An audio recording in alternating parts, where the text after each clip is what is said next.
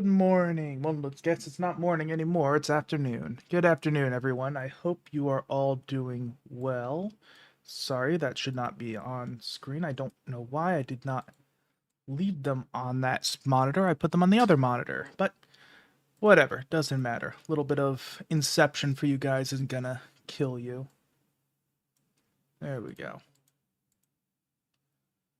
And there we go. All right, yeah, hope everyone's doing well. I do apologize for the late start today and for the late notice of the late start. I do owe you guys an explanation. It's not very complicated. Due to a variety of circumstances yesterday, I ended up going to sleep very, very late.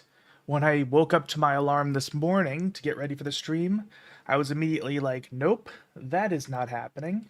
And so I made the call to delay it because it was just, I was definitely not in the mindset to where I would make a good stream. And also, I don't want to be miserable while I'm streaming. So I decided to delay it. I should come up with a better way to notify everyone because I did make a community post on YouTube, but I know that's not the most reliable way to make these things known. I probably should have posted it on Discord as well. I'll think of that next time. Maybe I'll figure something out. I don't know. But ultimately, that's why I did not start on time today. So, can't say it'll never happen again, but I'll try not to let it happen again. And, oh, another thing before we start. Good news for those of you watching on YouTube right now, or at least those of you watching the live stream on YouTube. VOD viewers, kind of the same. But the settings we got last week with the reverb and blurring the thing after the fact, that does seem to work for copyright stuff. So fortunately, we should be completely done with... Why does it keep doing that? Yeah, so yeah, fortunately, we should be done with experiments for now. So the way it was last week is the way it's just gonna be going forward. So I'm glad I can stop tweaking things every single week and do things in a way that they won't get taken down by Kadokawa or their legal department, because actually it's a law firm representing Kadokawa that keeps giving me copyright issues. But okay, so with that all out of the way, I am very excited to get to this week's 3 episodes, episodes 7 to 9 of Season 2. When I watched them on my own, I thought they were very good. I really liked what they were going for. Very excited to see Linnea and Persena again, and to actually have them be significant parts of the story. I was very excited, and I will also say that episode 9, there was a part where I realized, oh shit, I'm not taking notes, because it actually just captured me that much. So I think there's going to be a lot to talk about today. I'm excited. So despite the late start, we will at the very least get through the 3 episodes today. I can promise you that. I would like to do some video essays after that. We will see how the timing works out. It's definitely my intention to do them, so we'll see. All right. I've let you guys wait enough, so let us get started.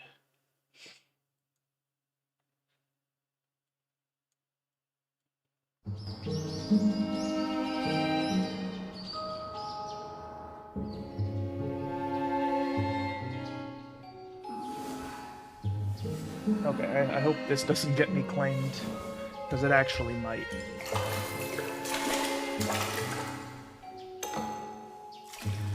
One thing I do like about about how Rudy and Sylphie both engage with silent casting, because they're pretty much the only two heavy-duty silent casters we see throughout most of the series. I mean, not counting the really high-level people like Orsted, Perugius, Bodigatti, people who are like masters of magic and doing their own thing. I mean, and Julie is also a silent caster, but we only ever see her as a child, so that's not really that important. But I like how silent casting is this rare and valuable skill, and they both use it for very mundane purposes on top of, actual combat and all that. So things like filling up a water basin, both of them have done things like that. It's nice to see that there actually is a practical reason for them having their silent casting, and it would actually impact their day-to-day lives aside from the fact that they uh, it just makes magic more practical for mundane things as opposed to having to chant a 30-second incantation for that. And okay, yeah, that wouldn't surprise me. I don't remember the details about who can't cast silent magic, but I do remember that the ancient figures, again, like the demon kings, the dragons, and all that stuff, they understand magic on a deeper level than the average people of this world. And I mean, we'll get into it a little bit with because we got Nanahoshi in this stream, and she explains some of how the general populace doesn't understand magic very well.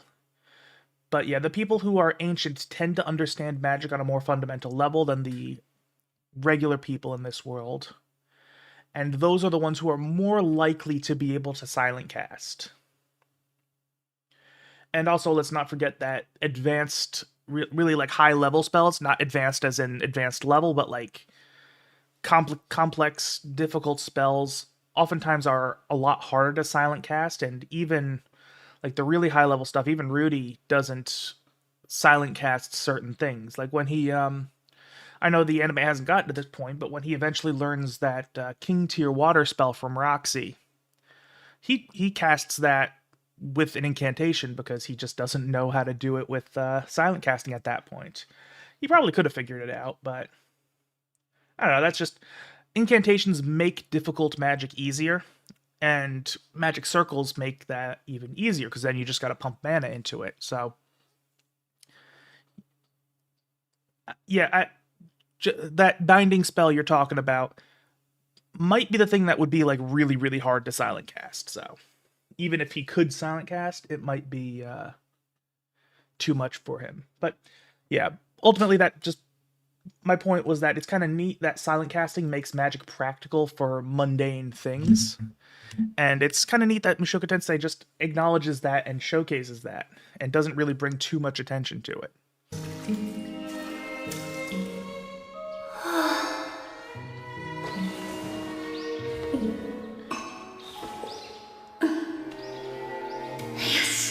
And they also are going to showcase a lot of how Rudy and Sylphie have a very similar mindset when it comes to just their day-to-day existence. Even though they got there in different ways, they're both going to have the same kind of way of engaging with the world at this point in their lives, where they kind of have their routine that they're sticking with. They get up, get ready, kind of get focused, do some physical training, and what I'm saying is not very insightful. I'll be perfectly honest with you guys, because they really draw attention to how Sylphie's routine parallels Rudy's. Like it's almost obnoxiously obvious how much, because they really wanted the viewer to notice this. But I do like how they do have these parallels, but they both got there from different ways, and they had different issues that their routines are meant to address. So for Rudy, he was, severely depressed, barely functioning, and his routines are kind of how he centered his mind and kept himself on track, and they kind of gave him a center to grab onto. With Sylphie, it's just kind of how she figures she can be the most useful, how she can kind of get over her own insecurities, how she can make herself as useful as possible, because a lot of what she does is when she does her training, she'll mention it in a minute, but she does it for the purpose of improving her physical abilities, her stamina, obviously, that's why people tend to run, but also to learn the lay of the land. So she wants to be as useful as possible to Ariel. And that'll go into something I talk about a lot about Sylvie's character. We'll get into it in a little bit, but yeah, as I was saying, it's just interesting how they both kind of do the same thing, but for different reasons. And I do think that highlights how they have both grown up, but grown up as their own individual people, because let's not forget that before they reunited as Rudy and Fitz, as Quagmire and Fitz, back when they were still just Rudy and Sylphie, the children, they were developing a bit of a codependent bond, and that's why Paul really wanted to separate them. But they've both grown up on their own, and they've both developed into their own unique people.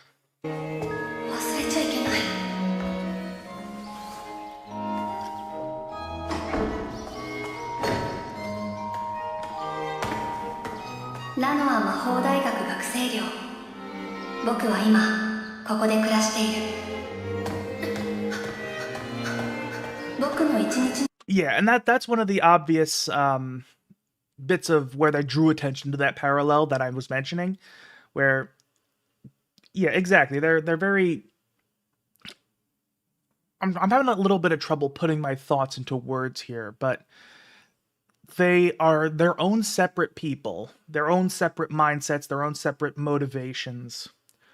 But they are also very alike in many ways. They do share a lot of similar difficulties, similar hang-ups, even similar traumas, because, I mean, I'll be honest, I don't think Sylphie's experience with bullying was quite as bad as Rudy's.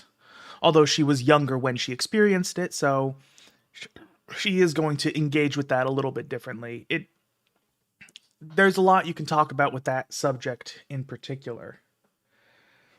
But I think of the 3 love interests Rudy has, or at least the 3 women he ends up marrying, because I guess you can count Sarah as a love interest, even though that didn't work out. I think Sylphie is the most alike to Rudy, whereas they have the most in common. And I don't think it's I don't think that's a mistake, especially since Sylphie becomes kind of the emotional pillar of the relationship, because this is something I talk about a lot, something that, I mean, I don't see many other people talking about, but because this is like my own personal theory about how these 3 women kind of connect as part of a cohesive whole, where each of them kind of embodies an aspect that Rudy needs to learn. Each of them have a fundamentally different approach to their relationship with Rudy and different roles as members of the family. And Sylphie is very much the emotional, loving side of things, where she is just the... Like of the 3 of them, she's the one who is like the most motherly, the most warm, the most open, the most caring, the one that everybody leans on when they're stressed and just needing somebody to be there for them. And I mean, Roxy is the one who likes to kind of intellectualize and problem solve and think through things. She's the logical one of the family, and Eris is the one who takes action. Eris is the, her nickname was Mad Dog. Like, yeah, she's the one who gets physical. She's the one who is the protection when Rudy is not necessarily going to be the one protecting people. She is the one who can protect everyone else. That is just, yeah, she's passion and action taking. And even in the books, they kind of highlight this with the fact that Rudy mentions that each of them has sex in a different way, where Rudy is just very emotional, warm, open, just kind of goes with the flow, that kind of thing, where Roxy is all about technique. She wants to find out what works best, what feels the best for both of them, how they can both enjoy themselves the most. And Eris is just pure passion and energy. Like, there's so many ways that they highlight the 3 personality types and how they kind of all form a complete triangle of the relationship. And how they all complement each other really well. And that's one of the reasons I think it's very hard to talk about any of the 3 of them just in isolation. I think all 3 of them are parts to a larger structure, and the story would be completely just incomplete without all three of them.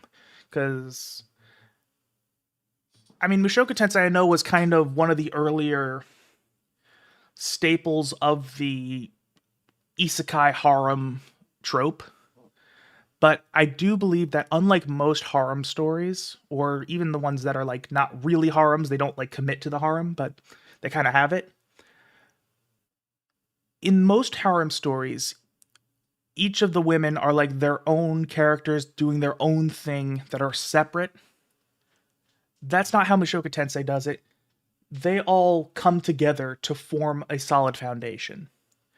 You can't really have the same story and the same dynamic if any of the three of them are not there in the long term. And I know anyone who's an anime only is not going to really see that yet because, I mean, let's be real. From what I understand in the anime, Eris hasn't even returned yet. So the family is not complete yet. And hello, Thomas. Good to see you.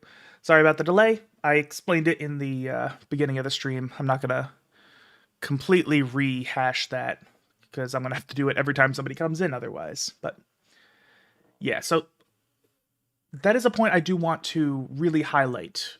And it's hard to not bring it up constantly just because of how significant I think it is. But again, all three of these women do come together and they do serve a role together, not just as individuals, which is unlike most harem stories, which is why I do really have to take note of it and really emphasize that as opposed to just kind of letting it be. Because even the harem stories I do like, I mean, one thing about me is I like really shitty indie dating sims. That's just something I have a guilty pleasure of it. Like, I like seeing those random, like, Patreon funded Renpai visual novels. Like, most of them suck so badly, but like, they're really fun. And once in a while I do find some hidden gems. That's how I found Greener Pastures, which, by the way, if you guys have never played Greener Pastures, which probably most of you had never even heard of it, it's on itch. It's surprisingly good. Like, it's very well written, I think. But yeah, so I experience a lot of harem stories, and in almost all of them, you could remove one or more of the girls, and the story would not fundamentally change, even though they kind of round out and have all the different types of relationship dynamics. So Mushoku Tensei is not like that, and that's something I really appreciate because, I mean, as I've mentioned, Mushoku Tensei is very well written. Whether or not you like it as much as I do, I think it's important to highlight just how technically impressive Mushoku Tensei is. の始まりは魔法都市シャリーアの街中をもう走れないと思える瞬間まで走り続けることだ。そうすることで街の地理に詳しくなるし、常に自分の限界を知ることもできる。このやり方は誰に教えられたわけではない。でもルディが僕の立場だったら。Yeah, I would agree with that. I think I think the best family dynamic is I do think that ideally there should be at least two parents or at least two parental figures for a child. And there can always be more. Like, there can always be important teachers, uncles and aunts, other family members that serve a guiding role. But I do think there needs to be kind of two figures that each teach the child something different. Where I think there needs to be a figure that and it's not like one can only teach one and the other can only teach the other. And of course, it's also not to say that single parents can't be effective as well. Like, since I was 10, I was raised by my father, and he was my primary parent for most of my formative development into adulthood. But I do think there should be a parent that kind of teaches the child how to, a parent that catches the child when they fall, and a parent that stands them back up and pushes them out, essentially. One that is supportive and one that pushes them to be better. Or and also kind of a parent that teaches them to be caring and a parent that teaches them to be strong. I'm not explaining that particularly well, but I think there's kind of two approaches, and both are very important. Again, let's say a kid is having some sort of trouble. There needs to be a parent that is, it doesn't even have to be two separate parents doing this. Just there needs to be a presence there that tells them it's going to be all right. That's going to kind of keep them out of their lowest and like kind of be the safety net for them. And then there needs to be a presence that is pushing them to be the best they can, teaching them how to overcome their obstacles as opposed to just comforting them through it. And I kind of think that's, yeah, exactly. Nurture and discipline, two things that are both important. It can be hard for a single parent to do both and to figure out what the proper balance is, which is why I think that in general, having two parents is usually better for a kid. Although, of course, plenty of people have a single parent and do just fine. And of course, and also, if you are I can't talk today, holy shit. But anyone who is a single parent doesn't have to necessarily seek out somebody else to be that other parent. I think that should happen more naturally. So I'm not trying to denigrate single parents here, but yeah, generally speaking, I think two parents is what's best for a kid whenever possible. And they both have different roles. So I do fundamentally agree with you, Thomas, is that when they have, two parents where there isn't an obvious social power dynamic between the two. Because I do think it also is a problem when one parent is necessarily more authoritative than the other. And I mean, even in societies where, in the past, it was viewed as a very patriarchal society, like in the US, it wasn't quite that way socially in the household, where a lot of times it was, the men going out to work, the men who were in politics, the men who were doing all this stuff. But oftentimes the women ran the household, like they were the boss at home. So even though there was kind of these social inequalities and these weird dynamics, when it came to raising the kids, there was kind of a bit of equity there. Like they did have I think kids could look up to both parents in the same level, but in a different way. So I don't know. It's interesting to think about. I am no sociologist. I took one sociology course ever. The teacher sucked. I hated her. So I'm not going to pretend to be an expert in the subject, but it is an interesting topic at times. And there's a lot you can consider. It's also very easy to talk out your ass with that subject because it's also very hard to objectively study. But yeah, and also, yeah, she does mention that, it's what Rudy would do in her shoes, and she is actually right about that. And of course, they really drive that point home by showing Rudy running in the background.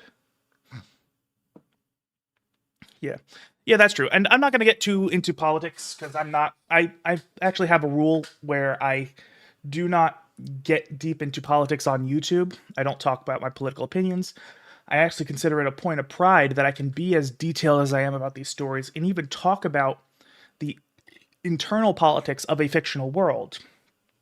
And despite that, I'm willing to bet that anyone who just follows me on YouTube would have no idea what just about any of my political positions are.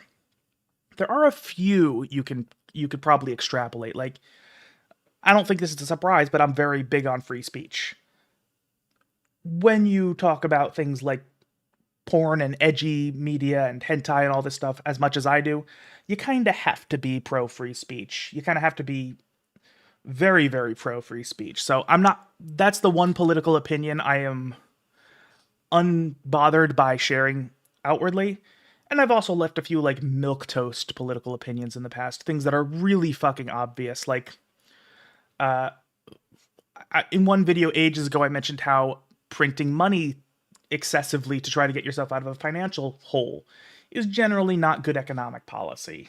Like, or how racism is bad. Like, basic stuff that most people will agree with.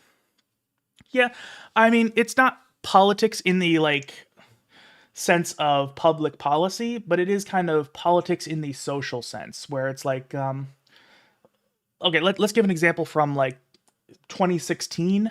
The big political thing on YouTube was like the SJWs versus the anti-SJWs, which was, in my opinion, that whole thing was entertaining but very cringe all around. That is not politics in the sense of like who you're going to vote for, what you think should be implemented as far as laws, but it was political. And I try to avoid that entirely. I find politics to be very divisive. I think the stuff I'm doing on YouTube doesn't need to be that kind of divisive. I think it can. I would like to think that the analysis I do of everything that I talk about is something that can apply regardless of what my or the viewer's political stance is. And I will say I do know that for a fact that I have viewers all over the political spectrum. I have viewers that are extremely left wing. I have viewers that are extremely right wing, and I think that's kind of cool. And also, I do find that a lot of creators, when they start talking about their own personal politics, they get completely brain rotted, and it just kind of tanks the overall quality of their product. So, in my opinion, if you're not a channel that specifically talks about politics, like that's your thing, I think politics should be avoided because it just does not tend to go well. Which is why one of those things where I'm actually very hesitant. I do kind of want to make a video talking about the payment processors issue as of late, because not only is that a kind of a hot button topic, it's also something that is very relevant to the visual novel and eroge space, because those guys have been targeted well before the current wave of porn game bans on Steam and itch. So I think that would be an easy topic to talk about. I do think I have valuable things to say about that, and it would essentially be a rehashing of what I said in my community post a while back, because I do want to let people know about the Fair Access to Banking Act, which I think could actually fix the issue outright. But I'm also hesitant because I'm like, oh, I don't know if I want to make like an explicitly political video like that. I feel like that's almost a line you can't uncross. And like I'm already kind of towing it with the community post. But, that's just how I think. Essentially, I've seen too many creators like Mother's Basement or Jello Apocalypse, or there are a whole bunch of others who have kind of or Extra Credits, who they had a really solid foundation and then they kind of fucked it up by going into politics. Yeah, well, honestly, with the payment processor stuff, I do think it is an issue that affects both sides of the political spectrum. Like, even if you narrow it down to just this current issue with Collective Shout pressuring the credit card processors like Visa and MasterCard, although, in my opinion, Visa and MasterCard were probably just looking for an excuse to start doing what they're doing, because they've been kind of engaging in that behavior for a long time. I think they just now could dump blame onto Collective Shout because they're an easy villain. But, for example, both sides have issues that I think payment processors are targeting. They have legal marijuana products are something that has been targeted. That's traditionally a more left-wing interest. But although it's also weird, marijuana is an illegal gray area in the US. It's still technically illegal because it's illegal federally, but they just don't enforce the federal statutes. So when states make it legal, they don't get involved. But yeah, payment processors have targeted legal THC and CBD products. They've targeted firearms in the past. And of course, now they're targeting sexual games and visual novels. And it's looking like they're also going to start targeting at some point, because one thing is Collective Shout is like a very hardcore Christian conservative group. And they have described LGBT things as porn. So I wouldn't be surprised if that's a future target for them, is they're going to want to try to essentially target anything that depicts anything gay or lesbian, which that's another thing that the left is going to be interested in. And that's actually something, I live in a blue state, so when I contacted my representatives, which if you're in the United States, I recommend you do that. You can go to the congressional website and look up your representatives, and it'll give you links to how to contact them. Definitely tell them about this issue. I would look up the Fair Access to Banking Act. It's very easy read. I would recommend just reading it entirely. It's a couple pages long, very straightforward. Contact your representatives, tell them to support that bill, and just let them know that that's something voters care about. But yeah, but when again, I have 2 blue senators and a blue representative. When I contacted them, I specifically mentioned things like Collective Shout being very anti-LGBT. You want to do that. So yeah, I think it's an issue that affects everyone, left or right. Because, I mean, whether you want to keep your porn or keep your guns, you don't want payment processors arbitrarily telling you not to. So that's enough of that. Let's get back to the Mushoku Tensei. 授業は退屈だ。大半はルディに習ったことの復習。ルディがいかに魔術に関して詳しかったのかがわかる。Yeah. And, well, this is also another interesting thing, talking about how much Rudy knew about magic. It's not so much that he had this strong academic understanding of magic that you'd learn from a classroom. And honestly, he's probably learning the same kind of things as Sylphie is right now, where he's, being able to put the concepts into actual words. It's just that he had kind of an intuitive understanding of the flow of magic. And I can actually really relate to that because that's kind of how I engage with writing. So a lot of people assume that I'm like very much more educated on writing and literature than I actually am.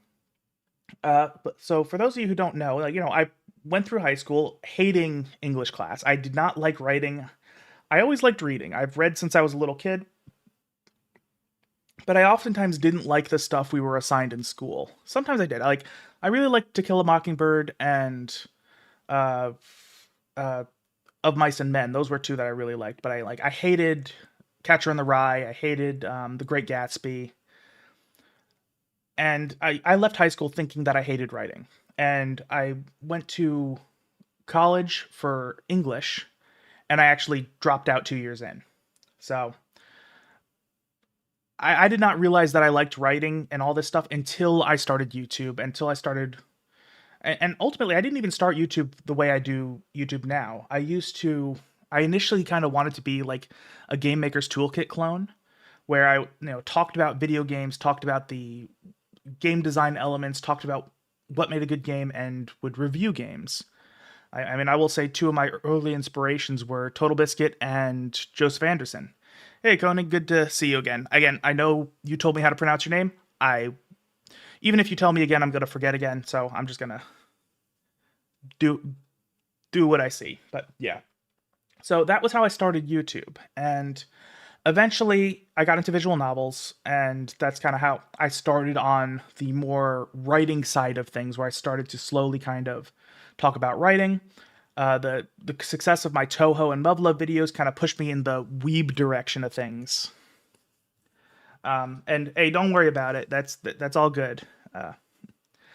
But yeah, so that's kind of what pushed me in the weeb direction of things. Eventually I realized that, oh shit, most of my hardcore viewers are weebs, so I kind of gotta stick to that side of things, and that made me more of a weeb in the process, because I started consuming that media more because that's what my content was revolving around. And eventually I kind of realized how much I really liked the particulars of stories and writing, and I started engaging with it more. And a lot of what I know now is basically self-taught. I kind of understand the flow of writing a lot of times. And sometimes I'm able to vaguely connect certain things I'm aware of to stuff I was taught in school and stuff that I was taught poorly, in my opinion. So one thing I've talked about a couple of times in videos, not super often, but I definitely mentioned it in my first Mushoku Tensei video. I showed Freytag's Pyramid, which is just about everyone in the United States has seen this in middle and high school English classes, where it's kind of it shows things like this, and this. It's called Freytag's Pyramid. Some guy named Freytag used it to describe a 3-act story structure, where first act is it starts out with exposition, and then the inciting incident, which gets everything started. Rising action leads up to the climax, and then after the climax, everything kind of falls with a falling action, and then just kind of ends the story. That is something everyone is taught in, at least in America. I don't know how it is in other countries, but this is like almost ubiquitous. It's kind of like Eli Whitney invented the cotton gin. Everybody has seen it at some point. But yeah. There would probably be different versions. They might still. I mean, I didn't even know it was called Freytag's Pyramid until I looked it up for the Mushoku Tensei video. But yeah, that's the thing that everyone is taught, but they're not really explained. Like, the individual elements are talked about, but they're never really explained why they matter in context. And that's kind of things I had to piece that all together for myself. So I understand a lot about writing, but I know it in concept, not necessarily in the academic sense. So when I see things that can actually put names to what I'm talking about, that's like very eye-opening for me. And that's kind of how I imagine Rudy looks at magic, where he understands kind of the general concepts, but when it's actually kind of put into an academic sense where it's actually intellectualized, it kind of, oh, now I have like a framework to describe what I know. Like, when I watched Natalie Hunter's most recent video, which, by the way, don't read that unless you've gotten to Turning Point. Don't watch that video unless you've gotten to Turning Point 4 in Mushoku Tensei, or if you're okay with spoilers. But that I knew that story, that video was all about the writing trope of the character archetype of the demiurge. I knew about that character archetype, like I knew exactly what she was talking about. I just didn't have a word for it. So that's kind of how I imagine Rudy is going through the Rhodoa University of Magic now. And Sylvie's just not quite understanding that because, again, she just kind of assumes Rudy knew all this stuff beforehand when it's actually just he understood the flow of things. And the academic side of things is just explaining it more directly. Although I imagine she actually kind of has a similar understanding of magic, especially healing magic. あの魔術はどういう原理なんですか？あれは焚き火で真っ赤にした石を鍋に入れるとすぐにお湯が沸くじゃないですか。 Although I also do like how she's basically explaining to Ariel the core concept of the magical combined magic the same way Rudy explained it to her. That's kind of cute. それと同じですね。なるほど。お姫様は勉強熱心だ。僕はそんな風に一生懸命で前向きな人が好きなんだと思う。それはルディのせいなのかな? And I do think this also right here highlights, I mean, they're obviously really pushing the Rudy connection, the parallels, and how much Rudy has influenced her. But I also think this highlights something that I tend to talk about, where I mentioned that each of the three wives has yeah, that's probably true, Thomas. But one thing I like to talk about with the three wives is that I think each of them has a core element to their personality that never really goes away, but it does change over time. And it starts out as a weakness, but ends up turning into their greatest strength. And I think with Sylphie, that is her loyalty and attachment, where, she started out all isolated with only her family by her side. And then, Rudy protected her from the bullies, and she became immediately loyal to him. She was at his side and at his back 100%. And it started out as a weakness because she didn't really have a sense of her own identity. She didn't really have much self-confidence. And as I've mentioned, even in this stream, it was developing into something very codependent, where she kind of would have attached her identity to Rudy and never really developed properly on her own. So, as much as, loyalty is seen as a good thing, in her case, it was excessive and could have caused problems. Then the teleportation incident happened, and she was thrust into an unfamiliar scenario, and she met up with Ariel, and her loyalty went from a sense of devotion and gratitude. It kind of evolved into a sense of duty. And like, this is something I need to do, not just because this is my princess, but because she's my friend and it's the right thing to do. I'm not going to abandon my friend. And yeah, exactly.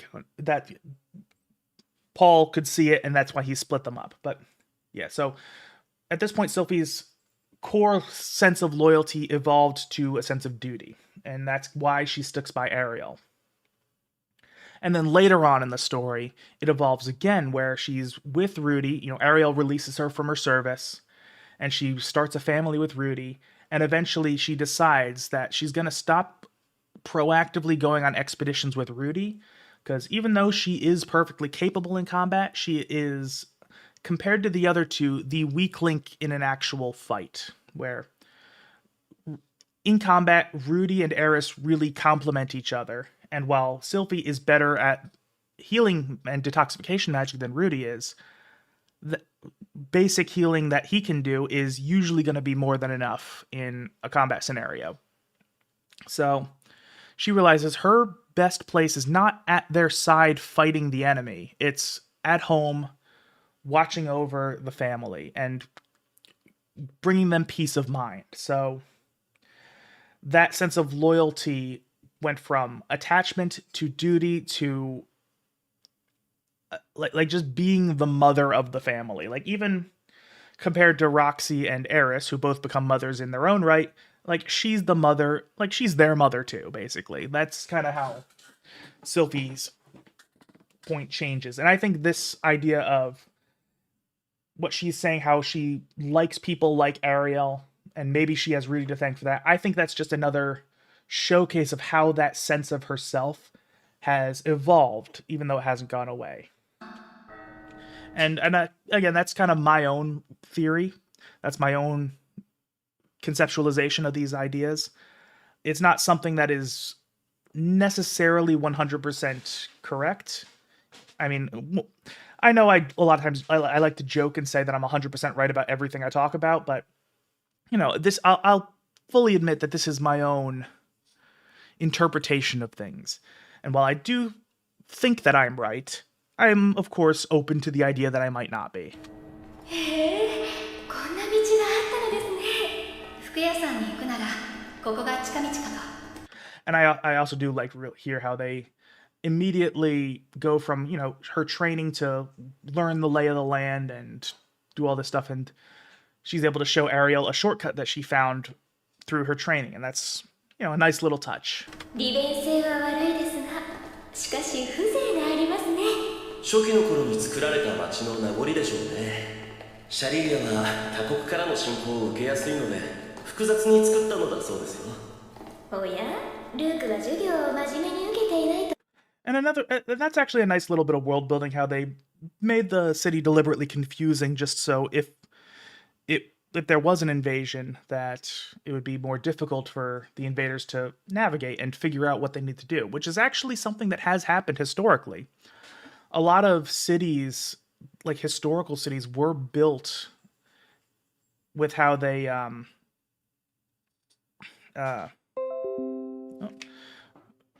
fuck off, Adobe Acrobat. Yeah, do that. Sorry about that. But yeah, that's yeah, sorry. Adobe Acrobat got me distracted. But yeah, a lot of historical cities, especially ones that were regular targets in war, because especially in medieval Europe, which is where Mushoku Tensei is loosely based off of, where war was just constant, a lot of cities were built with invasions in mind. Like, you ever notice some cities will have will almost kind of be built like on a hill stretching downward? That's because if anyone invades, then they have to constantly lose the high ground and kind of have to constantly be fighting at a disadvantage. Or if you've ever noticed that medieval staircases, spiral staircases, would go counterclockwise. The reason for that is because most people are right-handed, so if they're going to be fighting, they're going to have to kind of fight at a disadvantage. They won't have as much reach because they can't swing around with their... Oh, sorry about that. They can't swing around with their dominant hand. Sorry if you can hear that. My cat is very interested in a cardboard box. So, but yeah, so a lot of medieval architecture was designed, and city planning, architecture and planning was with invasions in mind. So this is actually very true to real life. ちゃんと聞いていたのですね。先日デートした子からの受け売りです。遊びすぎて後ろから刺されないように。仕方ありませんよ。自分もノトスの人間ですので。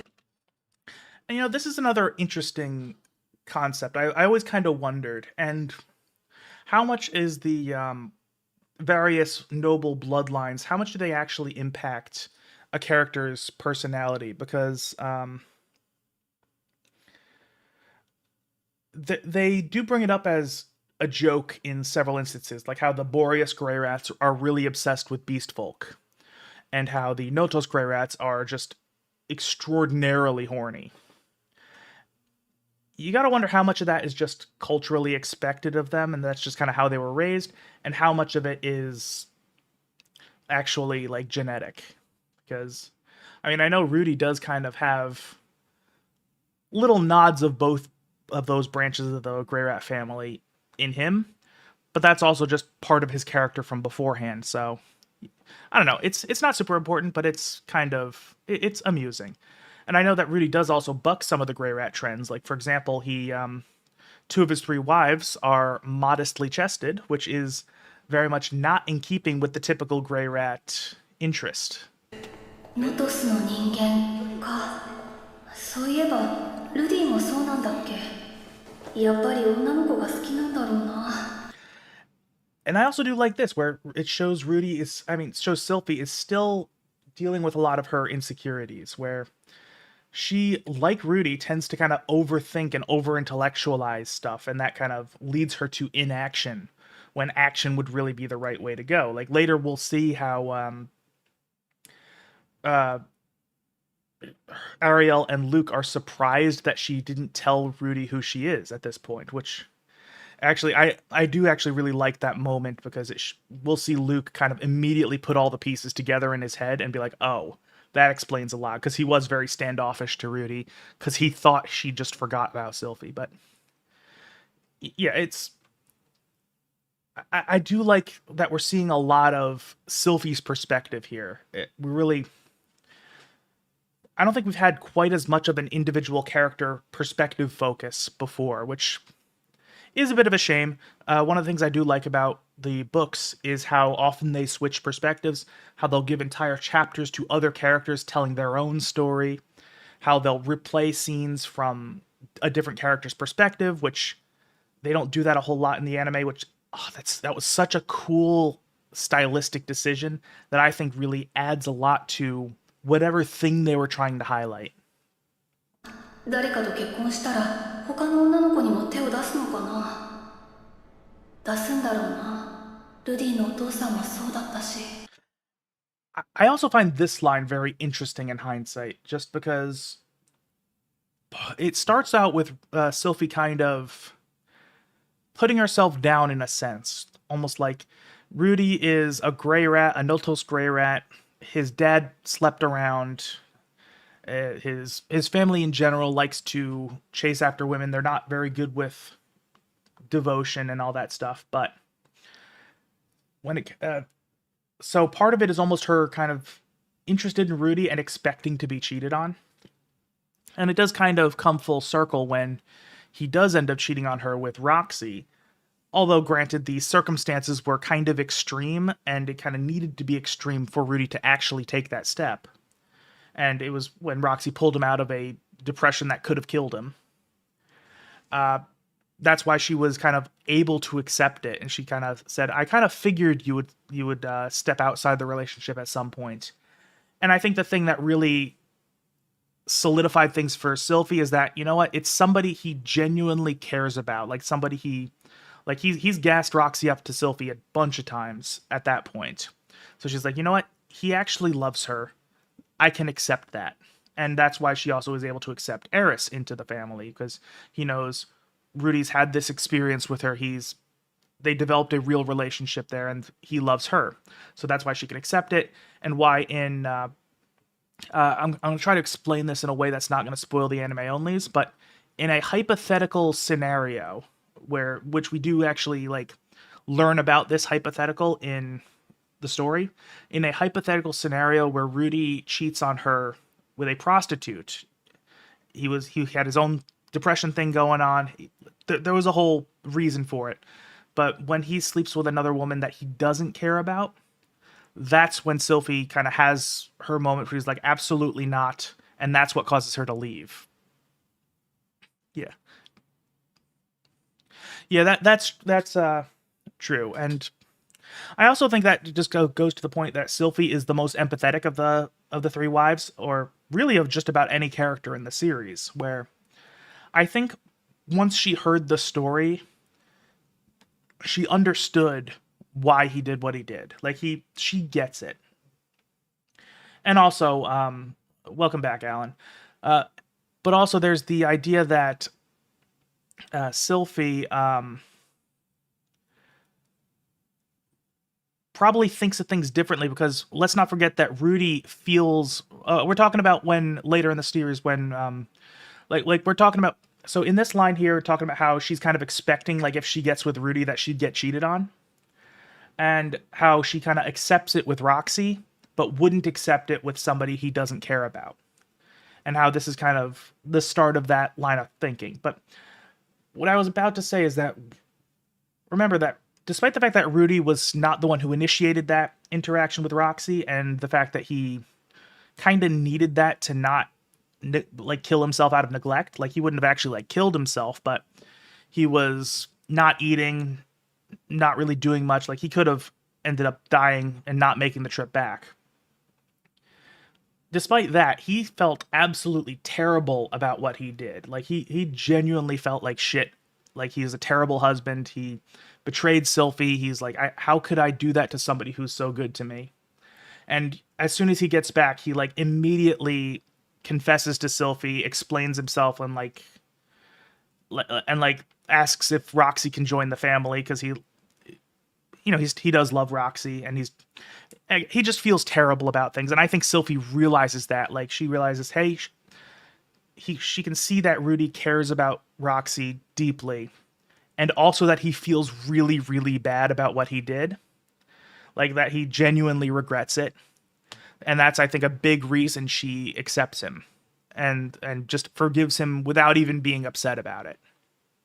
So yeah, it's an interesting way. I'll be honest, I can't really relate to that mindset. I understand it, but I cannot relate to it. But granted, I'm also very much anti-cheating in general, where I really don't like it. Like I will say I haven't been single my whole life. But I've always found it extraordinarily easy to not cheat. Like I don't believe people when they say things just happened. It's so easy to not. Like, but yeah, that's where I can't understand Sylphie, but like I do intellectually understand it.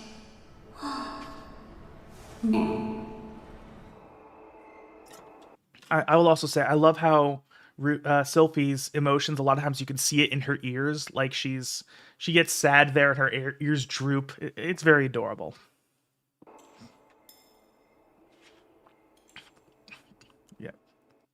Yeah, exactly. I can understand the mindset. I can understand her thought processes. I just can't directly relate to it. And like, and like, if you've watched my videos, you know that I talk a lot about eroge, a lot about hentai, a lot about porn games, and yeah, and it's so I have like an above average libido, like, so I'm not ashamed of that fact. But I say, even as horny as I can be, it's like really easy to just not cheat. I mean, I'll be honest, I don't even agree with that. I don't even agree that if you're being, constantly pursued by attractive women, like, I can imagine it's harder than if you're not. But I mean, I've turned people down when I was in a relationship. Like, it was extraordinarily easy for me to do, because I had somebody that I cared about, and I knew that cheating on them is one of the worst things I could do to them, short of like actually abusing them, and I wouldn't do that either. It's just, I don't know. Granted, it's something I feel very strongly about. I have never and will never cheat in a relationship. And as far as I know, I've never been cheated on. And that would be an immediate deal breaker for me. So, like, yeah, for me, that's like when you commit to somebody, that's very important. That's, that you've given your word that you will be faithful to this person. And if you ever really decide you just don't want to be faithful anymore, then you have to do the right thing and either fix what's wrong or leave the person. And I can kind of agree with that. Like, I understand that impulse control can be a factor in that.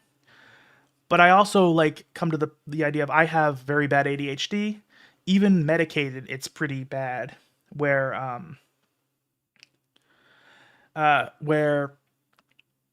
I do have impulse control issues on my own. That's one of the main reasons I am overweight, even though I am less overweight than I used to be. I'm still working on that, but even then, it's one of those things. It's so strong in my mind that I could never imagine that. I will say it is because I think cheating is, Alan, the way I think it is, knowing that it's going to happen is not the same as kind of having the understanding that it's okay. Because I think that when you kind of have a set of boundaries within a relationship, and there are a number that are implied by the existence of the relationship, but you can also kind of set them between the two of you yourself. That's kind of how those... If you step outside those boundaries, that's cheating. So, like, you could have an open relationship with somebody where you're allowed to sleep with other people, and that wouldn't be cheating. But if you have rules and you break those rules, that is cheating. So even though Sylvie had kind of internally accepted that possibility, it was still never, like, established that it was okay. It was definitely against the rules. So I do think that it was cheating when Rudy slept with Roxy. But yeah. And, well, Conan, what you're talking about is I think there's a difference between having those feelings and acting upon them. I don't think it's necessarily wrong to, like, have a crush on somebody else when you're in a relationship. I think that especially not to be attracted to somebody else. Those are things that can happen to anyone. It's just, I think, share those feelings before action happens. Yeah. Yeah, I mean... well, Alan, I agree in a sense, but not quite. I mean, I agree that Rudy thought it was cheating, and he reacted appropriately in that sense. But I also think Sylvie probably thought it was cheating, but also was understanding of it and didn't care particularly. Yeah.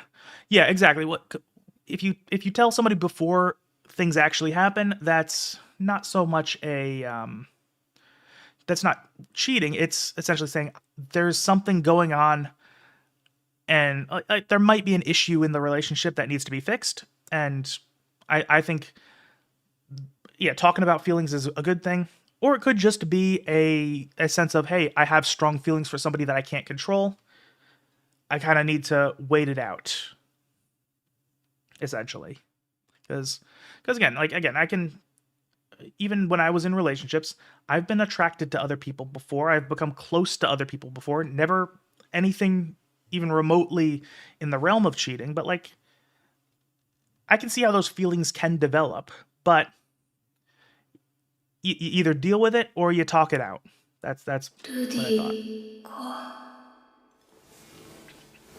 なんか最近ルディのことばっかり考えてるな。 And okay, another thing I do like about this whole exploration of Sylphie's mindset here is that we have to remember that despite the fact that they're all adults and acting like adults and doing very, they've been thrust into the responsibilities of adulthood.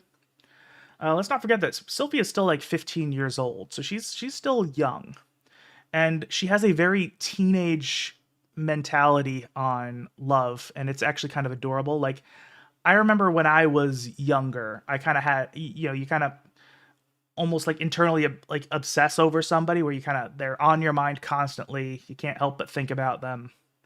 You know, she has essentially what's a like a teenage crush, and it's kind of adorable because like she may be an adult in many ways, but she's still young and she still kind of has that mindset going on. And again, I think it's adorable. I think, and granted, adorable is like one of Sylphie's key traits, so that shouldn't be too surprising.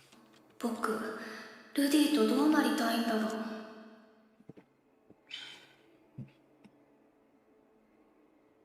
And here again, we'll see another funny little thing with Sylphie's ears. Like see, like even her like it's adorable. She gets embarrassed and her ears start turning red. Like that's just cute.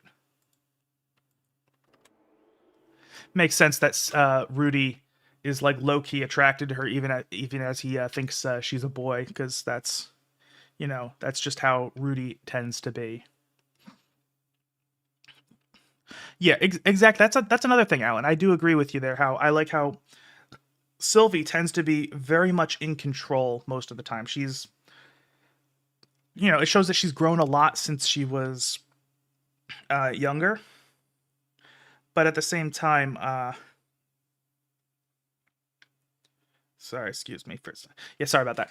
Yeah, she's grown up a lot since she ended up getting transported into aerial service, but it's like there's still things that when her emotions get the better of her, like it really does show, and I do like that a lot. And Rudy is one of those things that makes her feel strongly enough to have that break.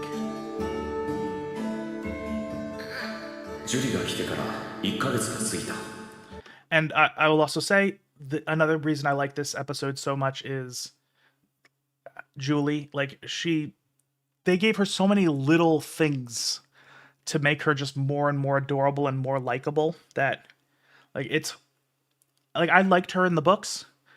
I think I like her even more in the anime. 俺が実験と称してジュリにさせている修行。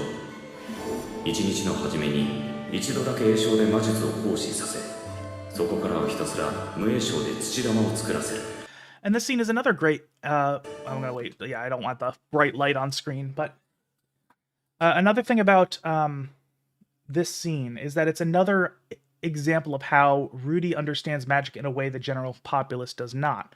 And how one thing I've been saying a lot is that I believe that magic is way easier than people think in this world. And it's just the fact that they don't understand it super well.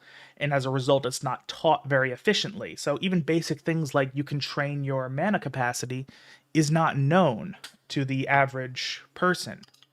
Which is why it was like a big shock to when Rudy learned that, oh, yeah, my magic is growing when I train it. So,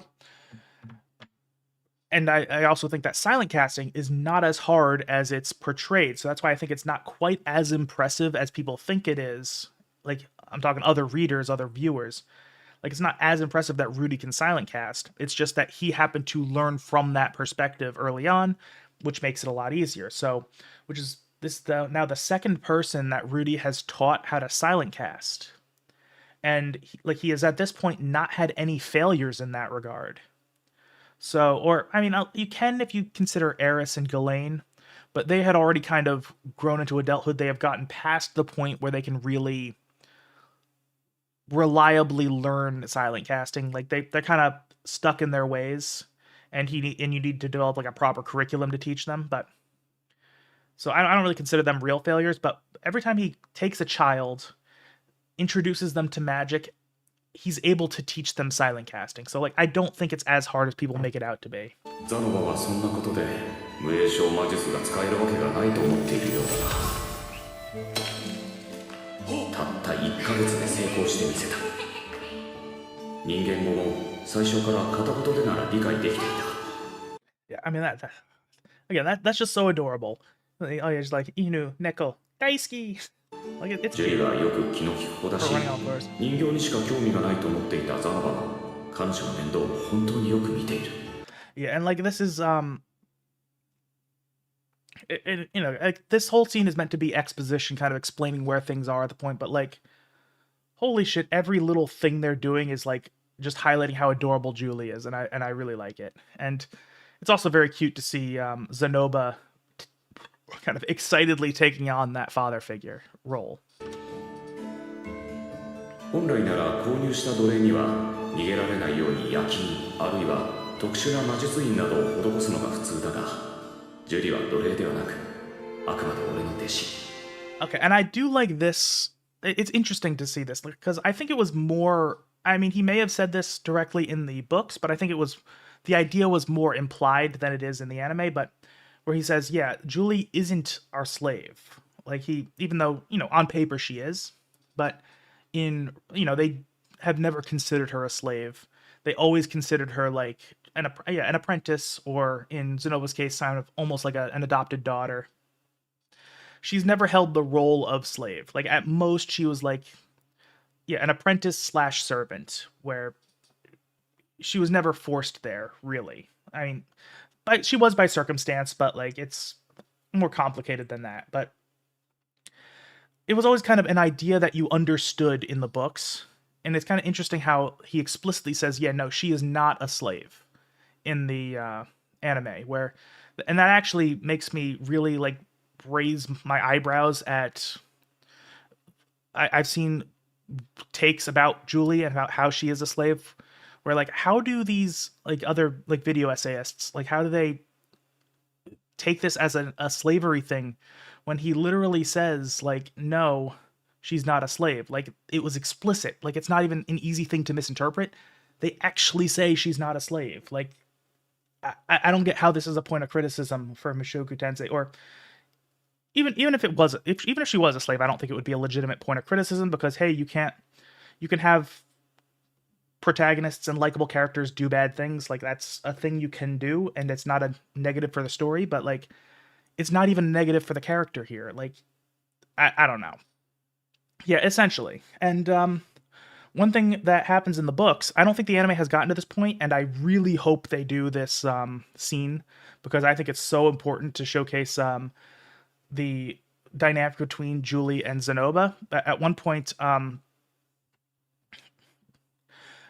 Zenoba kind of realizes, oh shit, I just realized that, all those years ago, I bought Julie. She is still legally my property.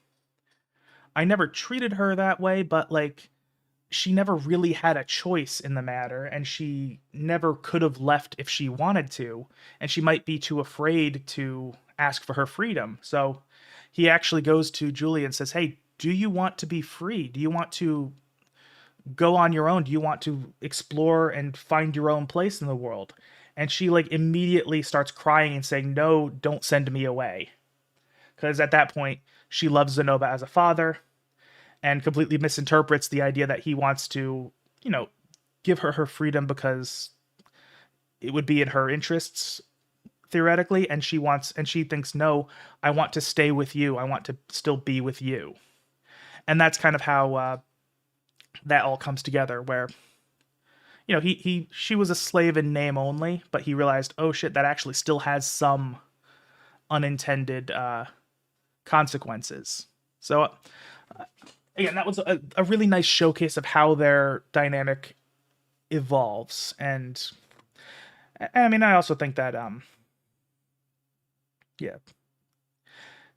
that's also true. I mean, Thomas, the way I kind of view things is that I've become almost I've almost become kind of nihilistic when it comes to certain people, especially online. I think people online are a lot more insane than people in real life. But one thing is, there's a lot of people who just can't comprehend certain things in fiction. Like, they can't understand moral ambiguity. They can't understand that there's a separation between fiction and reality. Like, there's a lot of people who just are never going to have the capacity to come to the table in good faith to have a real discussion about things. So part of what I do is, when I'm engaging with people, is I try to first kind of identify if they are somebody who is worth talking to. And I try to be very careful about that. I try not to automatically assume that, because I feel like that's a very easy way for me to kind of get locked in my own bubble and become very closed-minded myself. I'm trying to avoid that. But I also realize there are some people who are just never going to have even like the basic level of open-mindedness to have these conversations with me. And I try to be understanding about it because, I mean, there were specific things that opened my mind. Like one thing, at some point I'll have to make a video about it, but back in 2016 or 15, something like that, that's when I read Katawa Shoujo, which was my first like real visual novel. I probably read a few flash visual novels before then, but like Katawa Shoujo was my first like visual novel, and it, on top of making me aware of visual novels and liking visual novels, it also kind of opened my eyes that like, oh shit, there's sex in this story. Like you can see boobies and penises and like you can see all this stuff. Like it's not hidden or censored or implied. But it's not for sexual gratification. There's like actual story reasons behind these things. And it actually enhances the story they're trying to tell. And that was very eye-opening for me because, I mean, let's be real, most porn is done for sexual gratification and not for any kind of story purposes. Like, let's be honest, a stepsister getting stuck in the washing machine isn't exactly deep storytelling. Well, it's deep in one sense, but not really good writing. So that kind of thing, Katawa Shoujo like opened my mind in that regard. And I don't know how I might think today if I hadn't had my mind opened in that regard. And it kind of got me to a point of where I could be more open to these, to the idea of sex as a storytelling mechanism. And I have since experienced other stories that do the same kind of thing, but even more effectively. So again, I don't know if I would be the same way if I hadn't had that eye-opening experience. So I try to be understanding to people who are not at that point, but also some people, like, without having those experiences, they're just not going to be able to have any real conversations. Like, so that's why there's a lot of comments I get on my videos that, especially the stuff that's like about hentai, especially the edgy hentai, where I kind of see some people, I'm like, oh, they're not ever going to have a discussion on this. They're not going to engage in good faith, so I don't engage. Like, if you watch the Euphoria video that I made a while back, which I'm still annoyed because it did really well view-wise, but then got demonetized really early on. So like I lost out on a lot of money from that. But yeah, the thing is, the Euphoria video, honestly, the comments are not representative of the general attitude people had with that video. It was actually very well received. Like, if I look at my like to dislike ratio, it's like 92% positive. And also, amusingly, one thing is my video analytics are, my channel analytics are usually, my audience is like 95 to 98% men. The Euphoria video was about 60% men, 40% women. So like a lot of women watched that video. And on top of that, but yeah, and the comments were, yeah. So yeah, and the thing is, yeah, the comments of the Euphoria video showed there were some people who were just like, oh my God, boobs, oh my God, sexual assault, oh my God, bad things are happening to people. That means, therefore, there can't be any good in the story. There can't be well written.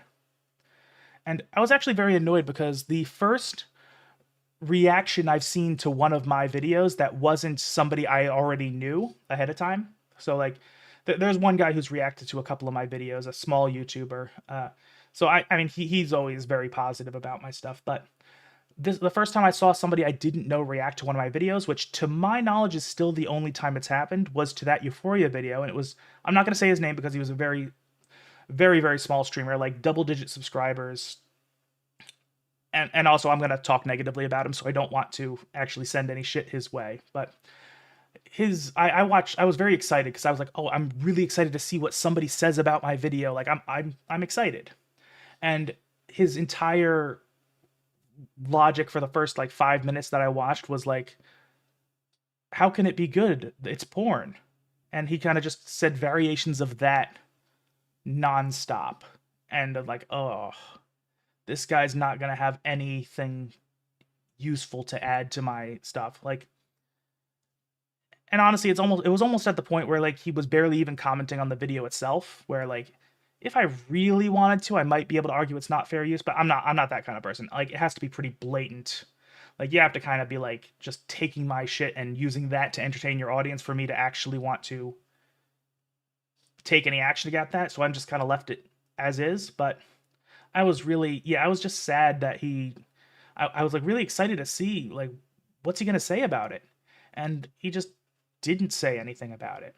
And although, granted, I should have been a little bit tipped off by, the first thing he did was actually, I really appreciated that the first thing he did was actually read my reaction policy, because I do have a reaction policy in this description of not my live stream, but in my videos. And he actually read through it and went over it on stream. I'm like, I think actually that was really cool of him. He had some trouble reading some of the multisyllabic words, so I'm like, oh, that's probably not a good sign. I just generally think the guy was probably not all that intelligent. And I also agree. That's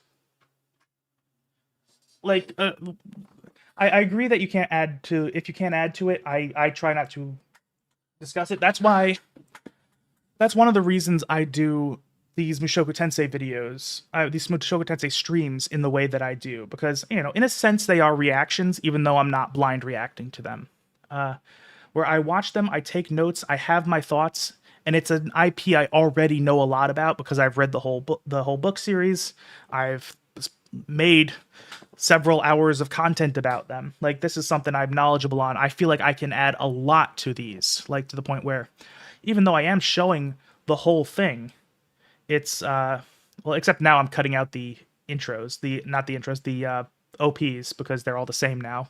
I'm doing that in editing now, so we won't have to deal with that anymore. But I feel like I can add substantially to this. I feel like I'm not a replacement for watching the show yourself. In fact, I encourage people to watch the shows themselves before watching my streams on them, because that will allow you to kind of to engage in the discussion a little bit more. And that's also with the video essays that I've been watching after the streams, which I'm going to try to still do that this stream, even though we started late. I feel like those I can add a lot to, and I'll be honest, if I do end up watching a video essay and I feel like I'm not adding very much to it, I will straight up tell you, like, I'm going to just stop partway through and say, yeah, no, I'm not adding to this. We're not continuing this because that wouldn't be right. And so that's how I personally look at reactions, where, like, if I really wanted to, I could fill up streams with a lot of reactions that I think would be entertaining, but would fall below my standards of what's ethical. Like, I don't necessarily blame people who don't hold to this standard, because I agree that it is a very high standard that I hold myself to. But like, if you see like Internet Historian, Fat Electrician, Beard Meets Food, those guys get reacted to a lot. Especially like VTubers love to react to those guys. And I will say I enjoy watching those reactions. I genuinely do. Like, when I'm at work, a lot of times I'll throw one up and just have it in my ear while I'm doing that. And so I don't think the content is necessarily bad, but for me, I feel like I could have an entertaining stream watching those, but I don't feel like I would add enough to make it okay for me. Like, I feel like I would still feel bad about doing that.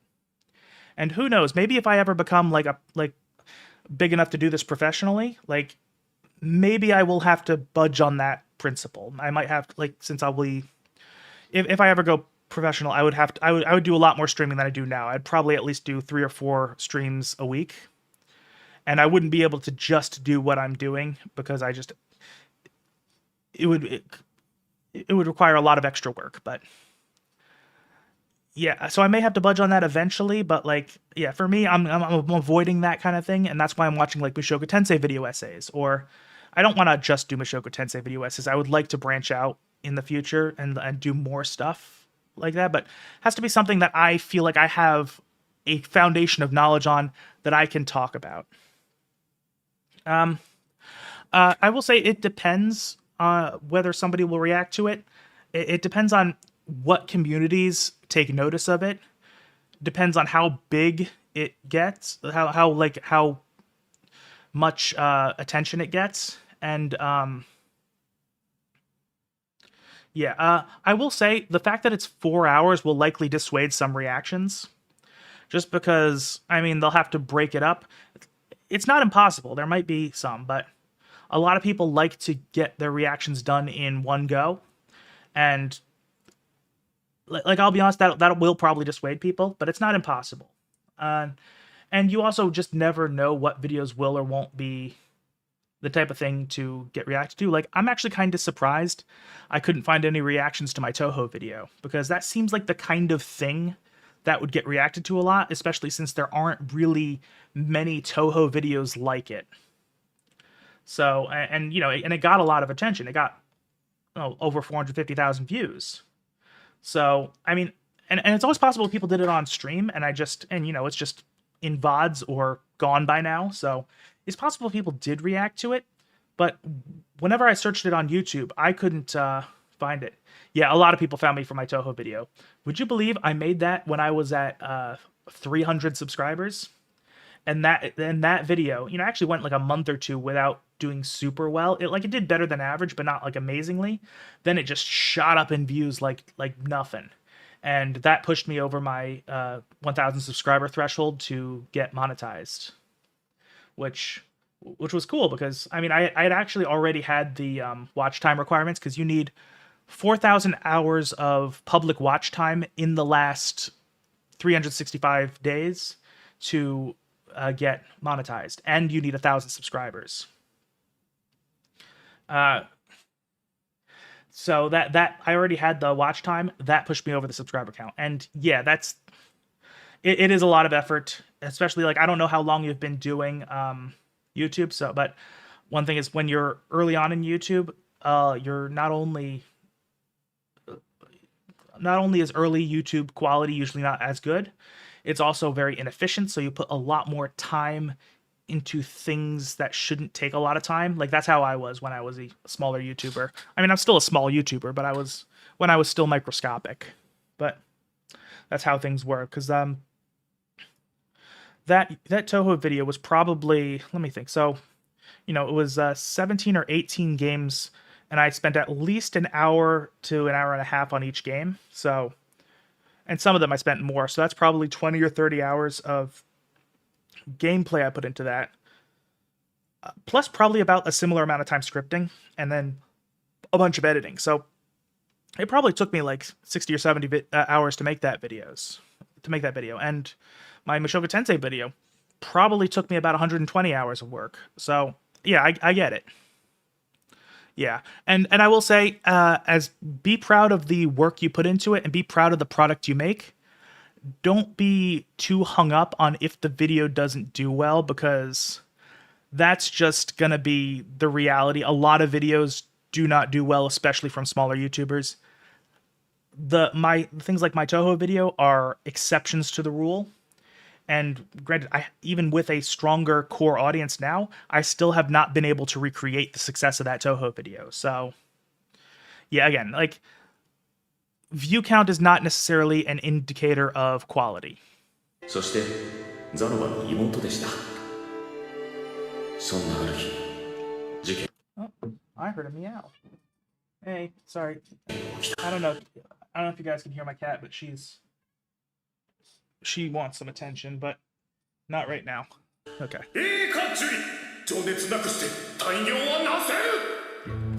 Yeah, and I can relate to that too. I can relate to really, like, getting a lot out of a video even without the video itself. Like, I mean, a lot of what I talk about in these streams were revelations I had when making my big Mushoku Tensei video. And also, yeah, and yeah, self-confidence stuff, that's a big thing, where I've become a lot more confident in my writing. I think my recording has gotten a lot better over the years. I feel very comfortable reading a script now, where I used to sound pretty just awkward, not quite robotic, but a little strange. And, just practicing that has gotten me better.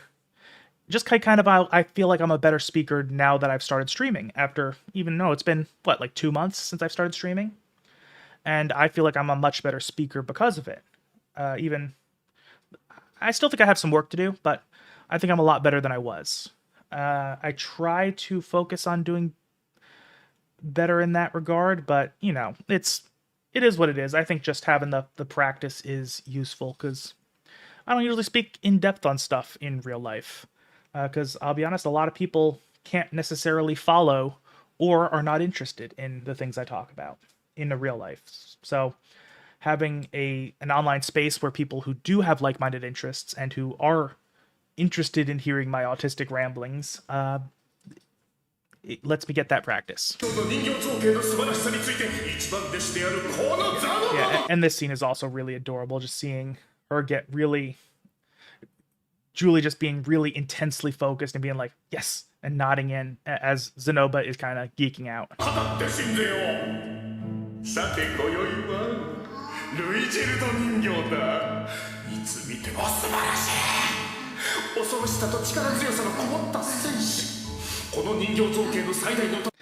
And the little grunts they're having her do add so much. Like, it's... yeah. Zenoba is great. He's such an interesting character, just in general. How he kind of has this ability to masquerade as just this composed noble, but also he just completely loses his shit when he gets even the tiniest bit emotional. It's great.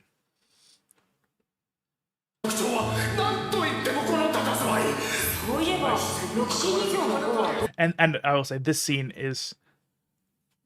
it's another one of these scenes where I feel like the creators were told, go over the top here, have fun with it, because they do so many little things in this scene that are not what you'd normally see in Mushoku Tensei. Like, they would be more in place in like a horror show. And they just like a lot of little techniques that I feel like they're like, if we don't use them here, we're never going to be able to use them.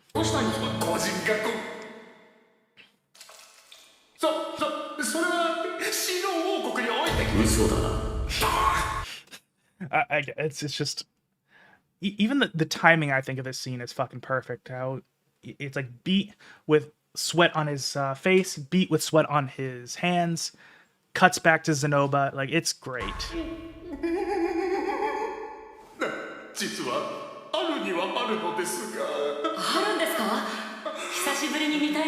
And just seeing Rudy's like smiling face while Zenoba's like cowering in fear while the music cuts out. It is...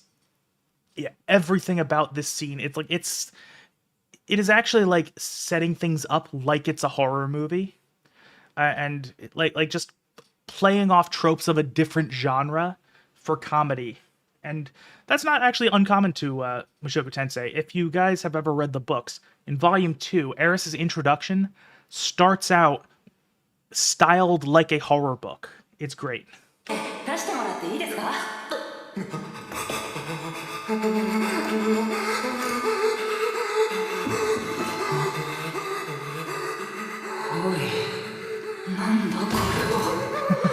Again, everything, it's like... And especially this scene becomes even funnier in hindsight when you realize later on, Rudy's just like, no, this would actually be really easy to fix.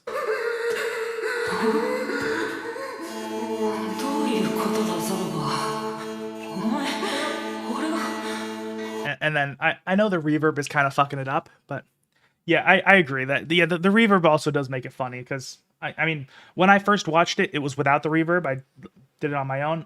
So this is actually my first time seeing it with the reverb. And yeah, the reverb does actually do a lot. It's pretty funny.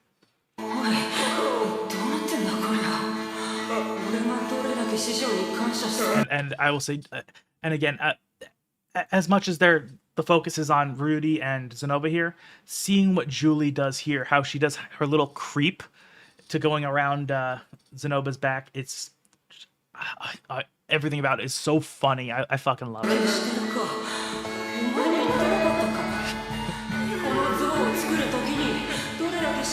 Yeah, and yeah, Julie, and I will say, when I was first watching this, it was actually really tough for me to read the subtitles because I was just focused on Julie creeping around. So I don't know. I think that shows that it actually did a really good job here.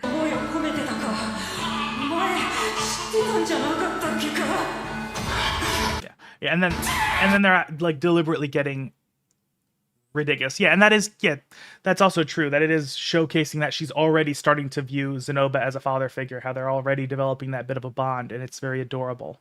Yeah, exactly. It's that is one thing that Mushoku Tensei does a lot of, where it'll have these really funny scenes or really funny moments, but actually hide a lot of deeper character stuff behind it. Like I would say it was more true in the books than in the anime, but it does happen in the anime as well. And yeah, now they're even getting like completely ridiculous, where they're not just taking the tropes of horror genre and just having these little nods to it. Now they're actively like just breaking reality and getting ridiculous. Yeah, exactly. Julie, I mean, yeah, let's not forget that Julie is like a little kid, where she is scared because Rudy is upset, and she's probably never seen him upset. She knows he's very strong. Like, he could do whatever he wants, basically. He could probably even beat Zenoba in a fight, even though Zenoba is kind of resistant. But, that's what kids do when they're scared. They go to their parents.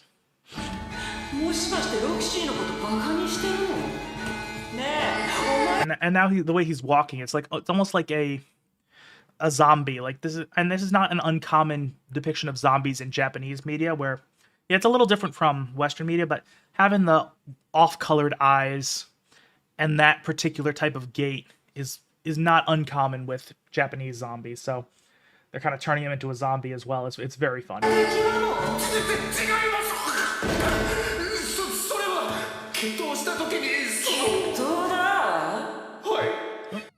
Oh, hey, we got a cat here. Sorry about that. I have a cat who is being very annoying right now. I don't usually mind her being up here, but she is currently... excuse me, girl. Sorry, girl. She is right in front of my monitor, so I couldn't do it. You want to say something to the stream, Miki? Yeah, I don't know if you can hear that, but this is our interruption. Meow. Okay. 1年生の時リニアとプルセナに挑まれましてあのドルディア族の娘たちか決闘の際にお互いの大切なものをかけたのです Yeah. And yeah. Another thing I do like about this is that one thing I mean, part of it is also showing that how much Rudy cares about Roxy. They're continually reinforcing that, how, he's not upset that his work of art was damaged. He's upset that a work depicting Roxy was damaged. Yeah. That's my cat. She's a little crazy, but normally she actually behaves herself during streams. Welcome, Quinn. Glad to see you here. それでよ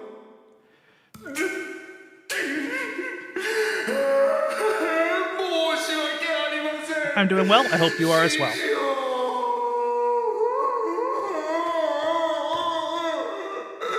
And of course, that's also just adorable, seeing Julie comfort Zenoba, patting him on the head. Like, again, I know I've said it a bunch already, but the depiction of Julie in the anime makes her even more lovable than she was in the books, and she was already very lovable in the books. Like, I think they did about...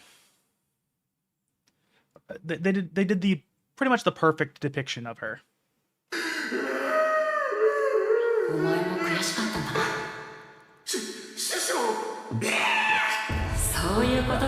Yes, Quinn, Mushoku Tensei. We are looking through. Okay, I'll kind of very briefly explain what we're doing. Is I've read the books a while back, and now I'm just analyzing the anime as we go from the perspective of somebody who has read the books, enjoyed them, talked a lot about them, and we also doing it in an ethical way, where we're actually trying to add substantially to the show and doing like a live analysis of it. So that's kind of what this is. そしたらあいつらにあんなにヘラヘラしなかったのに。許せん。人が作ったものを奪った上でわざわざ壊すとか。 I also do like how in this portion of the story that Rudy's kind of rationalizing it as, oh, they attacked somebody else's hard work and damaged it, whereas realistically it's because of how he feels about Roxy. Because I think if it was another one of his figurines that was broken, he wouldn't really care that much. But again, it's just a constant reinforcement of just how much Roxy means to him, and I think that's actually very good because it's gonna feed into when they eventually get back together and why he falls for her so quickly when they reunite and why she's the person who can pull him out of his depression at that moment. So I do like this constant reinforcement here. As well as it becoming the justification for the upcoming interactions with Linnea and Persina, which are very, very funny. パソコンをバットで破壊するも同様の所業だ。あくそ。呆れた奴らだ。 And yeah, I'm also noticing that little nod to Rudy's past life where he kind of conflates his past experiences with what Zenoba is going through, because let's not forget, as something I've mentioned ad nauseum at this point, Rudy also has a very strong visceral reaction to bullies, where even back when he was still kind of a total gremlin, he was still at the one thing that would make him act in a completely moral and selfless way was bullies, where he absolutely can't stand that kind of thing. He doesn't like when somebody gets picked on who is weaker. So that's why he immediately protected Sylphie. Yeah. Yeah, exactly. Yeah, that's Thomas, that's something I've gone into a lot, where early Rudy, he was so emotionally damaged that it was hard for him to really even comprehend basic human emotion or comprehend basic like humanity, like realize that people are people. And one of the things about that is I think that Rudy spent 20 years with pretty much the only positive feelings he had being sexual pleasure when he would watch hentai. So I think most of his positive thoughts were filtered through a lens of sex, which is one of the reasons he has so many paraphilias when he's younger, why he lusts after everybody, even if it's not appropriate to do so. And and one of the things is he would have these kind of moral things pushing him, where he just had this notion of he wants to do the right thing, but he can't really internally understand that that's what he wants. He doesn't really get that he wants to do the right thing because it's the right thing. He always comes up with some reason for doing so. Like when he saves Lilia, he considers it as paying her back for base level kindness and things like that. Yeah, exactly. His earlier perception of not just morality, but relationships in general was very transactional. So much of what he did, whenever he would do something nice for somebody, it was always a case of that it is repayment for something they did for him, or as preemptive payment for a future kindness.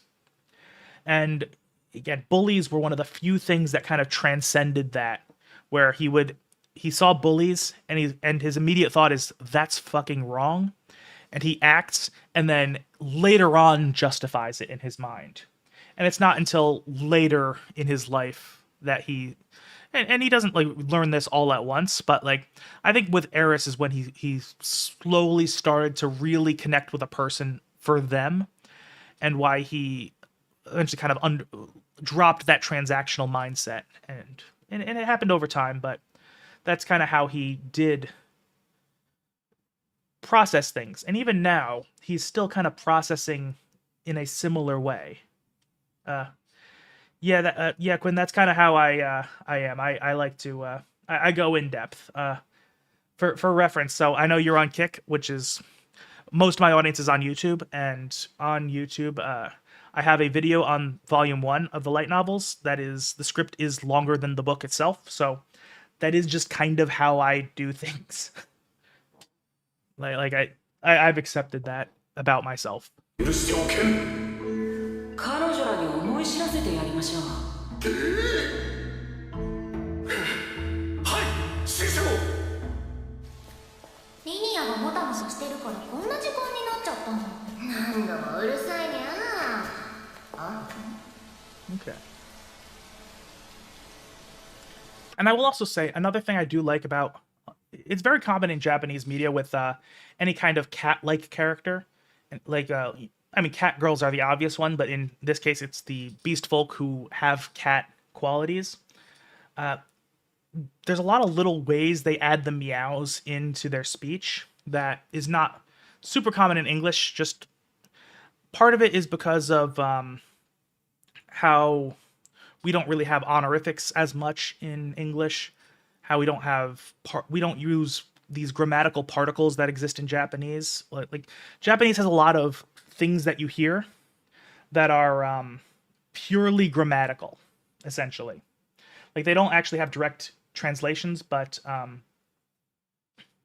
if you ever see, you know, desu, that doesn't actually have a direct English translation. That serves a purely grammatical purpose. So one thing that Japanese can do is they'll add the little animal sounds in place of those types of things. So that's why you'll hear Linnea say a lot of things like say nya at the end of her sentences. She's essentially replacing the particle with a meow because, you know, nya is how you say meow in Japanese. And also nya rhymes with or flows with Japanese syllables a lot better than meow does in English. So they do try to, in the subtitles, show little examples of the meows fitting into the speech, but I do think it's not quite as easy or as quite as, it doesn't flow quite as well as in the original Japanese, but you can just hear that. And I do, it's something I like. It adds a lot of personality, even though it is a trope at this point. Yeah, so they'll think, yeah, what are Mew looking at? Like, it doesn't flow quite as well, but, you know, it is what it is. I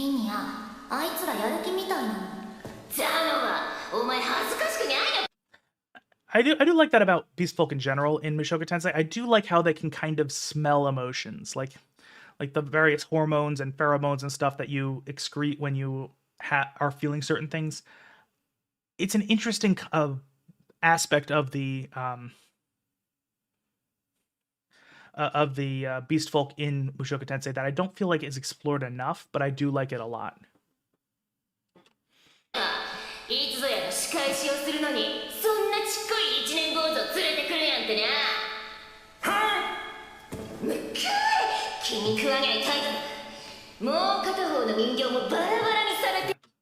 Yeah, that's right, because the older Beast Folk don't do this. Yeah, that's Tunya or non. Yeah, that's true. Yeah, they this is something I've mentioned a number of times, but the Beast Folk in Mushoku Tensei are much more animalistic than in typical Japanese fantasy, where they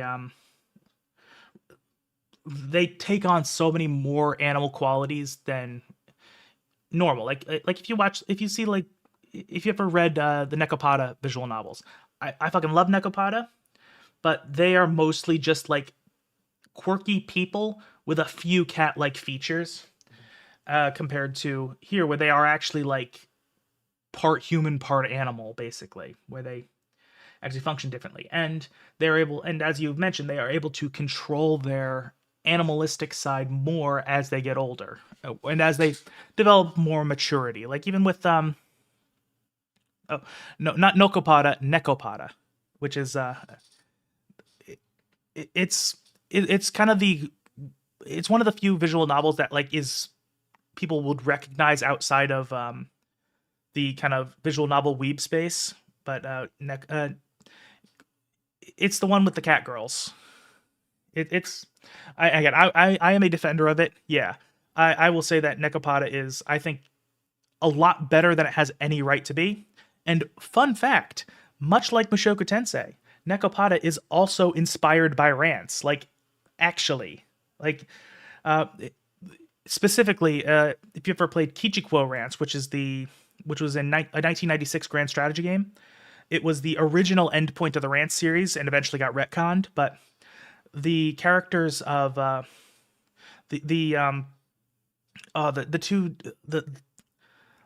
La sisters, the La Sazel and La Hoitzel, I think is their names. The interaction between those two were the original inspiration for Chocolat and Vanilla. So it's funny how that's actually another connection between. People are surprised at how much Rants has influenced a lot of weeb stuff. Like, it is much more well known in Japan than it is in America. Like, it's kind of ridiculous. 師匠、ここはよか。いいじゃないですか。何も恥ずかしいことはありません。いつも二人でつるんでる彼女らの方がよっぽ。 Another thing I like about this scene is that Rudy is, he's composed, but he's still upset. And one thing is that his over-intellectualizing, his self image issues, they do kind of they get put off to the side when it comes to when he's kind of heated. So normally he would probably be over-intellectualizing. He'd probably be hesitant to fight Linnea and Persina because they are these bullies. They beat up Zenoba, and Zenoba is a blessed child. He's very strong, not experienced, but still strong. And Rudy would normally be very hesitant to fight them because he would kind of undervalue himself, not realizing just how good of a combatant he is, and overvaluing them because they're strong, but they're not all that good. They don't really have any practical combat experience. But now that he's upset, he doesn't even think about that. Internally, he knows that he's able to take them on, so he's not even hesitating at this point, and I do like that a lot. And I do agree with you, Thomas. The Ryufujin is a very skilled writer. He did a lot of little things for the story that are genuinely impressive as somebody who knows a lot about writing. Yeah, that too. The Demon Kings, they just show that they have a different mindset when it comes to just existing, because the fear of death isn't really a thing for them, and also time isn't really a concern for them either, because they will just theoretically live forever. Although in Mushoku Tensei generally there are ways to permanently kill things. Like, I don't think anything is truly eternal. Even the creator god is said to have died.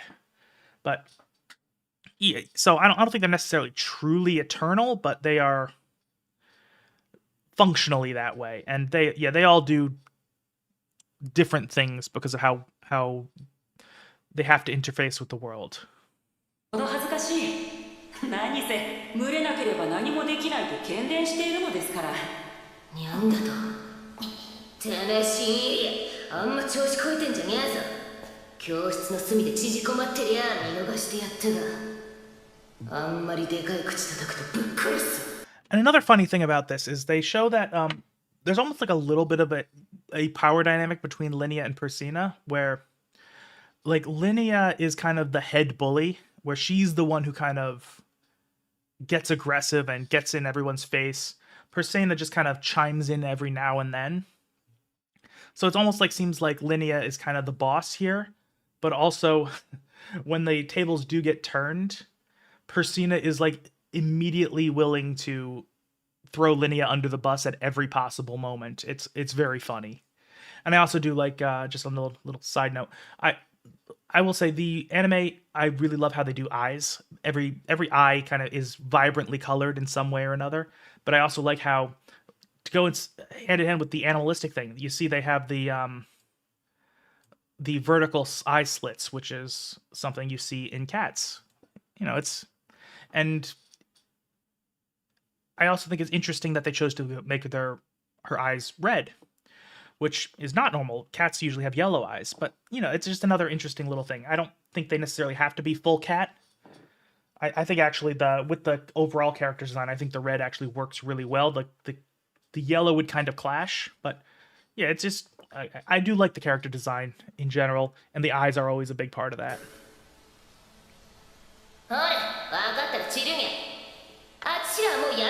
卒業した優等生だから忙しいんや。喧嘩はよそでやるにゃ。にゃーにゃーうる Yeah, さ that's い true. の。従属はそんな下手くそな人間語しか喋れないのか And okay, and this is another thing. Well, Rudy is still kind of heated, and that's why he's getting a little bit manipulative. The few times that Rudy gets manipulative, it's not super often that he gets like this. But every single time he does it, he has had significant emotional growth. He understands people a lot better, so that he becomes a lot better at manipulation. He's a lot better at pushing buttons. Like, the first time we saw this was back with Paul in, I know it was volume 1, but it was episode, I want to say 3 of season 1. And, you know, he did push Paul's buttons. And I don't think the anime did a very good job of showing this scene. But it was mostly Rudy just lashing out and getting angry and just throwing every hurtful thought he could at Paul. Whereas, you know, in the book, and that's how I viewed it from the books. I don't think the anime did it very, very effectively. I don't think they portrayed what I wanted them to portray. But in the but now we fast forward to here, Rudy is a lot smarter. He's a lot more understanding of how people work. He is very cold and calculating in this moment. He's not pushing their buttons out of anger. He's pushing their buttons deliberately to provoke them, to try to get a reaction out of them. And partly it is to hurt them, but it's not him lashing out. It's a targeted strike. And I do like that a lot. It shows that, again, even though he is acting quite childish right now, it shows that he is doing it in a much more adult way than he used to.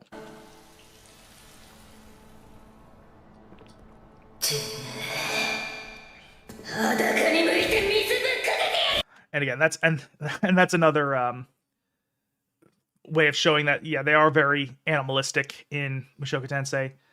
I'll strip you naked and splash water on Mew. That's how animals feel bad, you know. That's what they did to Rudy when he was locked up. Because that's like just the biggest punishment they can think of. It's a great humiliation. But that's like an animal thing. It's animals who don't like getting water splashed on them, at least to this degree. Obviously, I wouldn't want to get water splashed on me, but it's not as awful and humiliating as it is for an animal. So just another way of showcasing how they are very animalistic. It's funny. And that's true. The squirt bottle. I mean, that is how I try to correct my cat when she does certain behaviors that I don't like. It's how I taught her to stay in the fucking apartment, because I will say, okay, so this is a bit of a tangent, but I don't care. My cat is strange. So she's my first cat that I've ever owned on my own. And so I did do some research as like, you know, how do I raise cats? What do I do? Because I'm more used to dogs. I'm more of a dog person. I just don't have the space for a dog. And so one of the things they said is, you know, when a cat first moves into a new place, they're probably going to take a couple weeks to get used to things. So like, give them a safe space, give them a room that they can just stay in. So I said, okay, you know, I've got a 1-bedroom apartment. I'll keep her in my bedroom. That'll be good. I can close it up, let her be by herself, and just get her used to the place while I did things. And I noticed very early on, she really tried to escape that room whenever she could. She wanted to wander the apartment.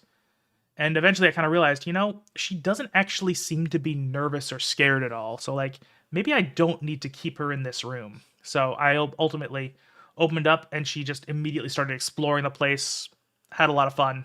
And so like, okay, she doesn't need that acclimation time. There was a time she also kind of was curious about what was outside the apartment. I'm like, no, you're not going outside the apartment. So I initially kind of had to barricade the area so that it would be like she would really have to think about it before she would be able to leave. And by that point, I would have already closed the door. Eventually, I started just, you know, spraying her whenever she was trying to get to the door when I was trying to leave. So after a while, she did kind of learn that she's not supposed to do that. I honestly, I should be spraying her more than I do because she likes to scratch my fucking dining chairs. She's not doing it right now, but I can tell she's thinking about it. Because, yeah, I don't know. She scratches my chairs when she has a perfectly good scratching post, like 3 feet away. I don't know. But yeah, squirt bottle, it works. リニアはすぐ切れる。 And yeah, I don't know that I mean, they did show it in the anime, but like how the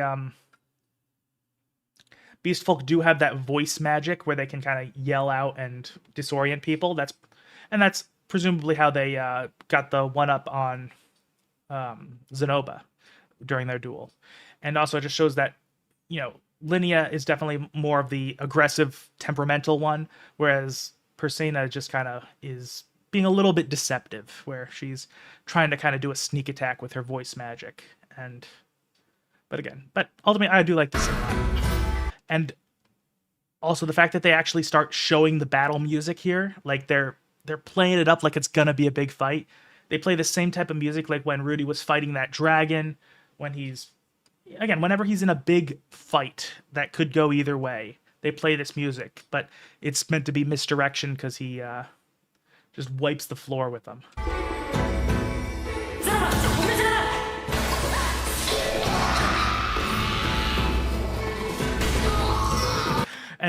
And this scene just shows another thing that is very common in Mushoku Tensei, just the amazing faces. Like, again, I know Persena and Linnea are these comic relief characters. They really show it in this episode.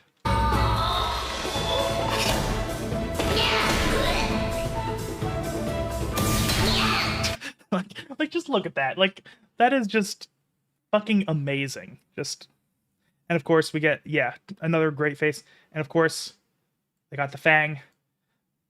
Having the single fang is one of those things that immediately makes a character at least like 20% more adorable.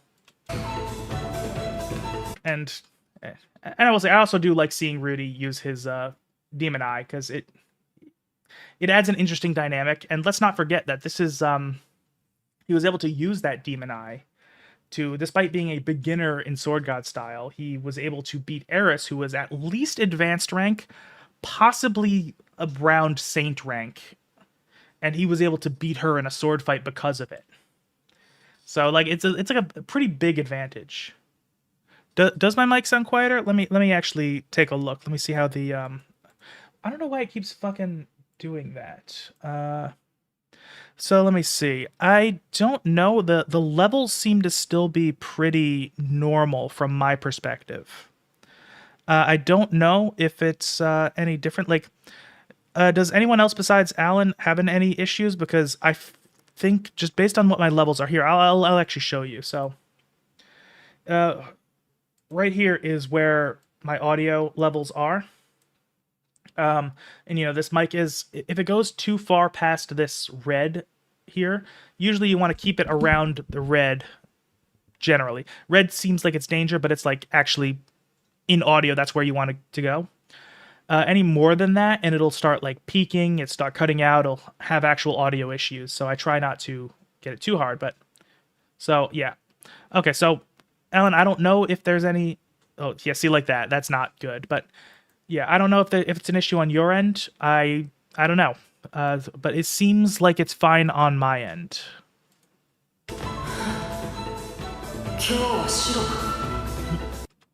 And then of course, Rudy, even though he's not horny at the moment because he can't get horny, he's still just no worries, Alan. Honestly, I would rather people bring up potential technical issues, because if there's an issue and I don't see it, I'm not going to be able to fix it, because let's not forget, from my perspective, I'm not seeing what you guys are seeing. I'm seeing my own screen. I'm hearing my own voice. You know, I'm not hearing the end result. So if there's an issue, I would like to know it. So I would rather false positives than missing an actual issue. Oh, and I will also mention, I finally realized that, speaking of issues that I don't recognize, you remember how I used to have the time code in the top right of the screen? Yeah, exactly. That's kind of how I like to do things. Streaming is still pretty new to me if there's an issue. But so if you guys here, I'll actually put it back up again. I don't know why it's defaulting to the this thing, but it's okay. So if you guys remember, so this is what you normally see. It has all the elements on here. I used to have a time code in the top right of the video screen, because then I would mirror it up here, because that's when I used to have actually I don't think I actually ever got rid of the thing here. That's when I used to have this filter on top of things. And the time code was on there so that people could watch on their own at home and sync up in case they didn't want to have the cover on there. So I just removed that like yesterday. I realized like, oh shit, that's a thing that I kept on, even though I have, now that I don't use the filter anymore, I don't need that. So it's, it's just a funny way of, so there was just a little bit of the screen mirrored on top of here for the last couple streams for no actual reason. So I realized that it was a thing today because, it looked like that. So I cut that off. So that's another, it's just an interesting thing from the content creator perspective, that it's different from the viewer perspective. And actually, speaking of, I actually need to go to the bathroom. So I actually did add another change. I actually have a fucking BRB screen, so I will be right back. I gotta pee.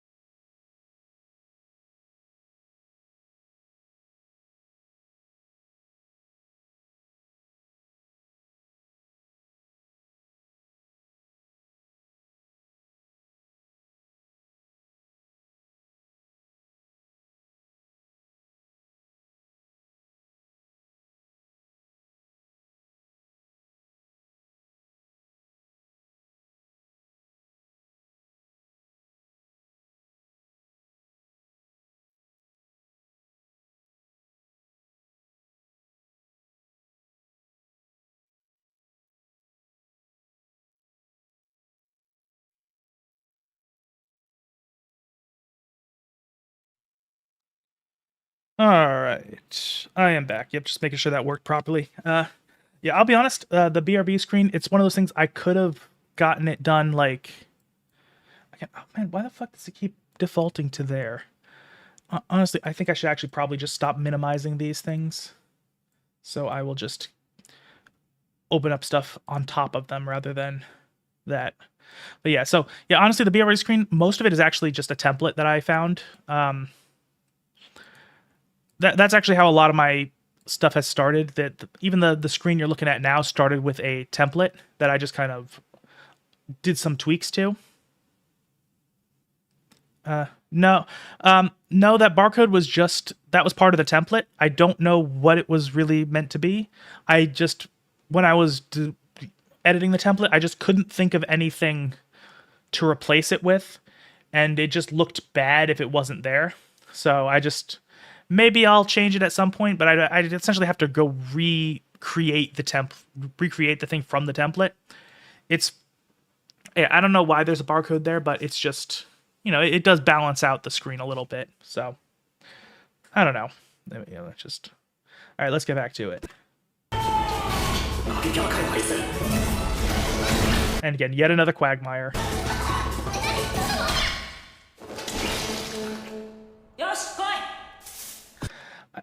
I also gotta wonder, just how much is CTE a thing in Mushoku Tensei? Because a lot of people get knocked out, and that's the one, really unrealistic thing about this, because, and this is something that's really common in media in general, not just, anime.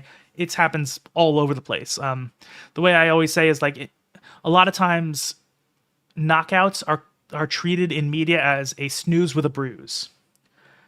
That is... being knocked out is actually a pretty serious thing. This is like a public service announcement, but if you or somebody is ever actually knocked unconscious, go to the hospital immediately, because if you got a concussion, that can be an issue. Also, one thing is if you are knocked out and you hit your head on the on the way down, like one thing that can kill pretty easily is 2 concussions in in a relatively short amount of time. And if you're knocked out, that's a concussion. Hit your head on the way down, that's another concussion. That can kill you.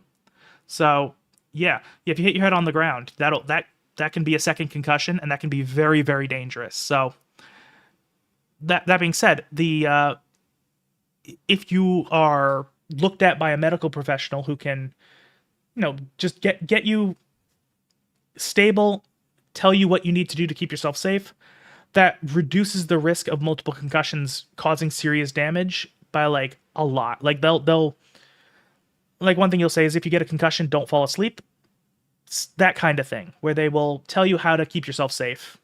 So yeah, that being said, if despite the fact that media just makes it seem like that getting knocked out has no negative ramifications, it can kill you. So please do, if you're ever knocked unconscious, go see a doctor, like go to the emergency room immediately. That's the one area of Mushoku Tensei that is not super realistic, is that, again, everybody gets knocked out and then just immediately is fine once they wake up. Like Rudy has been knocked out several times at this point. He'll get knocked out again in the next episode. So, but yeah, that's one thing is, knocking these 2 girls out, it's funny. It allows them to do what they're about to do. It's fine for story purposes, but it is less realistic than Rifujin tends to be. And of course, that's fucking hilarious.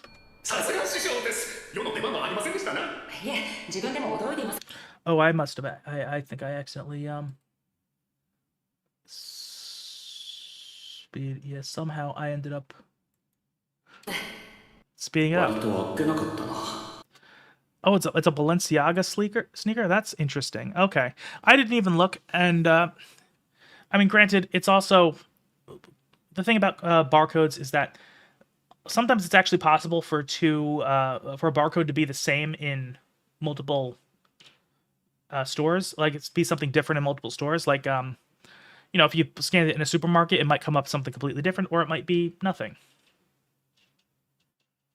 Yeah, that's true. Also, yeah, because Rudy's whole thing is casting Quagmire. You could make it so that your head doesn't knock to the ground. But granted, it's the fact that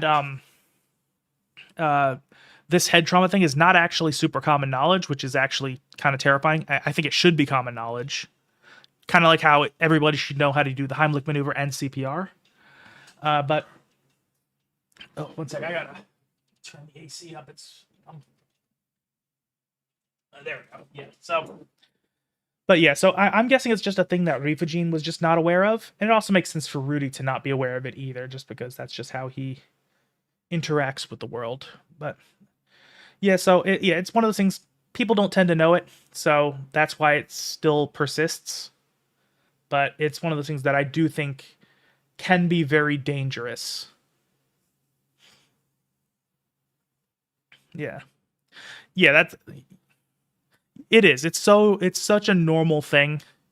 I mean, it's actually in media, a lot of things are like that, where it's very common to see things portrayed in a certain way in media, and it's just assumed that's how it is in the real world.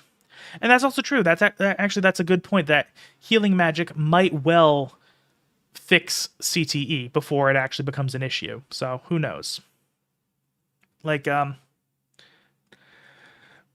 like another thing, like if you ever see an action movie and see them put a silencer on their guns, or video games too, they're very common in video games. You put a silencer on your gun and it suddenly goes pew, pew. That is not how guns really work in the real world. Even calling them silencers is not really accurate. They're suppressors.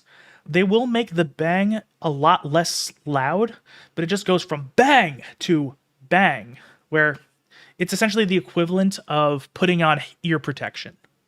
So, like, you're not killing anybody silently with a suppressed gun, unless there's some rifles that have like these really huge suppressors that can make them really quiet, but like suppressors in the real world don't work like they do in movies and video games. Like, I really love that one scene from John Wick where they're both shooting at each other with suppressed handguns from in a crowded area trying to not get attention put on them while still trying to kill each other. It doesn't work like that, though. So that's just another example of things that people assume are real, and that's actually why a lot of politicians try to ban suppressors, because they think that's how they actually work, even though, they don't. もしかしてパブロとかエリスって相当強いのか? And he's actually not wrong there. Paul and Eris are both probably a lot stronger than Linnea and Persina at this moment. Eris especially. Like, I think Eris was better than Paul at the point they split up, and she eventually gets a lot more strong later on, because she trains under the Sword God. And Paul also, yeah, he has not only the skills, which advanced level, pretty good, he also has the practical experience of being an adventurer, an S-rank adventurer.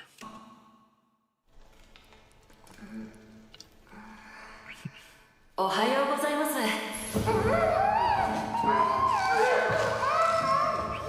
さて、何から話しましょうか。This little camera work right here, I think, is really interesting. Seeing things from Rudy's perspective, seeing the tilt, again, doing that kind of zombie or psychopath kind of motions. It's neat. And I do point out little camera tricks in anime specifically, because they are so much more deliberate in animation than they are in like regular live action stuff. Even though, professional stuff is always going to be deliberate, but like you have to decide this is what you want to do and animate it in that way. Yeah, exactly. Yeah, Thomas, I will say you probably know a lot more about the mechanics of suppressors or of guns in general than I do. I know the basics. I probably know a tiny bit more than average, maybe. I mean, I'm not a gun owner myself, but, I know a little bit about guns. I know enough to know the common myths are myths. But yeah, even I know, like, I've seen videos of the really big suppressors, but, yeah, and that's true, yeah. I mean, granted, the stuff that goes through the machinery is a lot quieter than the stuff that comes out the muzzle, but still, yeah, you'd have to have stuff designed for that. It's kind of like how guns also in media seem like they have less recoil than they do, whereas you can have guns that are designed to have almost no recoil, but again, those have to be generally pretty big and with a lot of little moving parts to absorb the shock. But yeah, you are probably more able to talk about the technical aspects than I am, because that's just not an area that I'm particularly knowledgeable. この状況ならもしかしてあれが治るかもしれない。いい感触だ。だが興奮は薄い。帰ってくるはずの息子の歓喜の産声は聞こえてこない。That's honestly, the fact that this line is so poetic is actually hilarious. I await my newborn son's first cry of joy, but hear only silence. It's fucking hilarious. Like it's like I don't think I even have to explain it. It's just hilarious on its face. But I mean, I also like I'm also a little bit conflicted about this moment in general. Like, for starters, I mean, I know that Rudy is one of those people where he is slowly learning basic facts about morality and life as he gets older. But at this point in the story, he has pretty much figured out hands to myself. So, I mean, I think it makes things a lot less awful, the fact that he is, that they are beast girls. The beast folk in this world, again, they're more animalistic. They don't think about sex the same way. They're a little more open about their sexuality. They don't really care about this that often. And I will say later in the show, they do showcase that they are not bothered by this. So it's like there's no negative consequences. But at the same time, it's interesting that Rudy has this logical, like, I'm going to test things out by touching their tits. And it's just not how... It just seems almost contradictory, even though I can almost kind of also see that has this mindset of this isn't sexual to him at the moment. He's just kind of trying to answer questions about himself. Yeah, and that's true. It's like I think to him he just lacks that emotional connection between. I think the thing about Hands to himself that he really learned is that acting on sexual urges is not something he needs to do. is not something he should do. And that's how he keeps his hand to himself. But to him right now, it isn't his sexual urges telling him to do this. It's him trying to see how he reacts to sexual stimuli. Especially in a setting that he can control, as opposed to with Sarah, where it was kind of an in-the-moment thing. What are you doing, Mickey? Sorry, Actually, I might be blaming my cat. That might actually be the upstairs neighbors. Okay, sorry, Mickey, if I ended up blaming you, but usually when there's noise, it's your fault. やはりダメか。師匠、そのような方向で罰を与えるのですか? And that's another interesting thing about Zenoba. Even though Zenoba is a good dude deep down, let's also not forget that he's still kind of a bit of a gremlin himself, where he's not like a degenerate like Rudy was, but also he's just like, he doesn't quite have those moral frameworks in mind. And also, as a royal, certain ethical lines are just don't necessarily apply to him.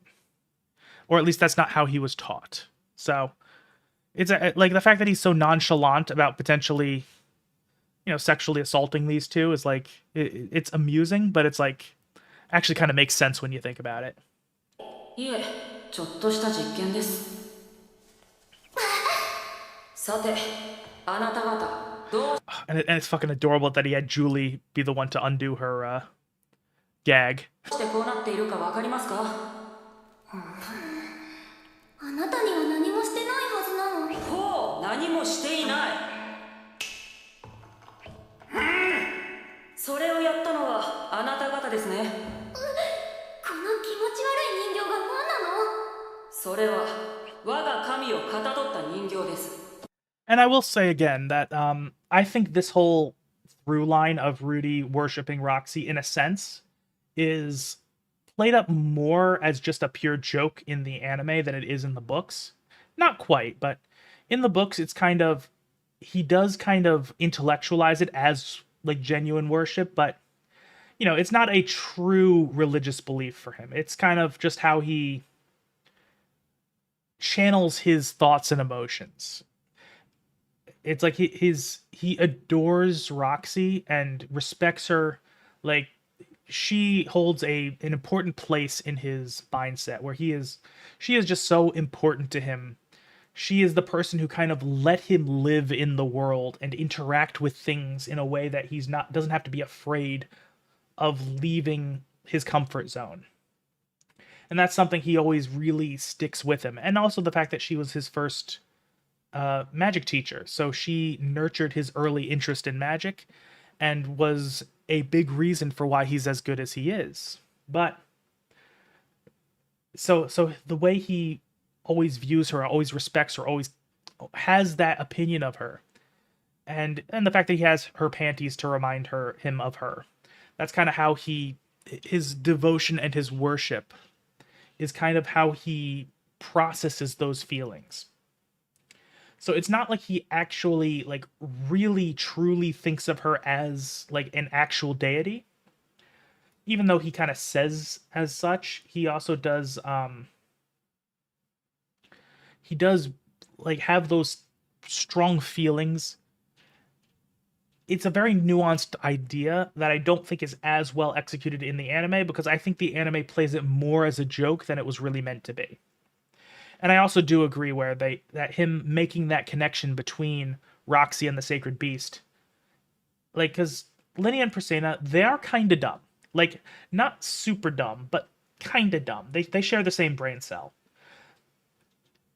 They kind of needed a direct analogy to understand somebody else's way of thinking. 神？そうです。僕は彼女に助けられたことで世界を知ることができました。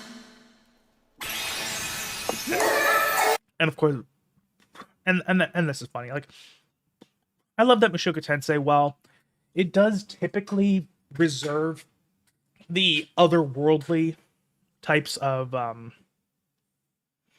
imagery for actual magic and stuff like that, sometimes it's willing to do silly things like this. It's like it's so fucking funny, like for these purposes, and like, and they all are having like an actual physical reaction to the panties, which is like they're being blasted by the divine radiance of them. It doesn't have to make sense, actually. Like it's so silly that it's okay that it doesn't make sense. Like it's funny.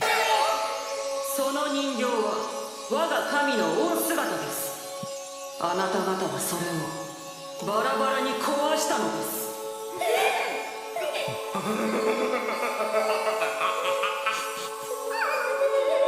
And of course the music is fucking killing it here. And I think also the reverb is making it takes on almost a different flavor. It's very funny. さあ、もうし開きはありますか?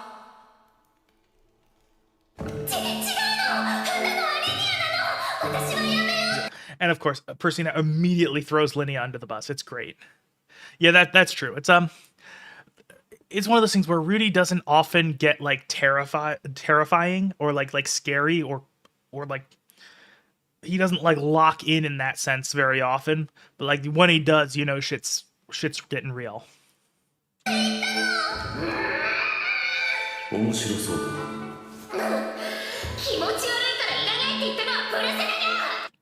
And as much as these two are also comic relief characters, I do actually really like the showcase of how, you know, these two are bullies and they do become better. They become good people as time goes on. They do mature a lot.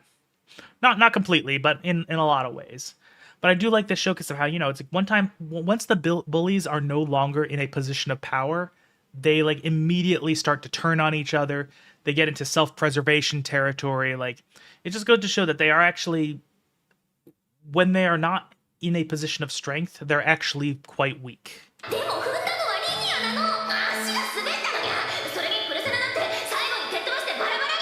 Because, like, if you think about it, the correct thing to do in this situation for them would be to just apologize. And I think Rudy would actually be very forgiving. Not like you would immediately forgive them outright, but I think he would be a lot more understanding of them when they, if they were just owned up to what they did and apologized in this moment. I think it would have gone a lot better for them, but their reaction is instead to try to push the blame onto the other. So it just goes to show that, you know, these two are also very immature. Yes, shut up. とはいえ、僕の宗派がまだできたばかりで、こうした場合の罰についてはまだ決まっていません。Also, I do feel like Rudy tends to be a bit of a drama queen, where he... I think part of him is just having a lot of fun just playing this whole situation up. Like, he just gets to act over the top and a little bit theatrical. So, like, I think this is also just part of how Rudy is. He likes the ability to indulge his fantasies like this. Who knows, he might. 思い出しました。彼には冤罪をかけられましてね。聖獣様に不埒な真似を働いたということで、裸に向かれて冷水を浴びせられ、牢屋の中に入れられたものです。And this one sentence here, these two sentences here are like so much reveals to Linnea and Persina is like not only as like, oh shit, Rudy knows the Doldaya people, like he's engaged with them. Oh shit, he's actually been treated poorly by them. Oh shit, he knows all these other things. Like, the threat of the chief of the Doldayas doesn't hold the same weight as it would normally. Because, let's not forget, these two are probably, because they are princesses of the Doldaya tribe, they are probably used to being able to use that as leverage against people.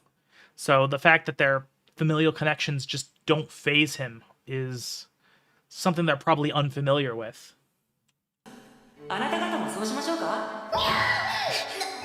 And again, also just the timing of the scene.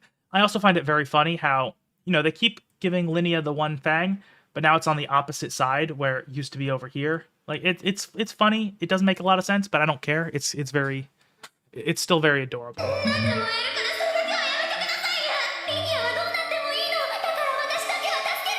Yeah, I don't care what happens to Lineage, just spare me. It's fucking hilarious.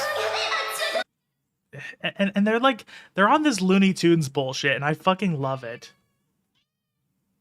What do you want, Miki? Why are you being so difficult today? Yeah, so yeah, you might hear a cat in the background. She has absolutely no reason to be interrupting things. I fed her. She has 2 bowls of food, dry and wet, and she has water, and she has a scratching post. Meow meow. Okay, so yeah. Let's see, the show. Yeah, they're not exploring the status of bullying. Yeah, that's also true. The books, they had them be more obviously bullies, but the anime just shows them as having kind of be kind of assholes, but then they did like one bad thing. Yeah, it doesn't really showcase just how bad they were in the lead up to this moment. That is true. It doesn't feel quite as justified as it does in the books. Okay, I'm sorry. Again, my cat is just being weird today. But yeah, I do love how they actually get into kind of some Looney Tunes back and forths where it's like that moment of I don't care what happens to Linnea, just spare me. As yeah, I don't care what happens to me. Wait, what? That to me is like the duck season, wabbit season kind of thing. It's very funny.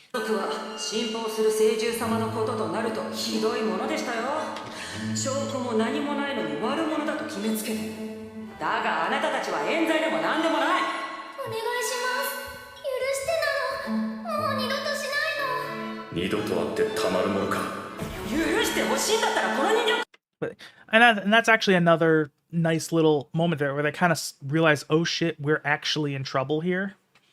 And that's when she kind of stops trying to dump off the responsibility onto Linnea and immediately just says, hey, tries to actually make amends, which a little kind of too little too late, but still, you know, it shows that the dynamic is starting to shift and they're starting to understand the reality of the situation.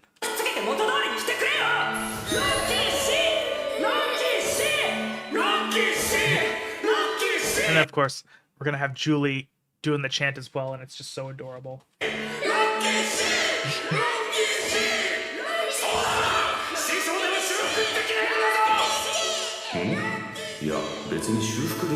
And again, I love this. This is just completely cutting back the intensity of the situation being realized. Like, no, this is actually like not that big a deal. I can repair this, no problem. Yeah, and that's true. Julie is just like, Julie has no idea what the fuck's going on at this point. She's just kind of playing along. She's in her own world, and it's very adorable. It's great.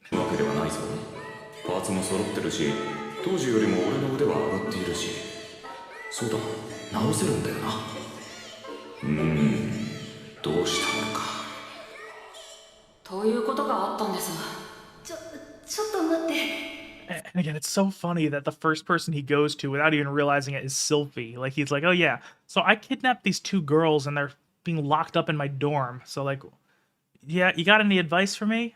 And without even like prefacing things. And it would be weird if Fitz was actually a dude, but the fact that it's Sylphie makes it even funnier.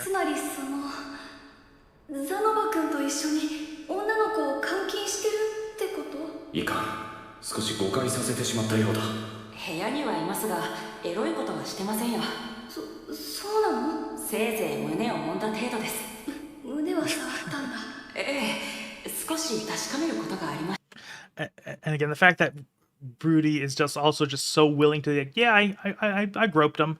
What, you groped him? It's like, yeah, I was just checking something. And then Sylphie just kind of immediately accepts that, which is fucking hilarious.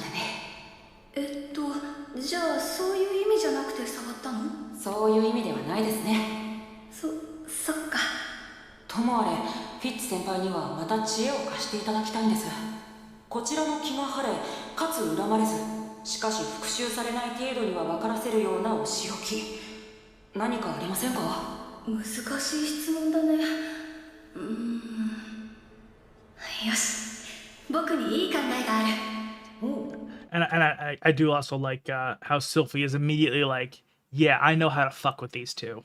Like she got a little bit of a malicious streak, a little bit, not malicious, but like a savagery to her. Sylvie grew some claws, basically. そのセリフは死亡フラグだからあまり言わない方がいいと思うがまあいい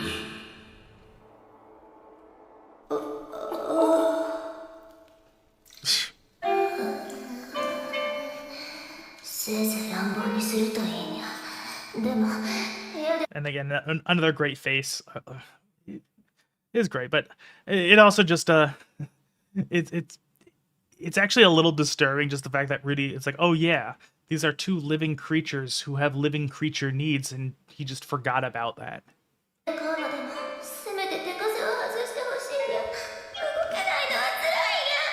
逃げないからお願いします。いい子にするから、ご飯だけは食べさせてほしいの。夜中に吠えたりしないの。噛みついたりもしないの。 And I mean, I will say it's also kind of funny. They don't really highlight it as much in the anime, but you know, the fact is they've been there for like a couple hours, so it's like it's not they're being a little bit dramatic. It doesn't seem that way in the anime, so it actually seems a lot worse than it really is. But it was funnier in the books, in my opinion. But yeah, the drooling is fucking hilarious. But like, she's acting like she's been starved for days, when reality it's just been a couple hours since she last ate. She's just like, because Percent is she's a fucking dog. Like to a dog, not eating for a couple hours is like not eating for days. So that was, I think, highlighted a bit better in the books. I mean, it's still very funny here, but it's also it seems a little bit more fucked up, especially the fact that they pissed themselves. Like, they're not thrilled. Like it seems a little bit more fucked up than it actually is. But I think also the fact that they pissed themselves is more of like an animal thing, where it's like, oh yeah, they didn't get let out, so they made a mess. Which, you know, that is something that happens to animals or dogs if you don't you don't let them do their thing when they need it. お肉が食べたいの。お腹すいたの。ルーですか。 Yeah, and of course, Sylphie is just, of all the people to showcase the way he fucked up in this regard, it had to be Sylphie, right?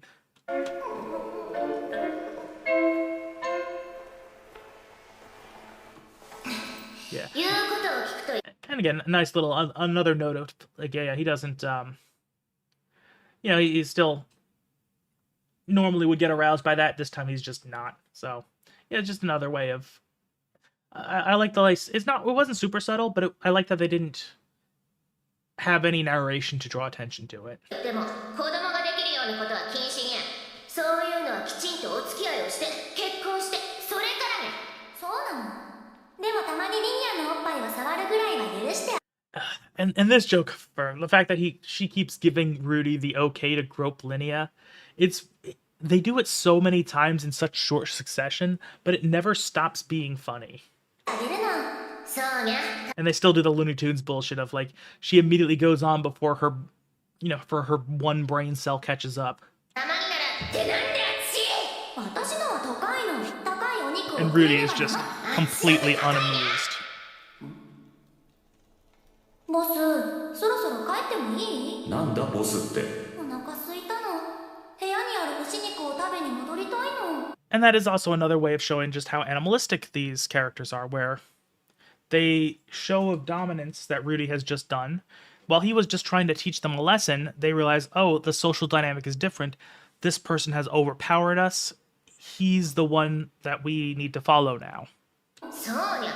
I mean, they still have their own little individualities, and they do have their acts of rebellion too, where they do kind of still fuck with him, but you know, in a sense, like, you know, he established his dominance, he established himself as the leader, so to them it's just natural that he would be the leader now. 昨日の夕方から飲まず食わずだったからにゃ。なんだその言い方は。ちょっと反省が足りないね。フィッツ。 Again, I do like how, again, Sylphie, while being like the quintessential sweetheart of the series, she really does have some claws when it comes to Rudy, where, like, you know, they fucked with her man. Like, they're not gonna get away with that. お前は関係ないんやろ。そうなの。ヌーになの。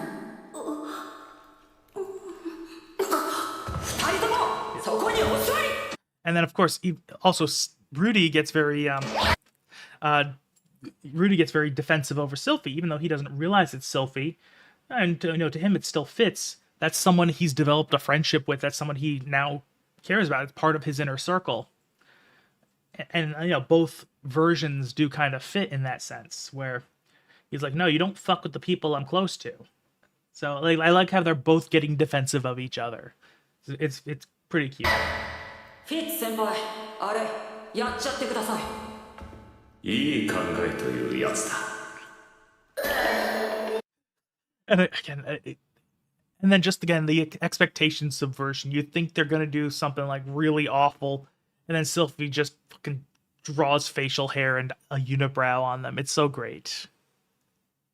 Yeah, exactly. That's one of the things. Is once you break into Rudy's circle of friendship, once you kind of get past his initial walls, like Rudy is the kind of guy who's like, he's got your back no matter what. So Fitz has at this point proven himself as a friend. ある部族が体に文様を残す時に使う塗料を使ったんだ。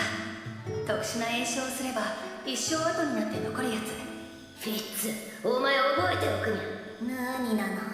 もしルーデウス君に逆らったら僕が魔術を発動させて。And of course now the thing that really did get Sylphie kind of to stumble before, now that she knows she's got protection, she's like completely unfazed. I do really like that. Yeah, exactly. That's also true, Thomas. The fact that like Rudy, like again, when it comes to Rudy being with Roxy, I think Sylphie understood ultimately that Rudy is loyal to her, like at the end of the day, and that what he did wasn't meant to be like a disregarding of her feelings. It was outside of that dynamic, essentially. Again, I think we can go through a whole lot more of a discussion of that when it actually eventually happens, so I'm not going to go too hard into it now. その入れ墨を一生残すからね。キッズ先輩もえぐいね。明日は一日その顔で過ごすこと。そしたら消してあげるよ。And I will say honestly, that's actually probably a pretty fitting punishment for them. The more public humiliation is actually like, it doesn't actually harm them at all, but it kind of hits them where it hurts. ボス、 And it's also just funny to see them with the goatees painted onto them. 私の動きを目で追えるとか、どういう訓練してんだ? Oh yeah, that's also true. Yeah, it's not the most sound logic, and I think Sylphie also would have been very right to be upset in that moment with Rudy. Like, I think, and again, I went over this earlier in the stream, but personally, I think that would have been justification to drop him entirely. But again, Sylphie, her mindset is a little bit different, and she kind of understood the depth of where Rudy was coming from. 師匠の教えを守り、きちんと動いてるだけです。師匠は誰にゃんだ? ギレーヌですかね。ギレーヌ? ドルディア族のギレーヌかにゃ。金王ギレーヌ。 And this is also another interesting thing where they actually know about Ghislaine's reputation because they've actually left the Doldaya village, as opposed to where Rudy had to kind of tell them, oh yeah, Ghislaine's a sword king now. So it's interesting that their view of Ghislaine is different. And that's another, bit of a recognition there. あ、そうですね。そうか。リニアがギュエスの娘ってことは、ギレーヌはリニアのおばさんになるんだな。なるほど。 And I will say, her saying "niaruhodo" really fucking that fucking sent me when I first heard it. It's another thing of just inserting little meows into Japanese phrases because naruhodo is a common Japanese kind of. I mean, I see is a decent translation. It's kind of a general acknowledgement of understanding, so it's very common in the language. You'll hear it a lot, even if you just watch anime, you probably recognize the saying. Her add the little meow in there. Niaruhodo is funny. じゃあにゃ。またね、ボス。人形のことはごめんなさいなの。やれやれ。ごめん、ルーデウス。And again, I like how Sylphie's immediately like, oh shit, I might have been a little bit of an asshole there. Holy shit. それより特殊な印象と言いましたが、もし知ってる人がいたら彼女ら困るんじゃないですか？ああ、うん。あれ嘘だから。And I, あれはただの魔法陣用の安い塗料だよ。 and that's another thing. That's like a very Rudy thing to do, to use her power to kind of fake being able to do stuff she can't do, to really just get the impact onto Linnea and Persena. That's like honestly, that's the kind of thing Rudy would do, and I do really like that, how Sylphie is normally a very wholesome, very caring, very loving and understanding character. The few times she does let her claws out, she like really goes in, has that kind of Rudy mindset of, I know how to fuck with people. It's great. 魔力流せば消えるやつ。ねえ、ずっと気になってたんだけど、あれは何？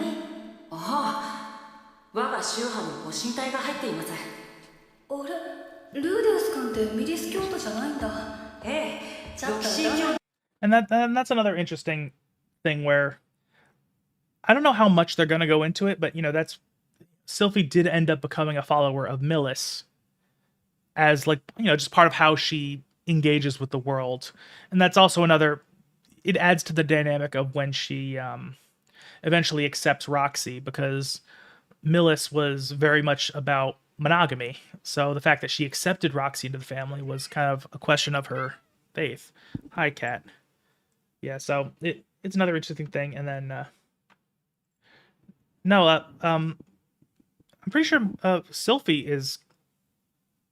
isn't she Millis? I'm not, I might be misremembering, but even so, that the Millis faith seems to be the kind of thing that Sylphie would kind of gravitate towards, out not counting the demon part of things, because I know there's some bigotry that comes with the Millis faith, but the monogamy part definitely seems to be a trait of Sylphie. And sorry, the cat is just on my desk and being difficult. Yeah, part of me wants to think it's Millis, and I think it's also interesting that she's surprised that Rudy is not a Millis follower, because it doesn't seem like that would be necessarily the default, because Zenith is a follower of Millis, but Paul was not, and it doesn't seem like Millis faith is super popular outside of the country. So I don't know. I don't know that it matters a whole lot, but it does fit for me that Sylphie would be a Millis person. What the fuck? Why did it...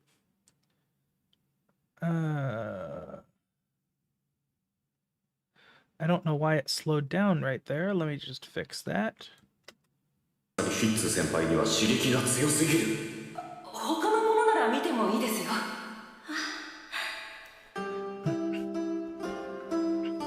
And again, this is just very cute, showing them. I do like that, showing them starting to really bond as Rudy and Fitz, just to show that Rudy is actually somebody who cares about Sylphie and gets along with Sylphie for her, not just because she's this person from his past.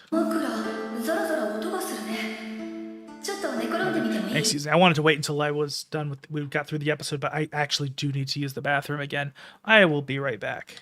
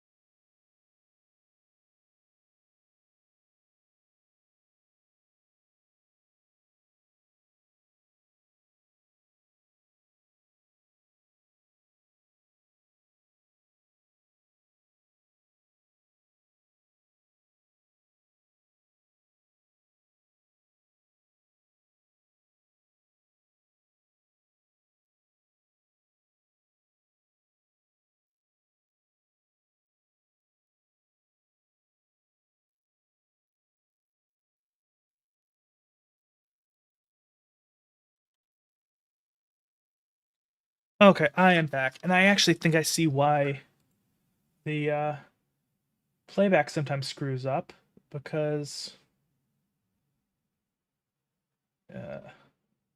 come on, there we go. Okay, there we go. Yeah, so it seems like the what do you call it? The hotkey I use to switch between the BRB screen and the regular screen also is actually a hotkey for VLC, so that's fun. Let me pull my stuff back up and let's get back to it. There we go. どうぞ。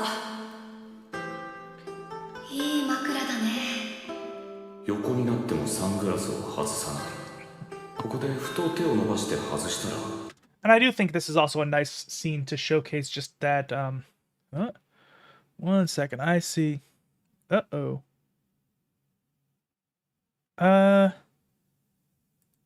Let me see something. What is going on?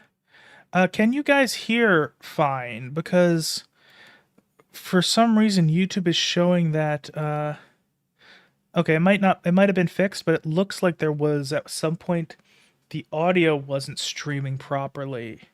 So can you guys hear me fine? On YouTube specifically.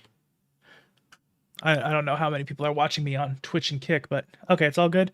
Okay, it must have been a temporary hiccup because I did get a notification from YouTube. It's like, oh yeah, your audio bitrate is low.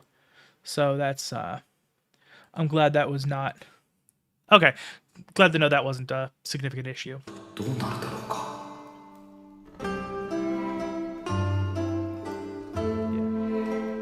見たい？ And I do like also hear how Rudy kind of has this urge to take off Sylphie's sunglasses. You missed most of the first episode that we're watching today, most of episode 7. That's about it. I've been yapping a lot today, so it's taking a little longer than usual. Also, I started late, so that's another factor. But yeah. But yeah, I do like how he kind of has this urge to take off Sylphie's sunglasses, but he, as at this point, is aware enough to know that, you know, that's not something he should do. So he restrains himself. I do like that. 何を。僕の素顔。見たい。 And this is also important to Sylphie because the sunglasses are, you know, that's how she hides her identity from the world. And it's kind of her wall between her and Rudy at this point, where they're still she's still nervous, afraid of actually showing herself to Rudy. So this is like the one thing where she's just this close to being able to really open up to him, but then she pulls back at the last second.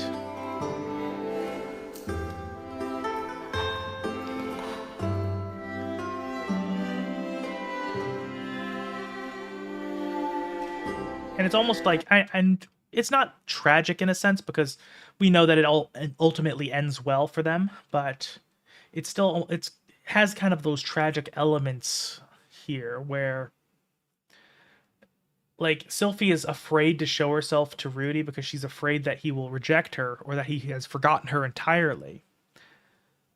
But we know as the viewers that, you know, even though she hasn't been like first and foremost in his mind ever since he left, but she's been on his mind since.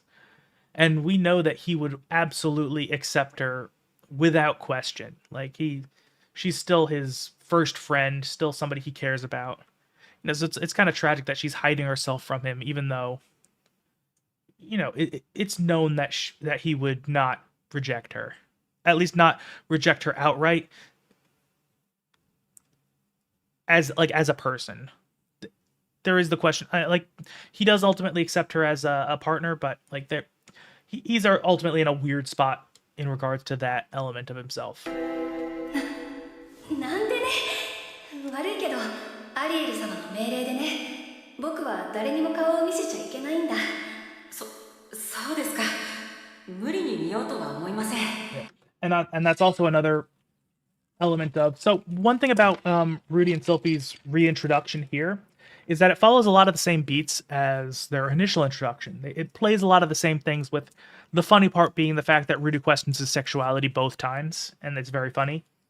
But it also shows how Rudy has grown since then, where she mentions that, oh no, I'm forbidden to show my face, even though that's a bit of a cope on her side, on her end of things, where she's just kind of rationalizing not revealing herself to Rudy. But she kind of sets this line, and Rudy says immediately, like, I will respect that boundary you've set, which is in stark contrast to how they were as children, where she kind of set a boundary of, I don't want to strip down to get into the bath, and he doesn't listen to her, and it caused a problem, and that's something he learned from because he felt bad about it. そう言ってもらえると助かるよ。じゃあそろそろアリール様のところに行かないと。はい、ありがとうございました。どういたしまして。じゃあね、ルーデウス君。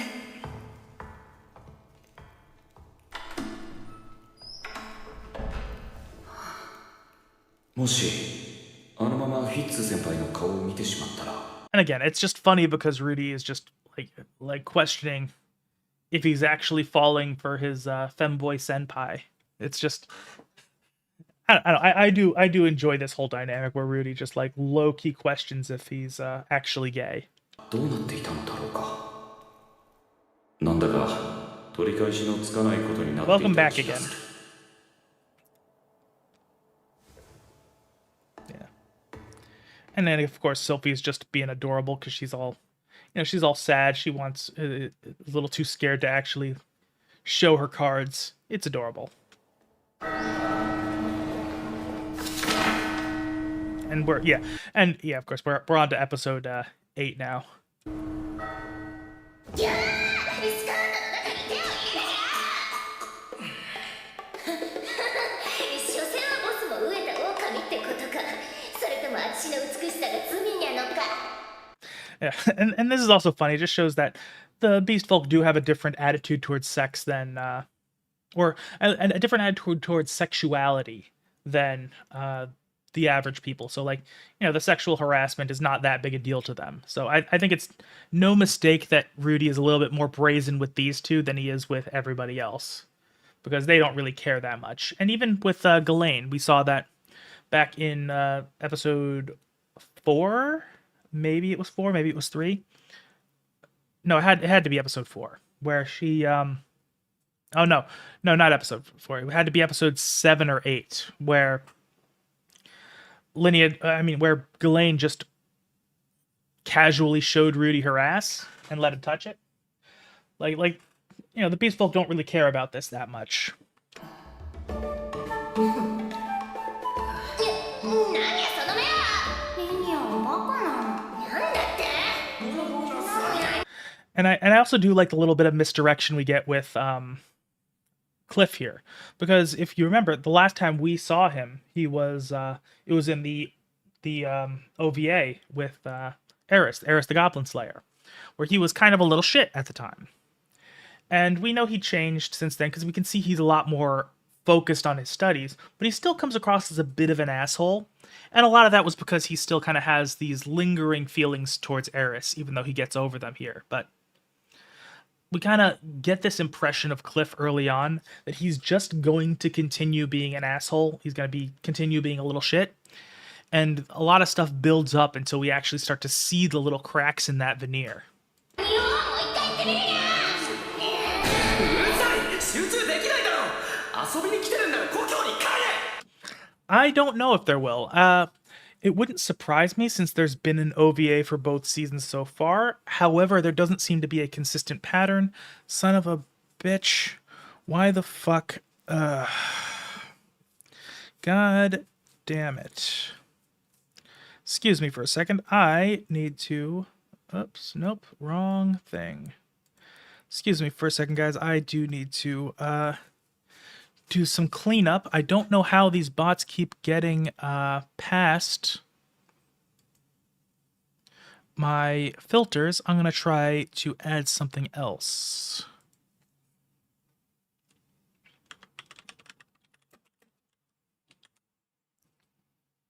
There we go. That should be a little bit better. Should block stuff more. Excuse me. Oh.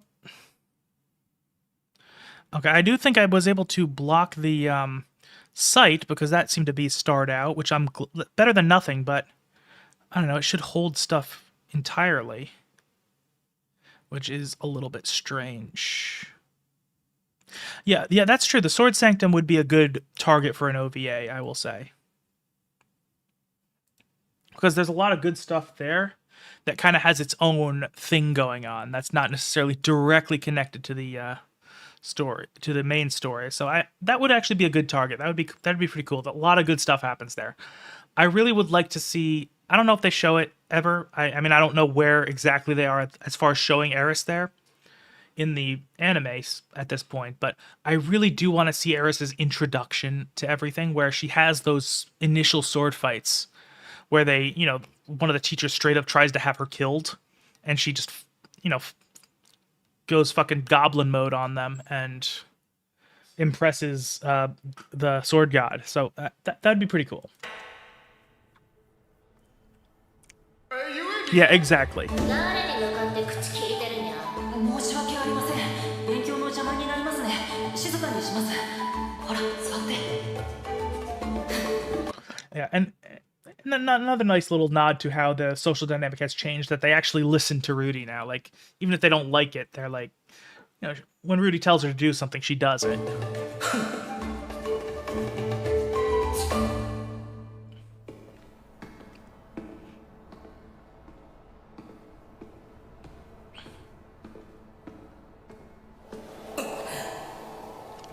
And I do have to say, this scene right here is absolutely beautiful. I absolutely love the golden hue everything gets from the sunset. It's great.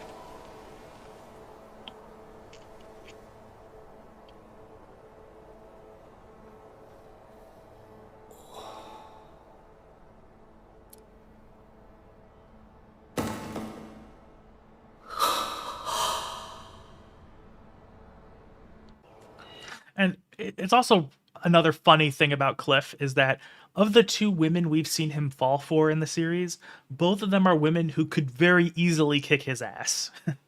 It's just, you wouldn't think of somebody as who's as initially arrogant as Cliff would be into that, but he's definitely got a type.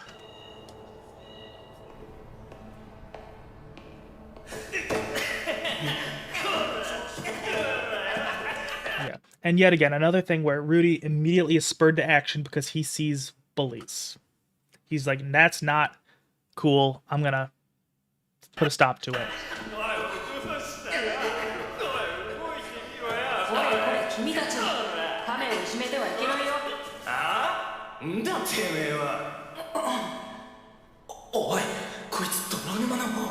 And again, it's also neat to see that Rudy's reputation has preceded him here. He's like, they know him as this adventurer who's been in all sorts of parties, who's actually really good at magic.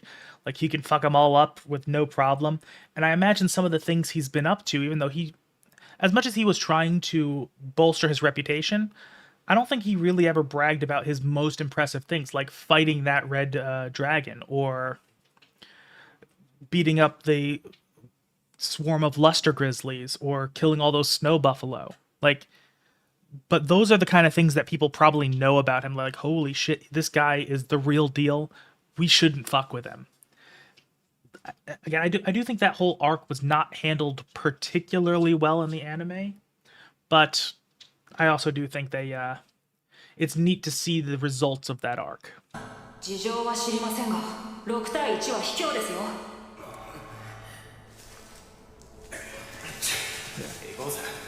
Yeah, and it's one of those things where they don't want to give in, but they also know that he could beat the crap out of them if it came to that. So yeah, I do like that. And I will also say this is the moment where that misdirection comes into question for us, where we'll see it in a moment, but we still see Cliff as this asshole. If we remember him from the OVA in season 1, he was an asshole then too. We still view him as that character, and the few snippets we've had so far don't necessarily contradict that.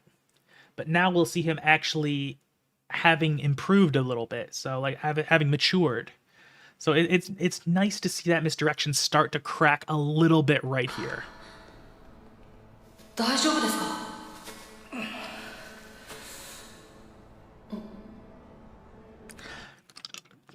I mean, that's true. He's more of a brat than an asshole, but like his brattiness kind of contributes to him acting like an asshole. お前に助けられる筋合いは。いや、助かったよ。ありがとう。Yeah, so that's one of those things where like he doesn't like Rudy at this point, partly because of just scenarios never led to them really having a positive interaction before this, but also because he kind of positioned Rudy as his rival due to the whole Eris thing.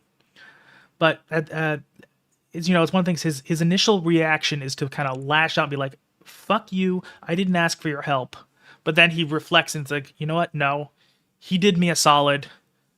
I'm man enough to admit it. So like we kind of had this misdirection here, and then we start to see that like no, he's actually like probably not like the same guy he was at the first time we met him. Yeah, honestly, I thought he was going to be a soft antagonist too. Like I knew he wasn't ever going to be like a major enemy. Like I knew he wasn't like going to be the big bad or anything like that, but when I was first reading through Mushoku Tensei, the way I thought they were setting up Cliff to be like a rival to Rudy.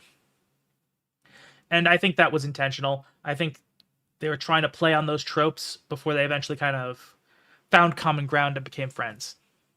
どういたしまして。てっきり噛みつかれるかと思ったが、敵じゃないと認識したのか。そもそもなんで俺はクリフに嫌われているんだ。まあいいか。Yeah, and also it's another showcase of how Rudy is starting to grow a little bit, where he's just like, you know what, if I can't control it, it is what it is. So he's not too bothered by the fact that Cliff doesn't really like him. He's just like, you know what, I'm not gonna really put any effort into this dynamic if it's not really all that important.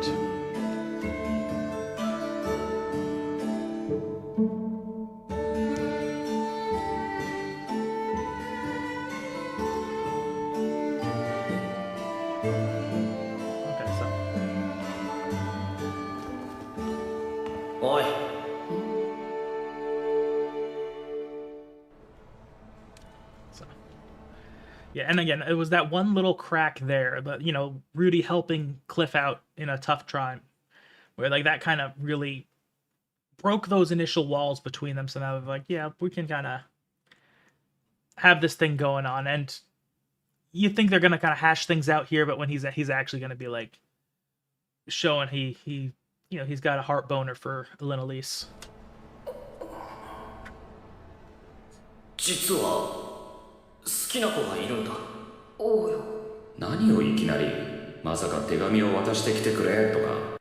And again, like it's the same kind of thing we saw with Sophie earlier, where as much as they are adults in this world, they also still have these common teenager attitudes towards things, where they're behaving like this. This is the kind of thing you don't really see outside of like middle and high school. Like this is the kind of thing that makes sense at their age, but once they're like adults, they don't do this kind of thing. It's I don't know, it's kind of funny. And granted, it's also because they are deliberately trying to make this section of the story out to be like a typical school arc, where they have Nanahoshi deliberately make things look a lot more like a high school or a Japanese high school than you would expect to be in this world. So they're deliberately playing on those tropes here. 告白の練習をとでも言うのか。あの人なんだ。おうよ。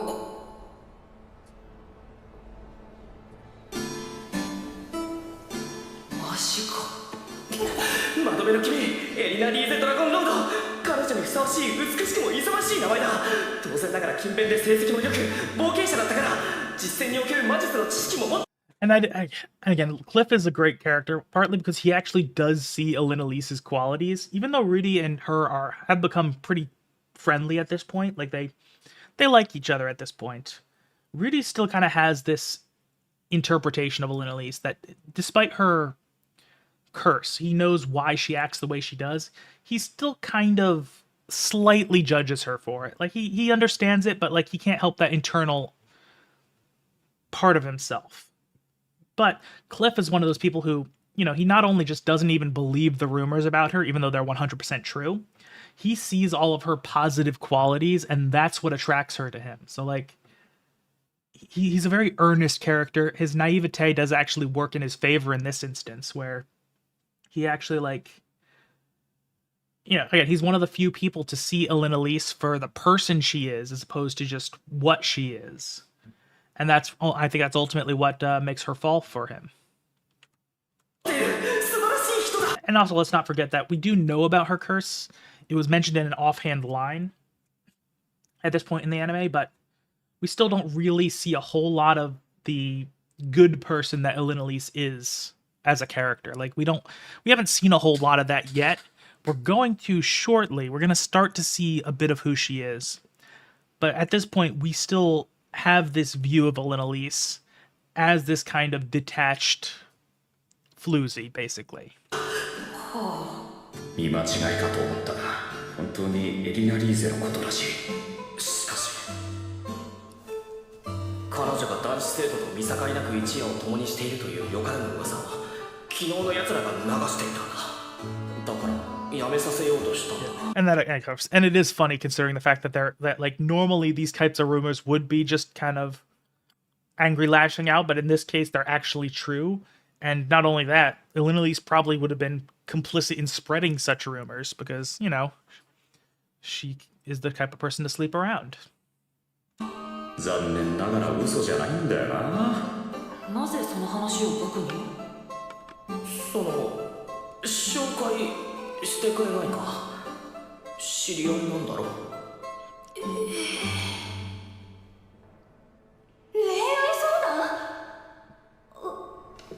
And again, every time he goes to Sylphie for advice, it's like starts off just confusing the shit out of her, thinking that he's gonna be going after another girl, and they both talk past each other for a bit, and it's always very funny.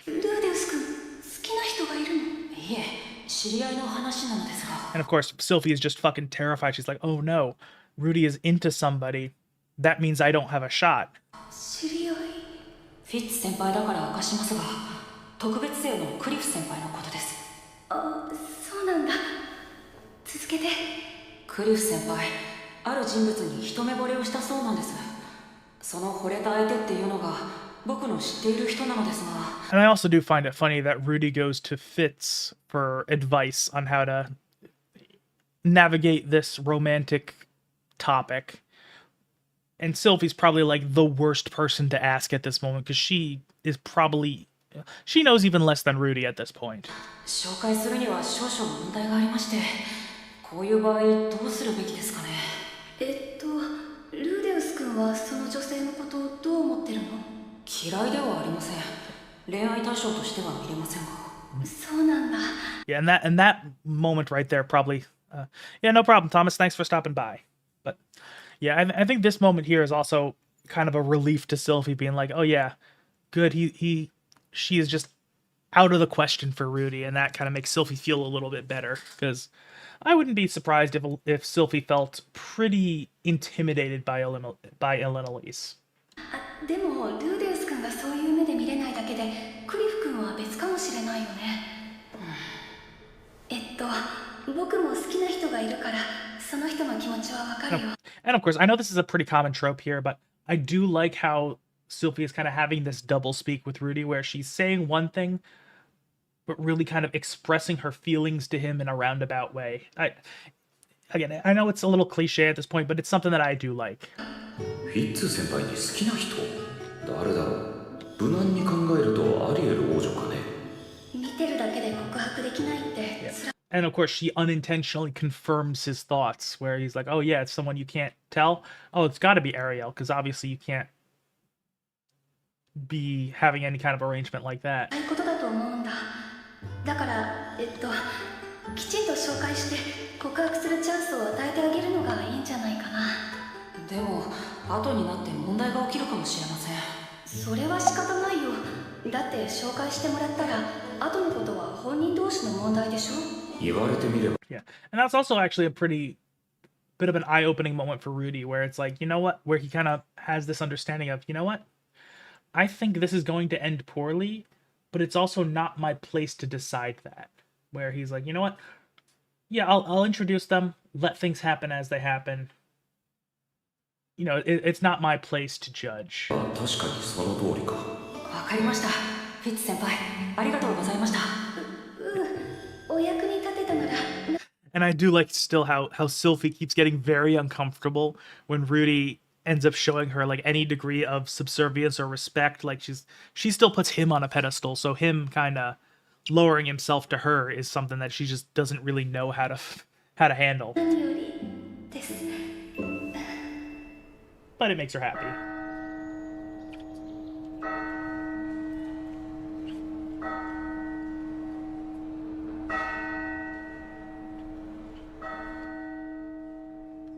And again, just the lighting of this scene is very beautiful. I do love the colors and lightings of Mushoku Tensei a lot. It's great. あらルーです珍しいですわねあなたから来るなんてそちらの方はクリフ先輩、来る前にも言いましたが、どういう結果になっても僕は関知しませんからね。もちろん振られるのは覚悟の上だ。エリナ・リーゼさん、こちらはクリフ・グリボルさん。 And again, just Rudy's like, you know what? I'm giving him a heads up. I know this is probably going to end badly, but you know, he does it anyway. Like, you know, it shows a degree of maturity how he is saying, you know what? This is not something that is necessarily something I can control or something I should control. 特別生で一つ上の先輩です。ご紹介に預かりましたクリフです。あらあらこれはどうもご丁寧にエリナ・リーゼドラゴンロードですわそれでクリフさんはこの私に一体どんな Okay, so another interesting thing I noticed, which I actually really like this a lot. This is kind of a bit of nuance that can't really translate into English directly. And again, I'll mention I'm not super good at Japanese. I'm about N5 level, which is not very high, but like I have a grasp of the basics. One thing about Japanese is first-person pronouns. There are a bunch of them. Like in English, first-person singular pronouns, we have one. We have I. That's it. Japanese has more than that, and they each convey a little degree of nuance. So the ones you're likely to learn in, like if you're studying Japanese, the first one you'll learn is watashi, because that's the most universally applicable, because that's kind of the default polite way of referring to yourself in general. So you'll, you know, like every sentence you learn when you start learning Japanese is watashi wa yada yada yada, where describing something about yourself. And of course, there's also nuance there. You know, if the context is clear, you can just omit that entirely. But watashi is the generic type of first-person pronoun. But there's also things like boku, which is usually used for boys and men. Sometimes women can use it in certain scenarios, and it's generally used in a more informal setting, where you're not necessarily in a position where you have to be super conscientious of the way you're presenting yourself. Like with your friends and whatnot, you can use boku. Then there's ore, which is meant to be a lot more assertive and masculine, which, like, one thing I pointed out when Rudy was telling his story to Paul when they first re-met, he switched from boku to ore, and that was actually another showcase of just how theatrical he was getting. So, but the thing is, Elise here, she uses watashi, which is highly formal, like much more refined.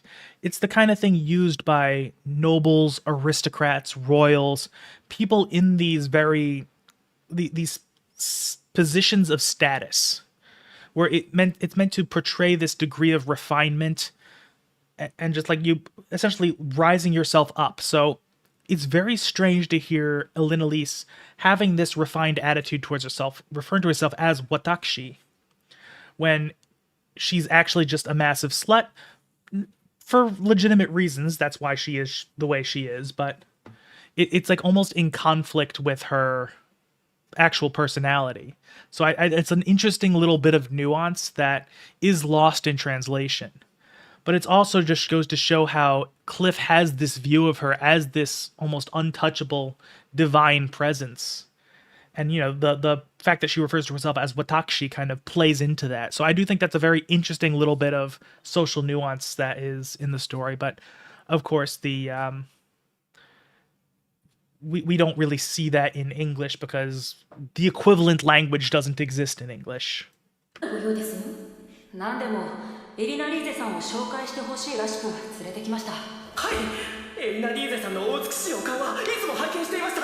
And I will say, one thing is, I always mention that if you're going to be consuming a lot of media from a certain language, it is worth learning the basics of that language. You pick up on little things like that so much when you have a grasp of the core foundation of a language. So, again, I'm not very good at Japanese, but I know enough that I can pick up on these little things. They add so much context to scenes that I wouldn't have recognized if I hadn't been particularly familiar with the language. ぜひとも個人的なお付き合いをお願いしたいのです。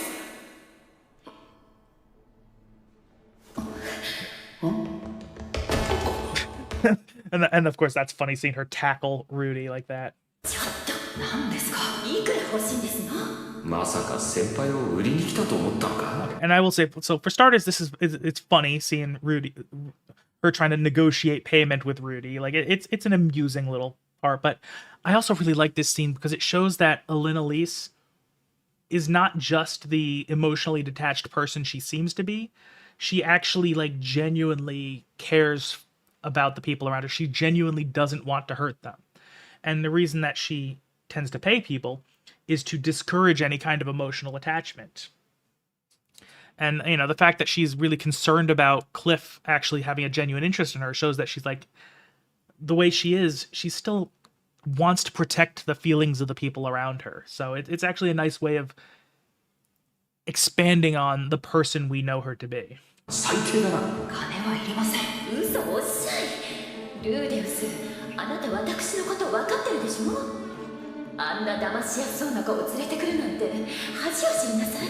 Yeah, and again, she's like actually kind of upset that she might have to hurt this guy. Like, and also the fact that she's kind of initially resolved to reject him, which is unusual for her. I don't know that she's rejected many people at all ever. So it's like again, she's turning him down. She wants to turn him down out of like moral considerations, which is, it just goes to show that Elise actually does care more than she lets on. 恥知らずはどっちだよ騙すも何も僕は紹介してくれと言われただけです。本当ですの。なんだったらロキシー師匠を誓ってもいいですよ。 And of course, she knows how much he cares about Roxy. So like, she knows that's a serious thing for him to say. ルーデウスの言葉が本当だとしても本気の子はちょっと困りますわ。意外だな実はそんなこともあろうかとか言って宿に連れ込むかと思った Yeah, and that also goes to show that Rudy himself had a bit of a wrong perception of her. He just thinks of her as someone who would sleep with anyone for any reason, whereas, she actually does want to not hurt people. It's kind of tragic in a sense. 私の呪いはご存知でしょ。一人とお付き合いすることはできませんのよ。 And that's also interesting because that's not necessarily true that she can't just stick to one partner, at least for the most part, where, she just has to have sex regularly. That doesn't mean she has to necessarily have sex with different partners. That's just kind of how her life has turned out. And granted, she's also an elf, so she'll live for an obscenely long amount of time, so she tends to outlive partners, but still. And, she does end up remaining mostly monogamous with Cliff later on. From what I understand, the curse was kind of what, like, she kind of existed constantly as her curse. I believe she was the same person in Old Dragon's Tale. So I don't think she was actually like that before she was cursed, but, like, there's a lot of magical stuff that went into who she is now. So the curse kind of forced her hand, and she really didn't have any options otherwise. But no, I don't think she was. I think the curse was something that the current iteration of her. She had a life before her curse, but she didn't remember it. And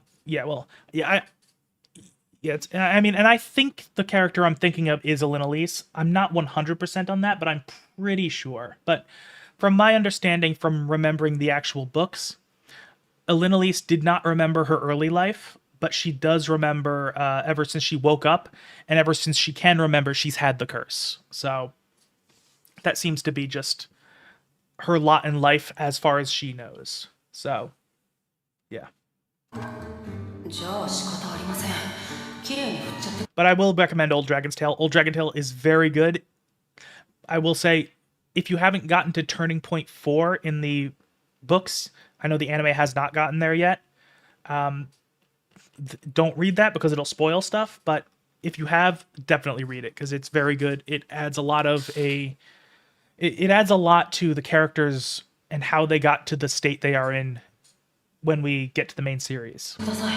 いいんですの？ルーデウスの顔に泥を塗るんじゃなくて？問題ありません。でもなるべく真実を話してあげてください。分かってますわよ。ルーデウス、人の恋路を覗き見るもんじゃありませんわよ。そうですね。I mean, I'm not sure if it's a web novel or a light novel, but I mean, it's easy enough to find online. I don't know that it has an official translation yet, but it does have a translation out there. It's the prequel. It's good. I mean, I think the translation is not as good as the light novels, but it's still an enjoyable series regardless. Yeah, I don't think it has an official English publication at the moment. I wouldn't be surprised if it eventually does, but at the moment, I think it's just a fan translation. And I will say, at the very least, the stylistic decisions it makes in the translation are different in Old Dragon's Tale than they are in the light novels. So, they maintain honorifics and stuff like that, whereas the light novels generally don't. ルーデンス、ありがとう。クリフには悪いが、これが一番いい結末だろう。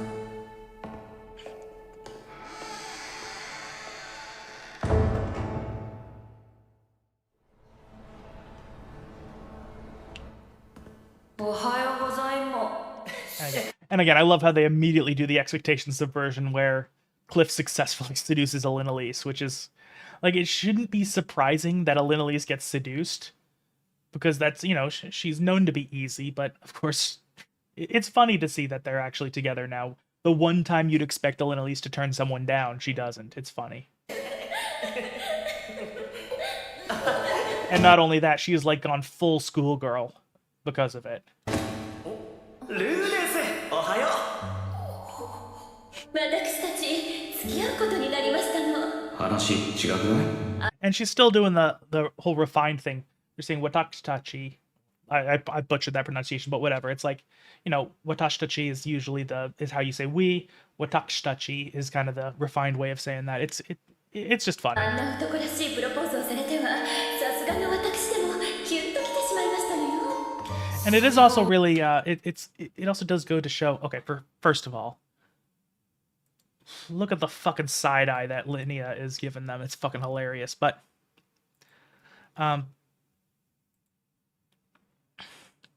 it's actually goes to show Alinalise's mindset where, she's known to really avoid feelings. But now she actually engages with somebody who, actually sees her for her, cares about, who she is, not just the fact that they can very easily get laid with her. But, that's something that she never really experienced before, and it's something that really touches her. So she really just latches onto that, and that's why she falls for Cliff so hard. Okay. Yeah, and I will say I have not read any of the web novels myself. I took a look at the first one briefly, and at least the first one of the main series, and I just did not like the translation, so I decided not to read them. If they ever come out with an official translation that is of the same quality as the light novels, then I'll definitely take a look, but until then, it's just not happening.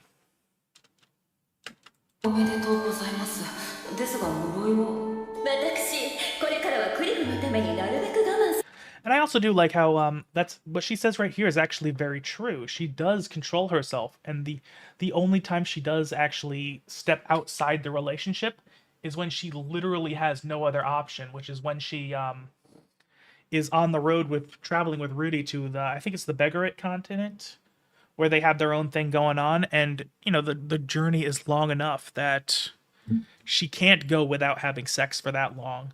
So she kind of clears things with Cliff and then hires escorts while she's out. And only as much as is needed, essentially. Yeah. I will say it is hard. It would be hard for me to actually kind of view the web novels like that. As much as I am interested in just seeing the original iteration of Mushoku Tensei, because it would be cool to see just how it evolved from web novel to light novel, because I know they did make changes, but it's just I mean, I remember so one of the guys I talked to is MR, who was one of the hosts of the Venture podcast, and I was able to convince him to start reading Mushoku Tensei, and I kind of bullied him into it. And one thing is, when he first started reading it, he showed me a screenshot of the first page of the web novel. He's like, "Guess what I'm reading?" And I looked at that. I'm just like, "Oh God, that is fucking awful." And especially the lolly porn line, they've completely butchered it in the web novel. It wasn't anywhere near as funny. Okay, yeah, that's probably the correct option. Again, just from the little I've seen of the web novels of the main story, I did not like them. I imagine the outside stuff is probably a little bit better, just because Rivajian had gotten some practice till then. But yeah, so when MR showed me that first page of the web novels, I'm just like, ooh, that is just awful. And so that I actually have the EPUBs of most of the books handy, so I just put them into a zip file and sent them to him. It's like, no, read these instead. Yeah, so yeah, and I'll say, yeah, and that's also true. If there's no official English localization of something, you kind of have to do what you have to do. I imagine things like Redundancy and Old Dragon's Tale will eventually get English publications, because the main series did, and the anime is still very popular, and I wouldn't be surprised if the anime ends up going into some of the stuff in Redundancy, which, I mean, I haven't read it yet, but it's on my to-do list, so because of how popular it is, I wouldn't be surprised if it gets an English localization, but it's just, we don't know when that's going to happen. エリナ・リーゼだけで辛い思いはさせない。君の呪いはこの僕が必ず直してみせる。クリフ。エリナ・リーゼ。Yeah, I haven't read Redundancy, so I can't really speak on that, but I imagine it's going to be very good. I really liked the main series. I can only imagine that the continuation of the series is going to be great, because I'll be honest, that's one of the things I was actually a little bit sad about. Is like they got through the main conflict in the main series. Oh, it's being published in February. Okay, cool. That's honestly not that far away. That's cool. But yeah, I was kind of sad that the main story ended where it did, because I mean, it makes sense thematically, just because Rudy really isn't the protagonist of the world, but there's still so much more of his life to live, and there's still going to be more stories to tell. So I'm excited to eventually get my hands on that. そういうことなら俺は何も言うまい。俺も早く病を治して誰かとイチャイチャしたいものだ。 And I will say it's also kind of amusing that Rudy has developed an ahoge. Like, I don't know, that's usually like a waifu trait, not a Rudy trait. So, but it's funny.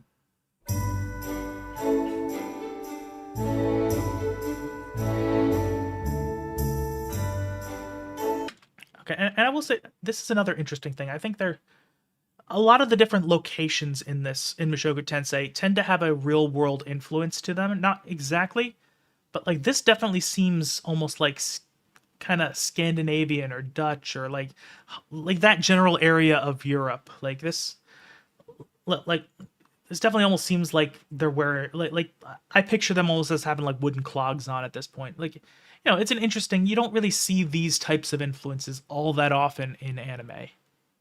So it's kind of neat. お盛んですね。なんでも秋になると異性同士で決闘して勝った方が家族のボス。 Yeah, I don't know myself what that scene is about, but I've heard about it. not any details, but I know it's going to be interesting. So I'm actually kind of excited to read it because, I don't know, they do tend to tone things down. But if they're kind of reintroducing in a deleted chapter, it's going to probably be kind of wild, and I'm here for it. And I actually do also like this the setup for the Beastman duels, which they right here it's kind of introduced as an explanation for how Rudy meets Badagati, but it's also a great setup for Linnea and Persina's eventual parting point. Not really parting point, but where they kind of are settling their differences. They're into that fight to see who's going to lead the tribe. And then, of course, they do comedy out of that. But it's the existence of how they kind of figure things out sets things up into how they eventually settle their dynamic together, where they eventually fight things out to be the leader of the Doldaya tribe, and then eventually, but of course they leave in the same carriage, and that's very funny. And in the background, maybe, I'm not sure, but yeah, it's funny because they have that comic relief stuff, and then of course both of them end up fucking up their own lives, where Linnea ends up getting enslaved and Persina just ends up getting kicked back out. It's funny, but I do like how they set up that whole arc right here, as this is just a thing that the beast folk do. 従属なりのプロポーズのようなもので、つまりは発情期だな。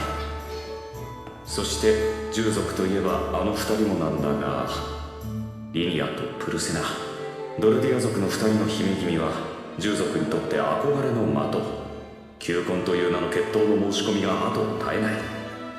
だからこの時期は女子寮に引きこもるという連絡をもらったんだが、手紙にはあとは頼むとも書いてあった。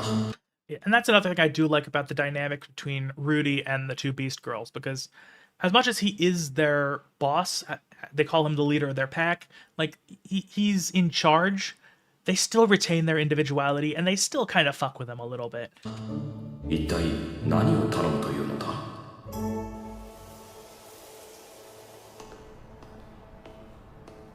泥沼のルーデンス殿とお見受けする。我と尋常なる婚儀の決闘を。Okay, and that's just funny.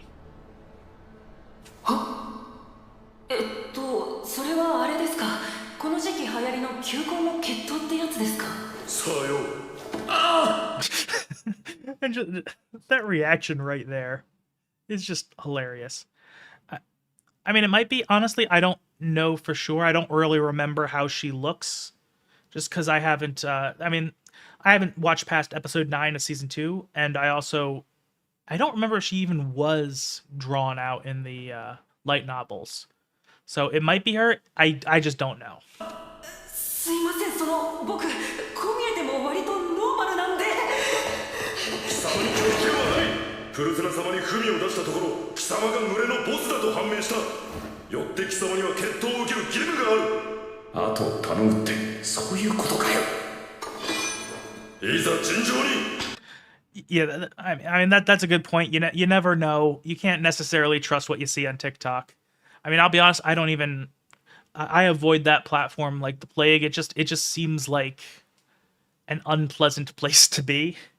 Yeah, I mean, just to show how much like that is true for me is I've never downloaded TikTok on my phone, so I don't have it. The only time I've been on there is I went there on like a web browser on my desktop. I created an account just to lock down a name, just in case I ever wanted to use it. But so yeah, like the only time I've ever actually been on TikTok is on my desktop, my PC, and you can't even actually do that much on there. Like it literally doesn't even let you fully customize your account unless you're on mobile, which is kind of ridiculous. I can believe it. TikTok, as annoying as it is, it does tend to be a pretty effective quarantine for the most annoying people on the internet. Kind of like how Tumblr used to be back in the day. And yeah, and that's also funny, just showing that all these people challenge Rudy, and he's better than them. He has all this experience they don't, and he's really good at magic. じゃあ決着ということで。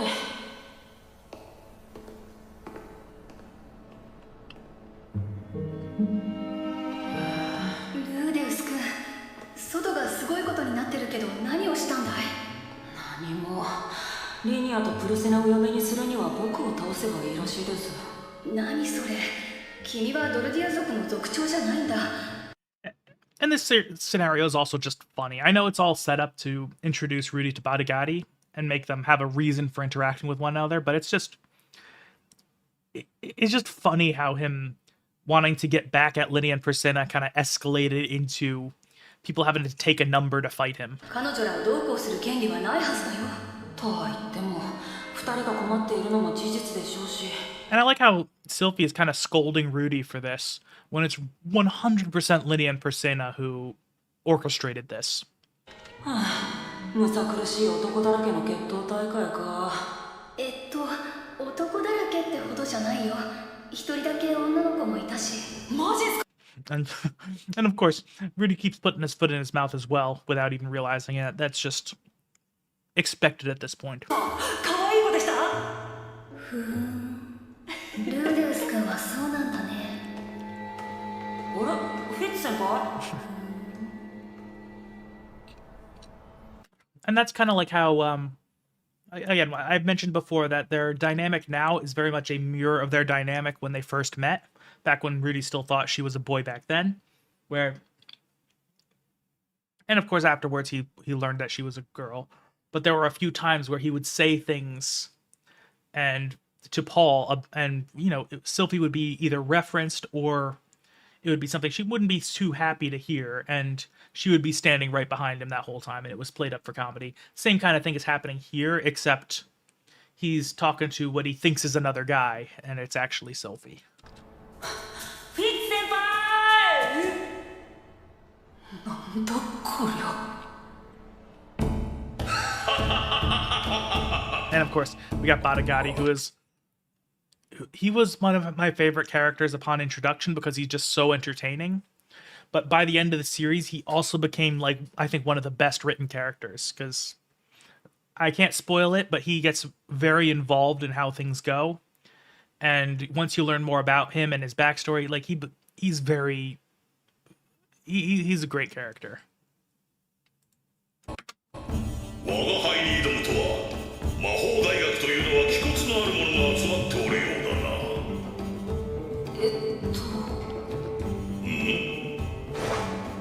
おお、順番間違いやなら全員倒せというのでそうしてみたら本当にすぐ出てきたではないか。その予見が貴様がルーデウス・グレイラットか。 And I like these little notes because Badigadi is kind of played off as being a bit of a bimbo or a bit of a himbo himself. Because, he's a goofy character. And, there are reasons for that I'm not going to get into now. But I do like how there are little nods to things like, he mentions, oh yeah, you've got the Eye of Foresight. Now, obviously, a big reason for that is he knows that Kishirika gave one to him because she told him. But also, it just goes to show, he has this understanding of magic that most people don't. He just gets it. And he's ultimately becomes one of the reasons that he becomes the person who tells Rudy about Battle Aura and how he doesn't create one. So that changes Rudy's understanding of magic. Again, Badigadi understands things that the general populace doesn't, even though he kind of seems like a bit of a dumbass at a glance. 我がフィアンセ魔界大帝キシリカより話は聞いておる。我が名は魔王バーディーガービー。貴様に決闘を申し込む。わけがわからない。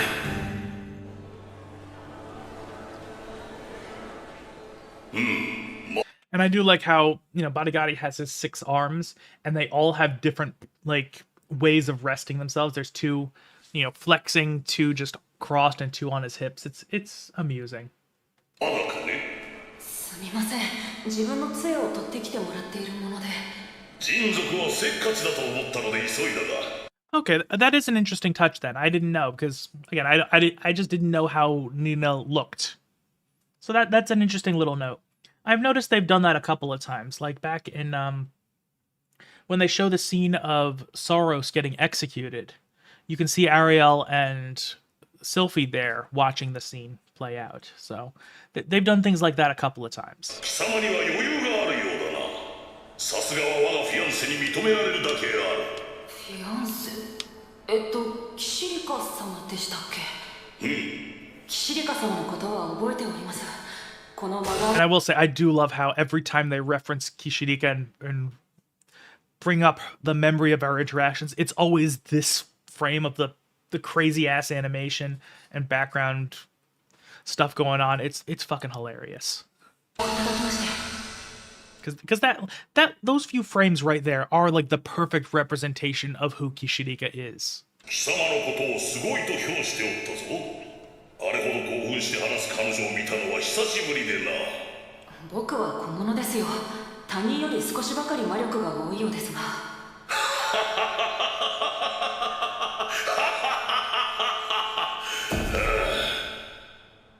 座るがよい。 And I also really like this shot right here because, I mean, aside from the fact that it's just this, this conversation between them is being watched by the entire school because everyone's just so interested in what's going to happen. I also really like just the scale so we can see just how much bigger Badagati is than Rudy. Like how he's an absolute fucking unit. ラプラスよりすごい。彼女がそんなことを言ったのは貴様が初めてである。つまり貴様は世界でもトップクラスの魔力総量を誇るというわけであるな。そうなんですか。確かに昔から魔力を増やす訓練はしてきましたけど。それだけではラプラス以上の魔力総量にはならん。 And that's another note of how just Badagati understands magic more than the average person, even though he doesn't really use it consciously himself. How, he just intuitively knows that you can train your mana capacity, even though the general populace thinks you can't.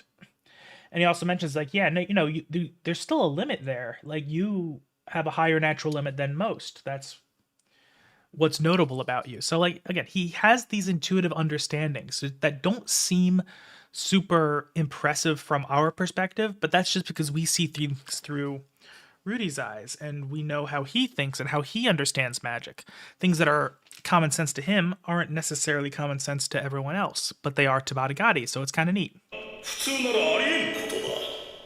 普通ならありえないなら、俺のように転生してきた者はどうなるんだろうか。もしくは人神からチートをもらっていたとか。魔王様、一つお尋ねしたいことがある。 And I will say, I can't go into too much detail here because it's going to be spoilers for any anime onlys. But I will say, in hindsight, this next bit of dialogue is fucking wild once you realize what each person knows and how each person thinks. That's all I'm going to say. It really just like, holy shit. It was a holy shit moment for me when I watched it. 決して僕は今から口にする人物の手先とか配下とかそういう感じではないので唐突に襲いかかってこないでほしいのですが貴様が待てと言ったのであろう。魔王は約束を破らん。 And I also do like how this moment, he's going to talk about Hitogami here, but I like how he's really prefacing all these things to try to avoid an Orsted scenario. But he also realizes, like, hey, this is one of the rare instances I have to maybe get more information. 人神という名前に聞き覚えはありますか？貴様、その名前をどこで聞いたのだ？夢に出てくるんです。そうか。夢にか。何かご存知で？わからん。そうですか。 Yeah, again, this scene is just, once you have the full context of everything in the story, this is just such a crazy ass scene. Like, I'm excited to get to this point when I reread the light novels because, I can't give any details, but it's fucking wild. 急に黙りおってつまらんやつだな。貴様も笑え。 And of course, the fact that Badagati really wants everyone to start laughing is like right at this moment. It's just like, ugh.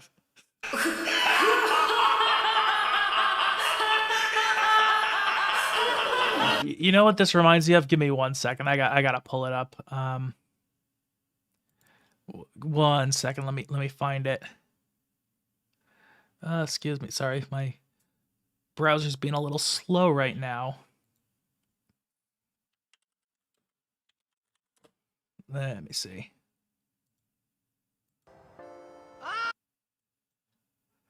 It reminds me of... Come on. It's being difficult. There we go. Come... What the fuck? Okay, sorry. It reminds me of this.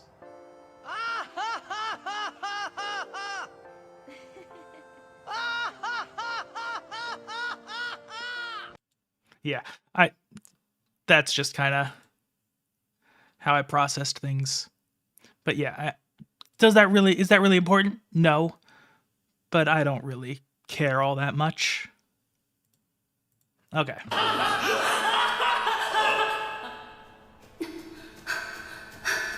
ごめん、ルーデオス君、お待たせ。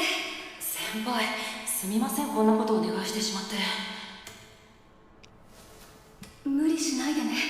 ごめんなさいして逃げても誰も何も言わない相手だから命だけはね。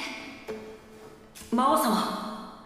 The one thing is, so this duel doesn't end up going the standard way, like a proper duel. They kind of make it more of a challenge than a duel. But part of me always wondered, like, if they actually dueled seriously, like, I wonder who would win, because part of me thinks that Badagari would be able to just overwhelm him before Rudy could really do anything, because he's not a magical guy, but he has a strong battle aura and he's fucking fast.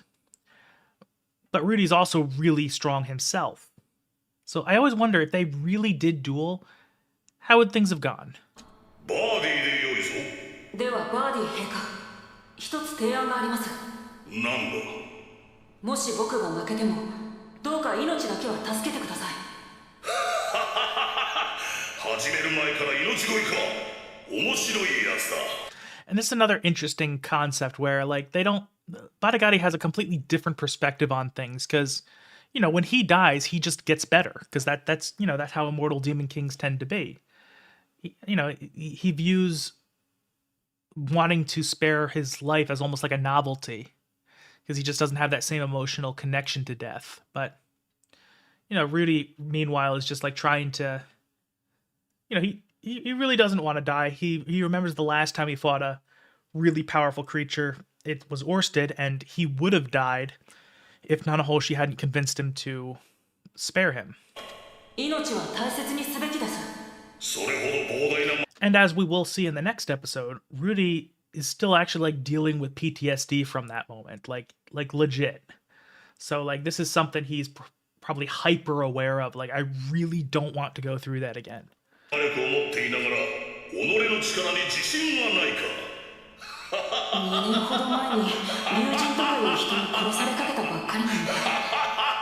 then again, and that is a great moment. It's like it shocks him because he knows that name. He knows how good the dragon god is, and he figures that he doesn't realize that it was essentially a complete one-sided event where Rudy would have died if it wasn't for Orsted's mercy. But like the fact that he's like, you fought the dragon god and lived? What the fuck? So like that immediately takes him off guard and makes him rethink everything. まずい。人神の名前が大丈夫だったから安心していた。オルステッドの方がダメだったか。では、一つ我が輩から提案をしよう。なんでしょうか。一発だけだ。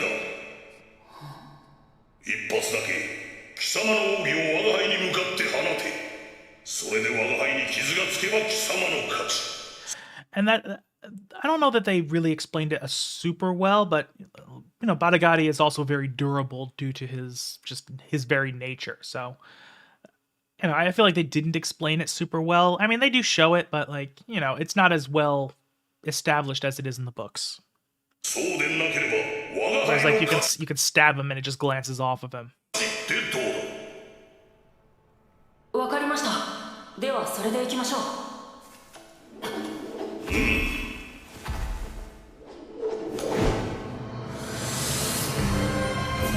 あの時は全て片手でとっさに作った。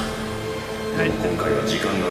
And And I will say, this is something I feel like they should have done this kind of thing a lot earlier, because just showing just how Rudy adapts his magic to influence his spells to make as effective as they can be.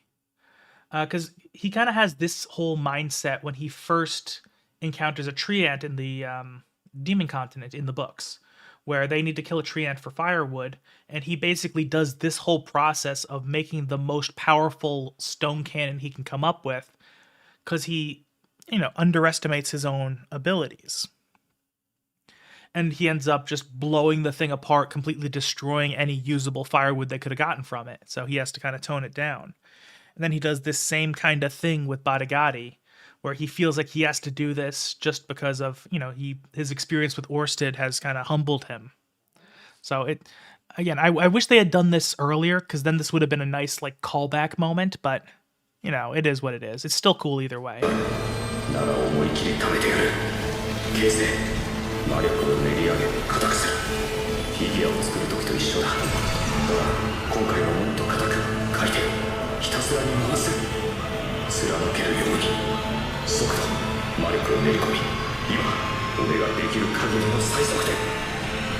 And again, just seeing all the light going on, and I'm not sure how much of this is magical light and how much of it is just all the energy that's going there. It's being released in the form of heat and light. That's the kind of thing that happens. Fire is not just heat; it's also light. But I don't know. But it's an impressive visual nonetheless. And then, of course, Sylphie's seeing that, just holy shit, this guy is strong. And even my cat seems to be a little bit interested in this.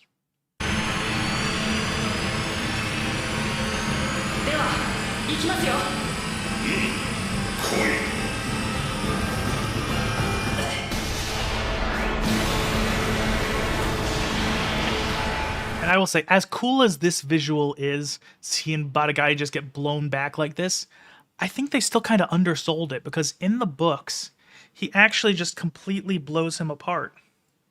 He's actually just in pieces all over the place. And I think that's very funny. Where he completely, again, underestimated himself.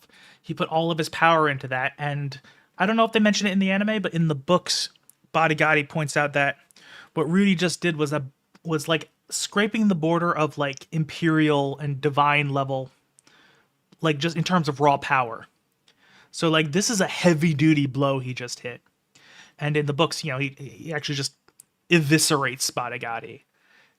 And I think that would sell the idea of just how powerful this shot was more than just blowing him back and knocking his arms off would.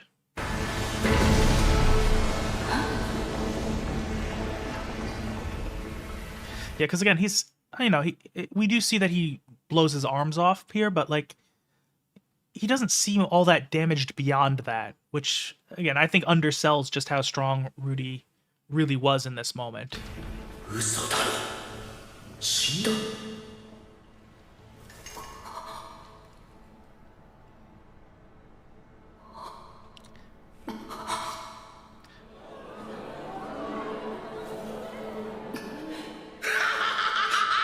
And of course, hearing Badagadi in tiny mode laughing is just hilarious too.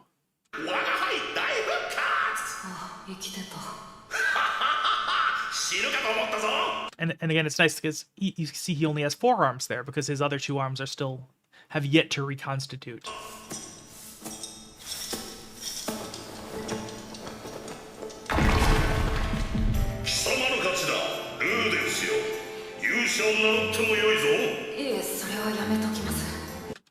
I will say they also don't really explain what that means, where there's kind of almost a social thing of the hero going out to fight the Demon King, and if they succeed, they get to call themselves hero. That's a whole thing. That was a whole thing in the books that just didn't make its way into the anime, it seems. Maybe it'll come back, because, there's still... that dynamic is also referenced when they first meet with Atofi. But, I don't know, that was a neat little thing that I thought was a nice flavor in the books that just doesn't exist in the anime.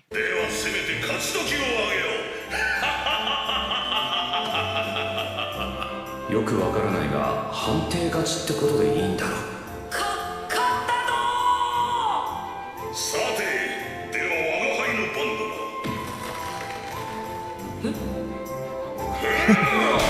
And again, and that's also just very funny, but it's also kind of nice because I think because it shows that Badagati was actually like really holding back at that moment, that he just hit him enough to knock him out, because Badagati could have very, very easily killed him just with that one punch. Like he could have blown Rudy apart in the same way Rudy blew him apart in the books, but like he could see not only that Rudy didn't have the physical capacity he did, but also I think he could see that Rudy wasn't using a battle aura, so he pulled his punch even more than he did with the other beast folk that he dueled, because they were all clearly using battle aura and he knocked them out.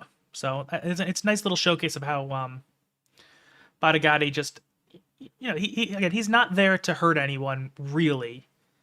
He's just there to have fun. Although it does go back to what I was saying earlier, where like maybe magic can heal CTE, but like all this brain trauma. Honestly, a lot of characters. It explains a lot about a lot of characters if CTE is a thing in this world.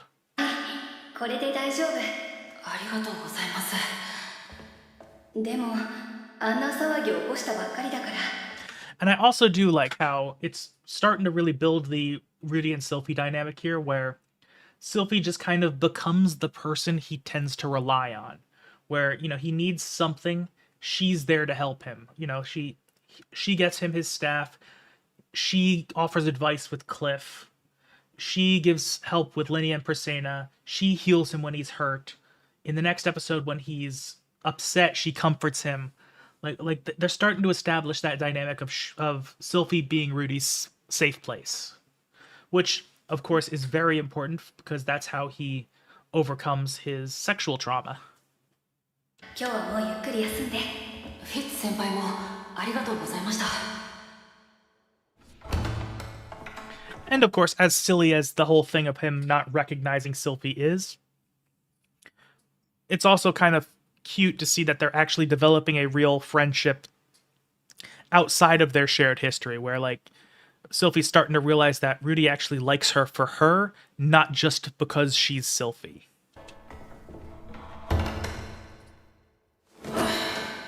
なんだか疲れた。決闘やら魔王やら今日は大変だったな。まあでもこれで会うこともないだろう。 Yeah, famous last words there. But also, it's kind of funny how him dueling with Badagati kind of put all the other Beast Folk duels to rest, where like Rudy would have had just like a situation on his hands that would have been difficult. Yeah, you missed his introduction, unfortunately. Badagati's great. We love him here. And welcome back again. Though I could have probably put that together from the fact that you're in the chat again. But yeah, he's great. Again, he reminds me of Ragnarok Arc Super Gandhi, specifically the version from Kichikuo Rants. Because he shows up in Rant 6, but that version of him is completely neutered. He's not nearly as entertaining. If you ever play Kichikuo Rants, that version of King Gandhi is Badagati, basically.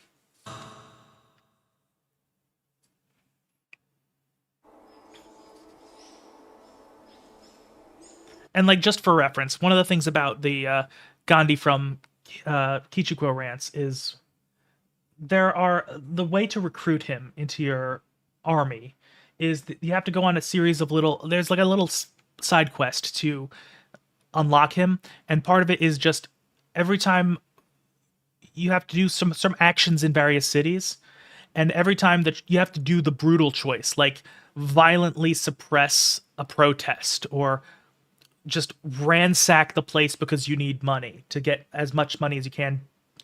And each time King Gandhi ends up seeing Rance do these things, he interprets it in the most positive light possible. Like he's like, oh, is this like some tyrant I gotta fight? And then he sees Rance just massacring civilians, and he gets some dust in his eyes, and he starts to tear up because of the dust. And King Gandhi sees that, he's like, oh, he's putting himself in this position because he knows that's what he needs to unite the people, and he's crying because of what he's doing. He's somebody I need to follow, I need to help. It's just so silly. He's just this hyper positive, Like he's like the wholesome dude at the gym, like the really, how the biggest guy at the gym is usually the most wholesome. That's kind of King Gandhi, and that's who I believe Badagati was based off of. So I really love to see both of those characters. They're great. さすがボスだにゃ。おかげで決闘を挑んでくるやつもいなくなったにゃ。でもまさか魔王まで来るとは思わなかったの。私たちは魔性の女なの。よくぞ守ってくれたの。お礼に胸を揉んでいいの。 And again, I mentioned it before, but they keep doing these jokes. It's never not funny to see Persina pimping Linnea out to Rudy. Like it's just a constant thing. It should get old, but it just doesn't. リニアの。ありがとうございます。 And this is just fucking hilarious. Just look at this frame right here. It's so perfect, and it's especially funny when you consider that Rudy is not horny at the moment. Like, so this is not like sexual to him. It's just like literally him just being like, oh, well, it would be rude to decline such an offer. And then, of course, Linnea just loses her shit and has another amazing face.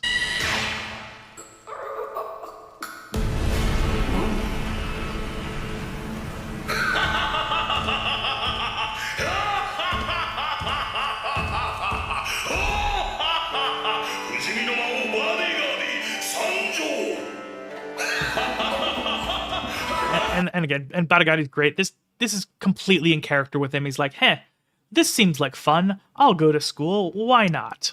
So yeah, he's Badagati's really the kind of guy who just kind of YOLOs his way through life.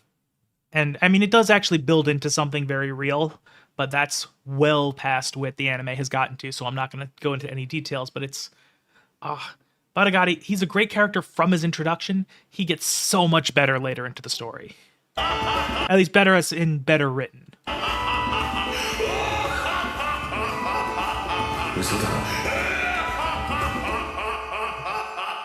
Alright, and I will be right back. I have to pee once again.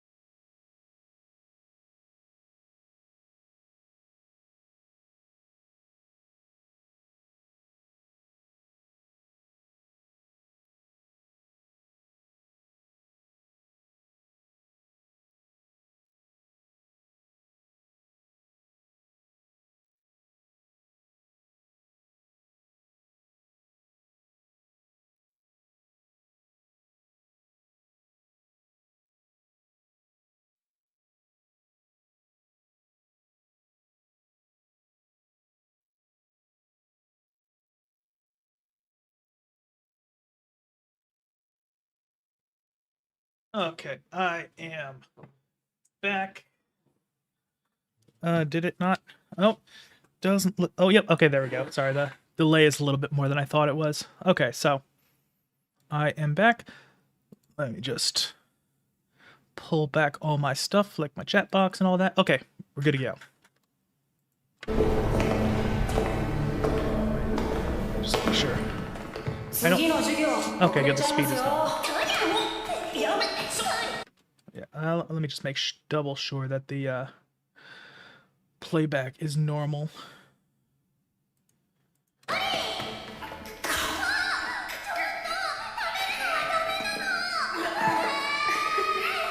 And I also do like how they're starting to show that, you know, once the animosity between Rudy and Linnea and Persena has been kind of resolved, they actually like get along well together. Like they're, you know, being playful like actual animals. Like, you know, This is very dog behavior from Persona.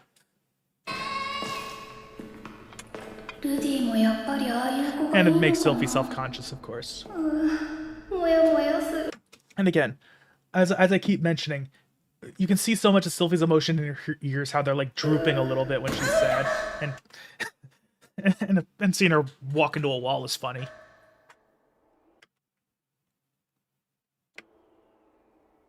あなたルーデンスが通るたびにそちらを見てますわね Yeah.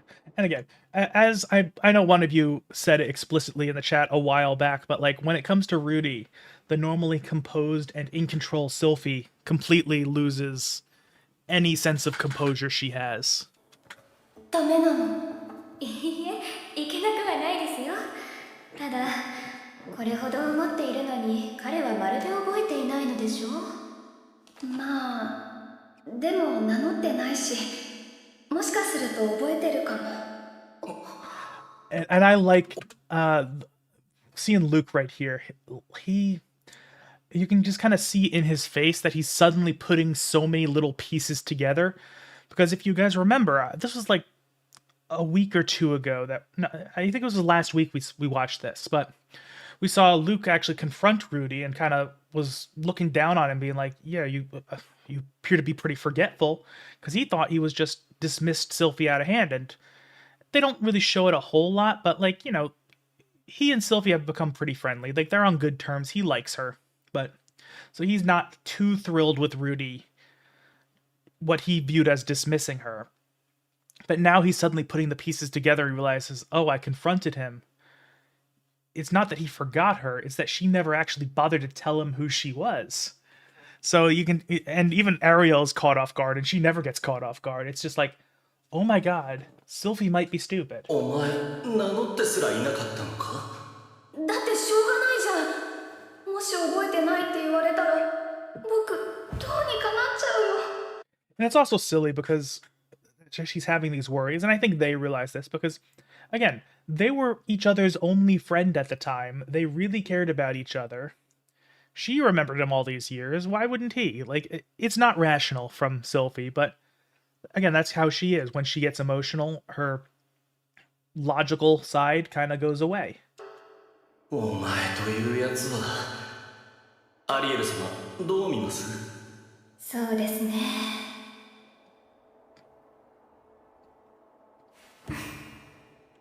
シルフィー Yeah, that's also true, Alan. ルーデンスの件はあなたに任せますフィッツを使っても構いませんからあなたの好きにやりなさい Okay, and I do also like this because while Ariel does kind of stay out of it, she also does kind of meddle as well. Like, she gets involved in a sense, but I also think it's kind of neat because, you know, Ariel, her big thing is her power comes from her ability to read social scenarios and use that to her advantage.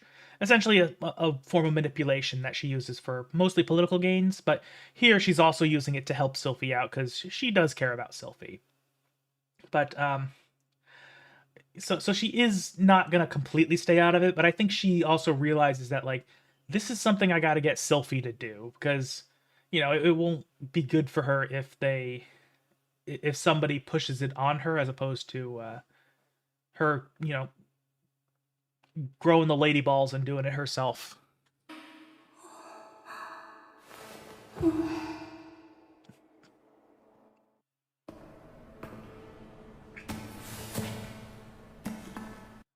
Or I guess more accurately, Ariel isn't going to bail her out, but she will help her.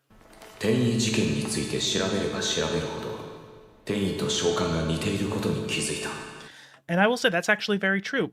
Teleportation magic and summoning magic are very closely linked in the Mushoku Tensei world, and also, once you do know why the teleportation incident happened, it being connected to summoning magic actually makes a whole lot of sense. 呼び寄せるのと送り出すあらゆるものが似通っているしかし決定的に違う部分があるそれは人間は召喚できない Okay, and well, it's true that you can't summon people directly in the way that Mushoku Tensei tends to frame it. I will say Old Dragon's Tale actually really adds a lot of context to that, because in Old Dragon's Tale, it was, they call Mushoku Tensei the six-faced world, when in reality, 5 of those faces have completely collapsed, where this world, which is originally the human world, kind of drew in elements of all the others, because they were built to kind of complement each other. They were all flawed, but they balanced each other out. And each race lived in one of the realms. So like the dragon race lived in the dragon realm, that kind of thing. The beast race lived in the beast realm, where the human race was just grassland. There was one realm that was just ocean. There was one that was just mountains. And that's how they all eventually, and when they collapsed together, that's when they eventually formed the mixed world that we see here. But with when they were still separate, it was known that, sometimes due to the magical imbalances, people would just kind of get pulled from one of the faces to another and just be teleported randomly. And that was just a known thing that happened that they had to kind of account for. So it's interesting that Rudy points it out, because, people kind of were summoned completely by accident, just as a natural matter of course, before everything kind of collapsed together. So he's kind of right, but he's also like, there's more context that makes him less right than he thinks he is.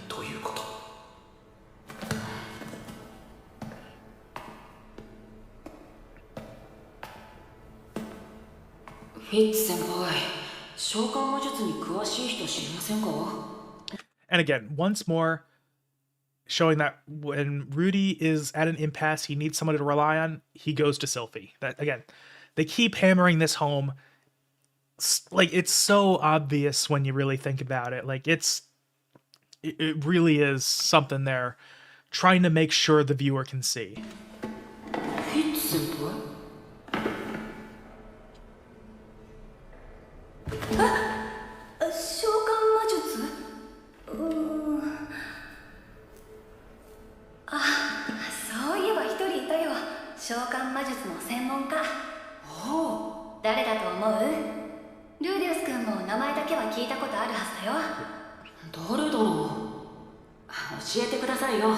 And I also do really like how, even though Sylphie is still kind of insecure and afraid, she is able to use her persona as fits, as kind of way to boost her confidence a little bit in the moment. And I like how, she's kind of leveraging her friendship with Rudy, and she's actually willing to kind of tease him a little bit. Like, she's like, that shows that they're actually getting close, and it's not just an infatuation she has. Like, they actually like each other. 特別生のサイレントセブンスターさ。聞いてたのは名前だけじゃない。食堂のメニューの改善や制服、黒板の考案など、この学校に残した功績。Yeah, and then that's the world building that explains why in universe they why this looks so much like a stereotypical Japanese high school, because we'll see that Nanahoshi is the one who made it that way, because she's also isekai'd. Oh, you're gonna become an uncle? Hey, that's pretty cool. Congratulations. Yeah. It's also kind of weird for me, because I am, in a sense, an uncle, because my dad is getting married to his fiance. Well, they've been together for years, so they're basically a married couple. They just only recently decided that they're gonna actually like go through with it. And his fiance's son is somebody who was already like well into adulthood before they knew each other. So he's technically gonna be my stepbrother, but I don't like view him as such. So he recently had a kid. So it's kind of weird for me to think, oh yeah, I guess I kind of am an uncle, I guess. So I kind of feel the same kind of weirdness. I guess I also became an uncle before season 3 came out. そしてそのほとんどは俺が前世から知っているものだった。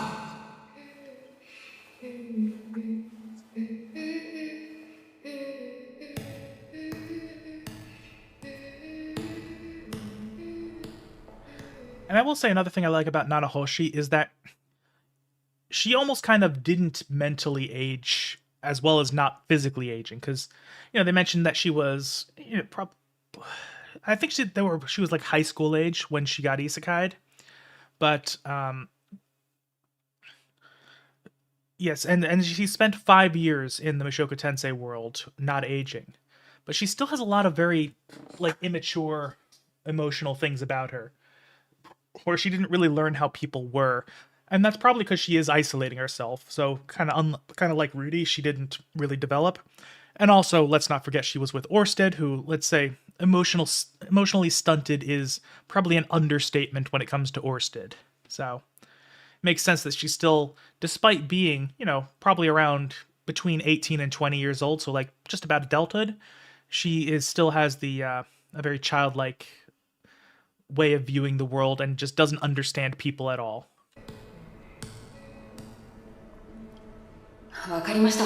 Although, honestly, now that I think about it, I would not be surprised if Nanohoshi's autistic. Like, she kind of has a lot of the markers of it. じゃあ会ってみます。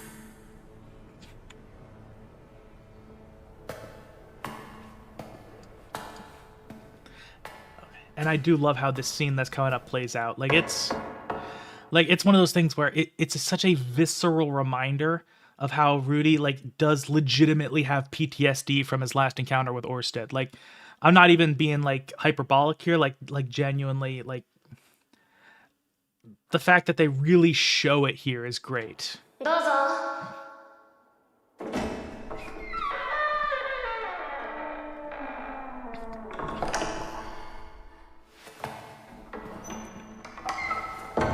Sees the mask, and he immediately has a flashback and a panic attack. Like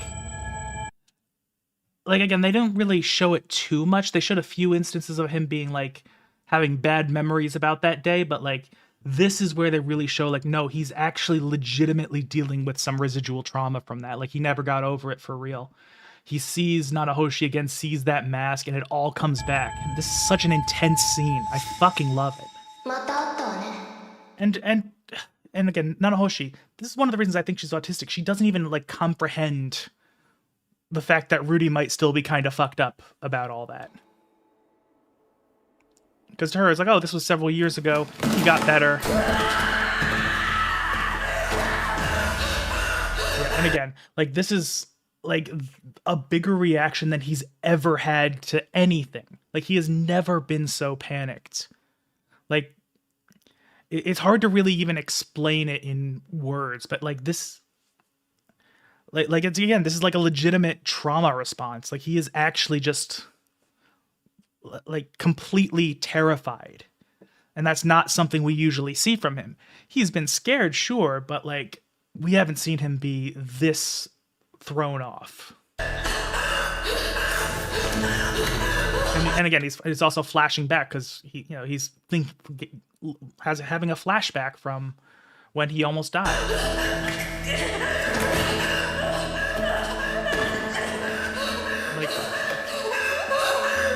Holy shit! This gave me fucking chills. When I first saw it, holy shit! Honestly, this one moment here is one of I think the best storytelling moments in the story so far. They really showed just how messed up he really is over almost dying. And again, Nanahoshi just doesn't even realize that he's actually having a panic attack. She just doesn't get it. And we'll see that Nanahoshi is not a malicious person. She's just kind of a fucking moron at times. And at this point, even just removing the mask would have done a lot to calm things down, and she just doesn't at the moment. But then, once again, we see that Sylphie is Rudy's safe place, where, again, every time he's in trouble, she's the one he ends up relying on.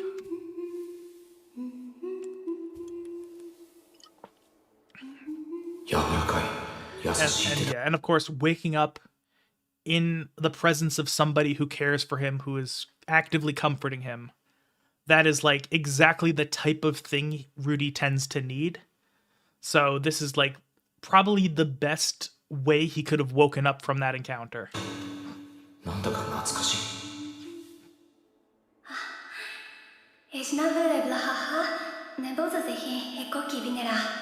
And I also do like how they actually they switch back to the original human tongue, because, you know, human tongue is not Japanese, but they do tend to represent it as Japanese, just so the Japanese viewers don't have to constantly read subtitles for a fictional language. But now that it's actually going to become relevant that Rudy can speak actual Japanese, they switch back to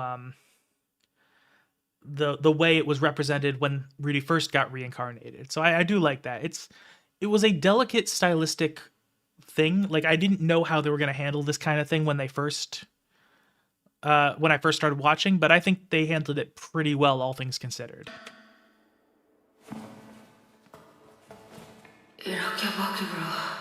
Although, I will say it does kind of give away that it's relevant, the language that they're using, because normally, you know, they wouldn't do it like this. They only do it to highlight the fact that this is a different language.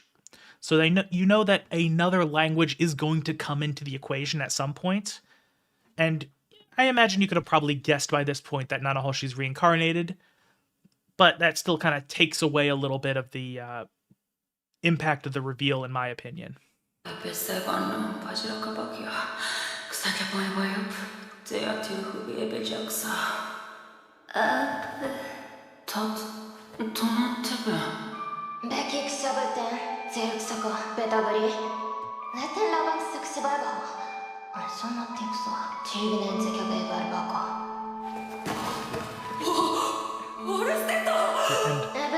And again, even after kind of recovering from that, he's still kind of having a bit of a panic attack. Like, it's like honestly, I'm not too knowledgeable about like the psychology or how PTSD manifests, but like, I fucking felt it with this, with how Rudy is in this series of scenes.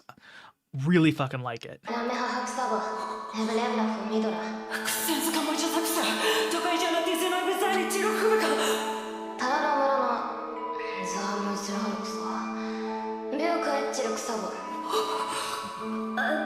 And of course, Nanahoshi, again, she's not right in the head. Where, like, she is saying, like, the absolute worst things she could be saying right now. Like, she could have just left it at, hey, he's not planning on coming after you. Like, don't worry. But she had to elaborate, had to make things worse.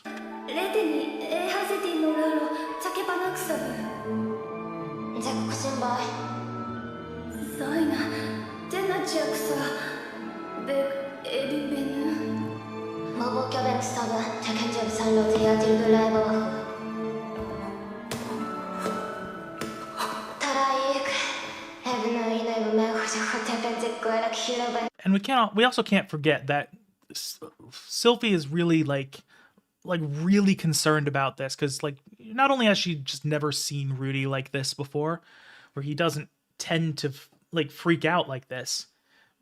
Not long before, he also like just won a duel with the immortal Demon King Barigari. So like, she knows something seriously wrong if he's this scared.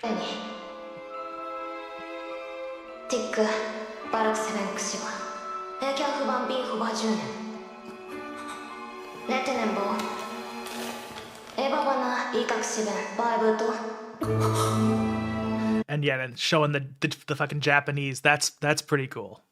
I like that reveal right there. Like, actually seeing Japanese written out, especially since we've seen human and demon tongue written out before. We know it looks nothing like Japanese. It's neat.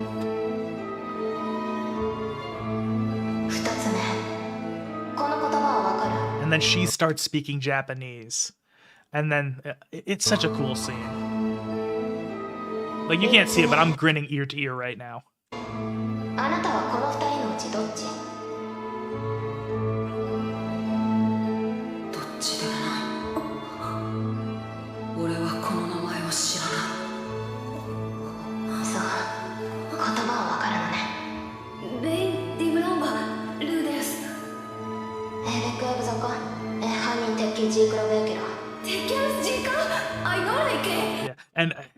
And this just doesn't make any sense to Sylphie, because Nanahoshi doesn't realize that, but you know, they grew up in the same village, so it's probably confusing as hell to Sylvie, and I don't think Sylvie even ever fully learns that Rudy is reincarnated.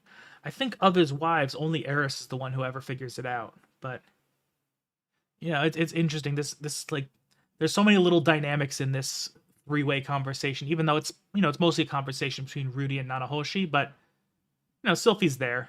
じゃああんたもそうなのか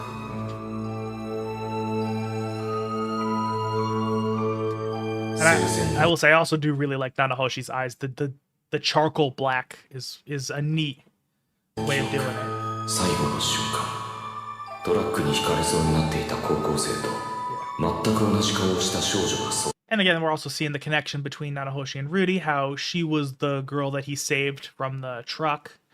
And, once you kind of know how the whole reincarnation and all that happened, it does actually make sense that they would have been in the same place when they got reincarnated. It's a whole thing. It's actually not that important to the plot, but I still don't want to reveal it to anybody who might be an anime only. 私の名前は七星静香日本人よそれにしてもあなた生まれはどこアメリカヨーロッパでも日本語はわかるし Yeah, and that's also another interesting thing that it doesn't come across super clearly just because, ethnicity in anime tends to be somewhat ambiguous. But, like, Nanahoshi is Japanese. She looks Japanese because, this is her actual body that's been transported. But when Rudy got reincarnated, he reincarnated as a white guy. So he does not appear Japanese. So that's why it's very confusing to her that he speaks Japanese. Because, you'd think, as much as, obviously anyone can learn another language. But, generally speaking, most of the people who know Japanese aren't white. もしかしてハーフ何にせよこれで一歩進展やっぱ生かしてもらって正解だったわオルステッドが知らないって言った時点で And that line also means a lot more once you kind of know how things work in this world. Like, I had a feeling as soon as Orsted said he didn't know you, like, that's a cool line in hindsight. なんとなくそんな気がしたのよねこれからよろしくね But I also do like how they finally start, like, humanizing Nanahoshi a little bit, where you see that, no, she's not, like, actually, like, creepy and malicious, she's just fucking stupid. Like, I mean, she's highly intelligent, obviously, but, like, socially, she is, like... Socially, she has... Like, when I say Linnea and Persena share the same brain cell, Nanahoshi doesn't even have that much when it's socially speaking. So, she's... Again, it's one of the things never attribute to malice, what can be adequately explained by ignorance. That's kind of how Nanahoshi is in social settings. あと名前教えてよルデウスグレーラットそれはこっちでの偽名よね本名は警戒してるのね And that's another stylistic decision I do actually really like, how Rudy is very, very hesitant to ever say his Japanese name. And, he considers himself he considers himself kind of a mix between his old and new self, but he always identifies himself as Rudy. And even when, like, there's one point in the story, in the books at least, where he actually does say what his old name was, he never actually says it to the reader. So he never says it in the narration. So you never actually learn what his original name was. So it's a stylistic decision that I actually really like. And I like how they're kind of playing around with it. How, I wouldn't be surprised if he would have said his real name had Nanahoshi pressed it. But at this point, she's actually at least smart enough to realize that, like, oh, he's like, probably doesn't trust me. And that's probably reasonable. わかるわよあんなことがあったんだしでも安心して私は味方だから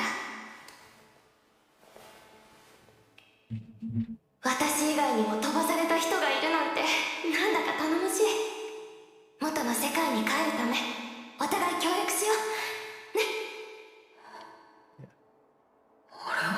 And I also do like this because it shows that they have a bit of a connection inherently, like the idea that they're both isekai, they have this shared experience, they understand where the other is coming from, and they're the only two people in the world who do understand. but at the same time, they have completely different mindsets where Nanahoshi is desperate to get back to the I'm not gonna say the real world, but their original world.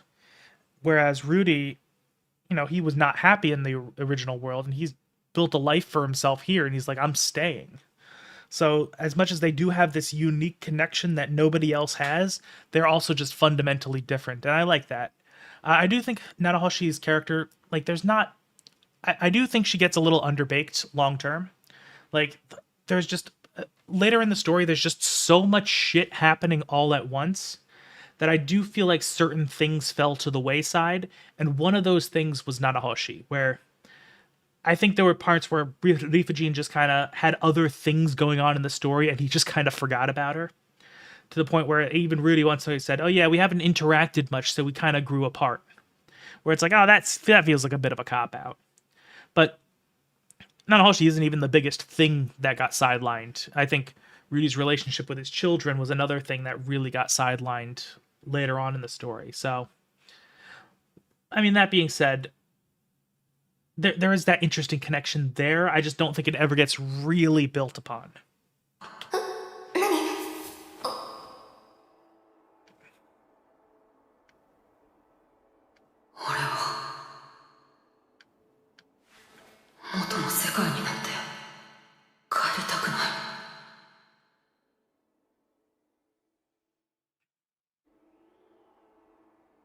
And that's a bit of a mic drop moment. She didn't even think that he might not want to leave.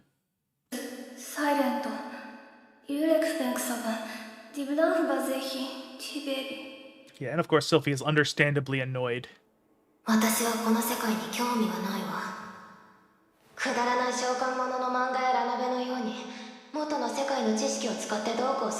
Yeah, and there is a little bit of self-referential humor there where she's mentioning, like, oh yeah, I'm not gonna do it like some light novel, which, yeah, Rifujin had a few little notes like that, mentioning, oh, this isn't a light novel. Things don't work like that in this world. It's always amusing. What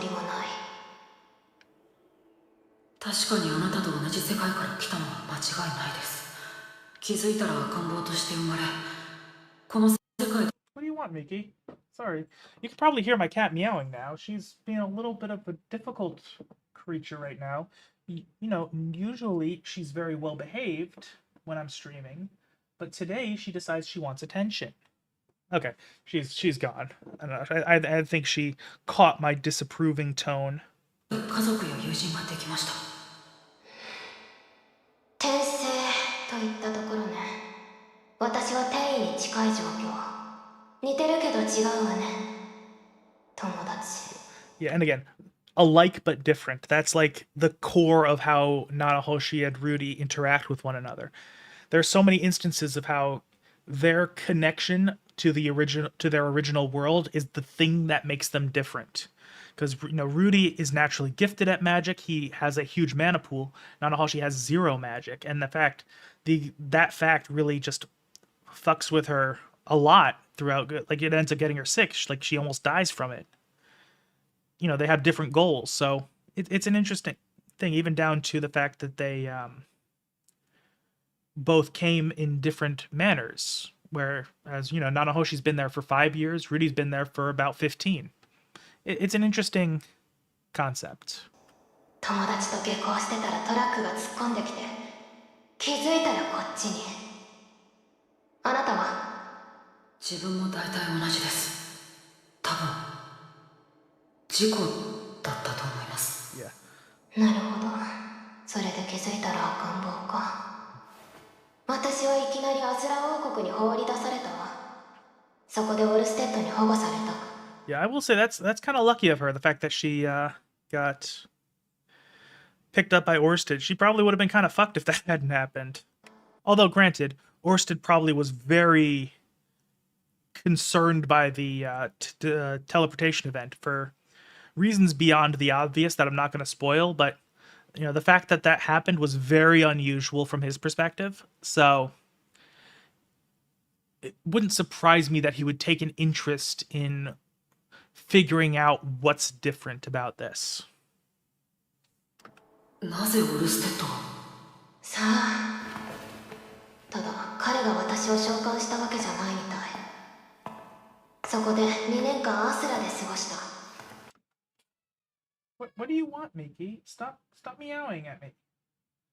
Like, you have food, you have water, you have a scratching post, and like when you come up, like if you hang out next to me, I'll pet you, but like, stop meowing. 言葉もわからないから勉強して読み書きも覚えた。その後はあの人に連れられて世界中旅した。あっちこっちに敵がいて戦いばかりだったわ。あなたとの戦いもその一つ。でもなんか他と様子が違ってたからオルステッドに頼んで生き返らせてもらったの。 And that is also another interesting fact. You know, Nanahoshi has shown herself to not be very good when it comes to people in general. Like, she's like as bad as Rudy was at some point. But even she could see that there was something different about Rudy compared to all the other people that Orsted attacked. And it's also not surprising that Orsted attacked Rudy after learning about Hitogami. So, like, because generally speaking, the only people who know the name Hitogami are the people that Hitogami has interacted with. So, when you understand Orsted's perspective, it is definitely understandable why he would react in such an explosive manner, even if it wasn't like the best decision at the moment. But like it's understandable when you consider it. And honestly, if I was in Orsted's position, I might have done the same thing. Which, they'll explain it later, past where the anime is currently. So I'm not going to say it too much now, but you know, it's understandable. But it is interesting that Nanahoshi picked up on that, despite the fact that she is almost like socially blind. それにしてもどうしてオルステッドは人神と争っているんですか？私も詳しいことは知らないわ。けど個人的な恨みだって言ってたわね。そんな理由でいきなり襲われるのは勘弁してほしい。人神はさておき、元の世界に帰るための情報集めとメモの2人を探すために1年で世界中を回ったわ。1年で世界を？そう、特殊な方法を使ってね。どういう方法？ Yeah, and of course she's going to talk about the teleportation circles, which are going to become very important much later on in the story. But also they connect with what Rudy was talking about because he was trying to essentially study teleportation and summoning by proxy. So this is actually very relevant to him. 転移魔法陣って知ってる？名前だけは。でもすでに存在しないと聞きましたけど。神魔大戦の頃に作られた遺跡には残ってるらしいわよ。 And that's one thing. I really hope that that Rifujin eventually actually decides to go into the Human Demon Wars, because I think there's some interesting stories that can happen from there. In particular, I really want to see like how Kishirika is at full power, because like I wonder if her personality is even different when she's not in lolly mode, because she was like a big force in the original Human Demon Wars. So and they're also they fundamentally shaped the dynamic of the world. Like the fact that humans and demons are at peace in this current setting is unusual. Like it's only been a few hundred years, and for thousands prior they'd been in conflict with two massive wars in the as part of that. So I think there's some interesting stories that could be told there. And Rifujin does seem to be willing to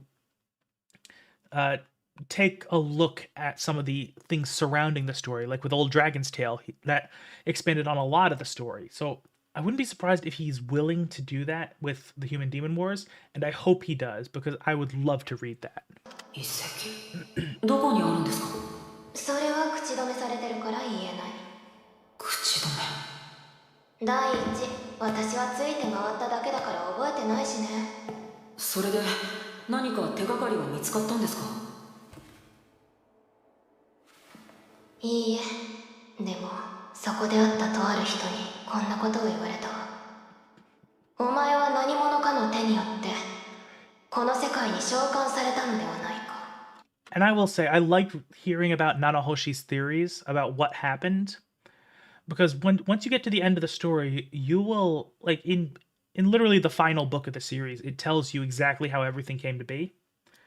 So you actually do end up learning how Rudy and Nanahoshi came to this world, why the teleportation event happened, and all this other stuff. And it actually matters less to the core plot than you would think it would.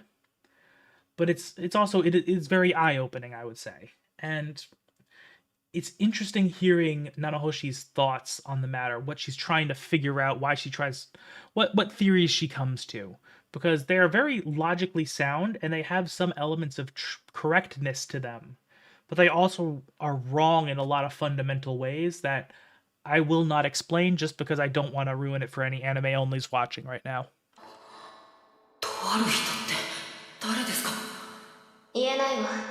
自分のことは誰にも言うなって言われたの。なぜ？私たちはこの世界にとって異物なの。歴史を大きく変えるようなことをすれば。And I do like this line here because this is 100% bullshit. The fact that if she does anything to significantly alter history, the world will erase you. Completely incorrect. However, that's probably something Orsted told her to try to keep her from fucking with things, because for reasons I can't get into right now, Orsted doesn't want any significant deviations from what he expects of the world. And there are definitely reasons for that. But she's also kind of correct that there is a scenario where the world could erase her. But it's not what she's thinking. It's bullshit on multiple levels, but I really like it because of that. きっと世界に排除される。だから自分に必要なものしか作らないし、利がなければ提供もしない。世界に排除？ SF とか読んだことない？よくあるでしょ。And this is just another connection between Nanahoshi and Rudy, where this was Rudy's thought process when he first came into the world, where he kind of interpreted things through his otaku lens, where he viewed things as a typical Japanese, fantasy isekai, where this is just how he assumes the world operates on those principles, whereas Nanahoshi has a slightly different perspective. She's a sci-fi fan, so she views the world through that lens, and this is just her assumption of how things work. And she's just as wrong as he tended to be, but she has some kernels of truth to it and has some accurate observations, just like Rudy did. It's really neat. I really like this. Is a very nuanced dynamic between the two, and I think they're portraying it pretty perfectly. そういうものはタイムスリップしたやつが気にするべきことじゃ。まあいい。ここでは魔法陣の研究を。そう、大学の文献を読み漁って独学でね。And I know they don't get it. They don't get to it in this episode, but I do hope that they really start going into how magical circles work, because I find it very cool, because it's almost like I view magic as almost like computer programming in Mushoku Tensei, where the magic of like an incantation is like you're running a program where it has these specific sets of parameters preordained, and the incantation is kind of what the mana channels through the incantation, and it goes through those preset parameters, and that's how the magic forms. Magic circles are kind of the same thing, except they're much more involved, much more intricate. They're kind of designed beforehand, and then once you pump mana into them, that's when they actually do their actual process. So it's much more of a technical thing than it's been portrayed so far. So I really hope they go into that, because I think that's one of the coolest things about Mushoku Tensei's magic system, where it plays itself off as a soft magic system, but it's actually like the hardest of hard magic systems. この世界の人間は考えが凝り固まってるわ。誰もやったことないものをやろうとするなら人に教わってもできないでしょ。魔力がある前提で話されても困るのよね。魔力ないんですか？そう、私の魔力はゼロ。あなたは魔力あるのよね。はい。He has more than some, but she doesn't know that yet. I mean, eventually that'll come to the crux of their arrangement before they become friendly with one another, where, Rudy has mana to spare, so he can actually just dump mana into her experiments to, actually let her test her theories, which is kind of cool. 性と転移の違いかもね。ちなみにこの世界ではあらゆるものに魔力が宿ってるそうよ。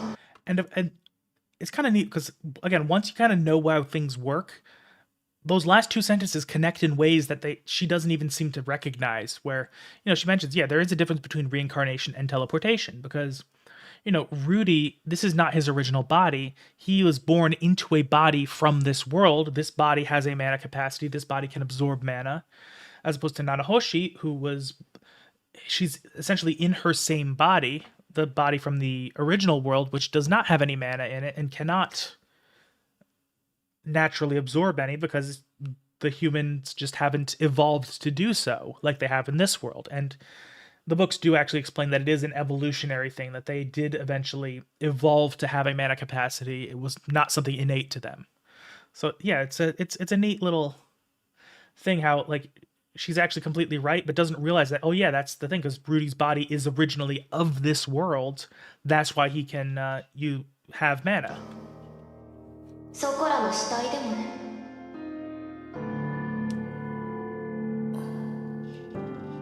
あと、そう。これもあなたに当てはまらないのかしら。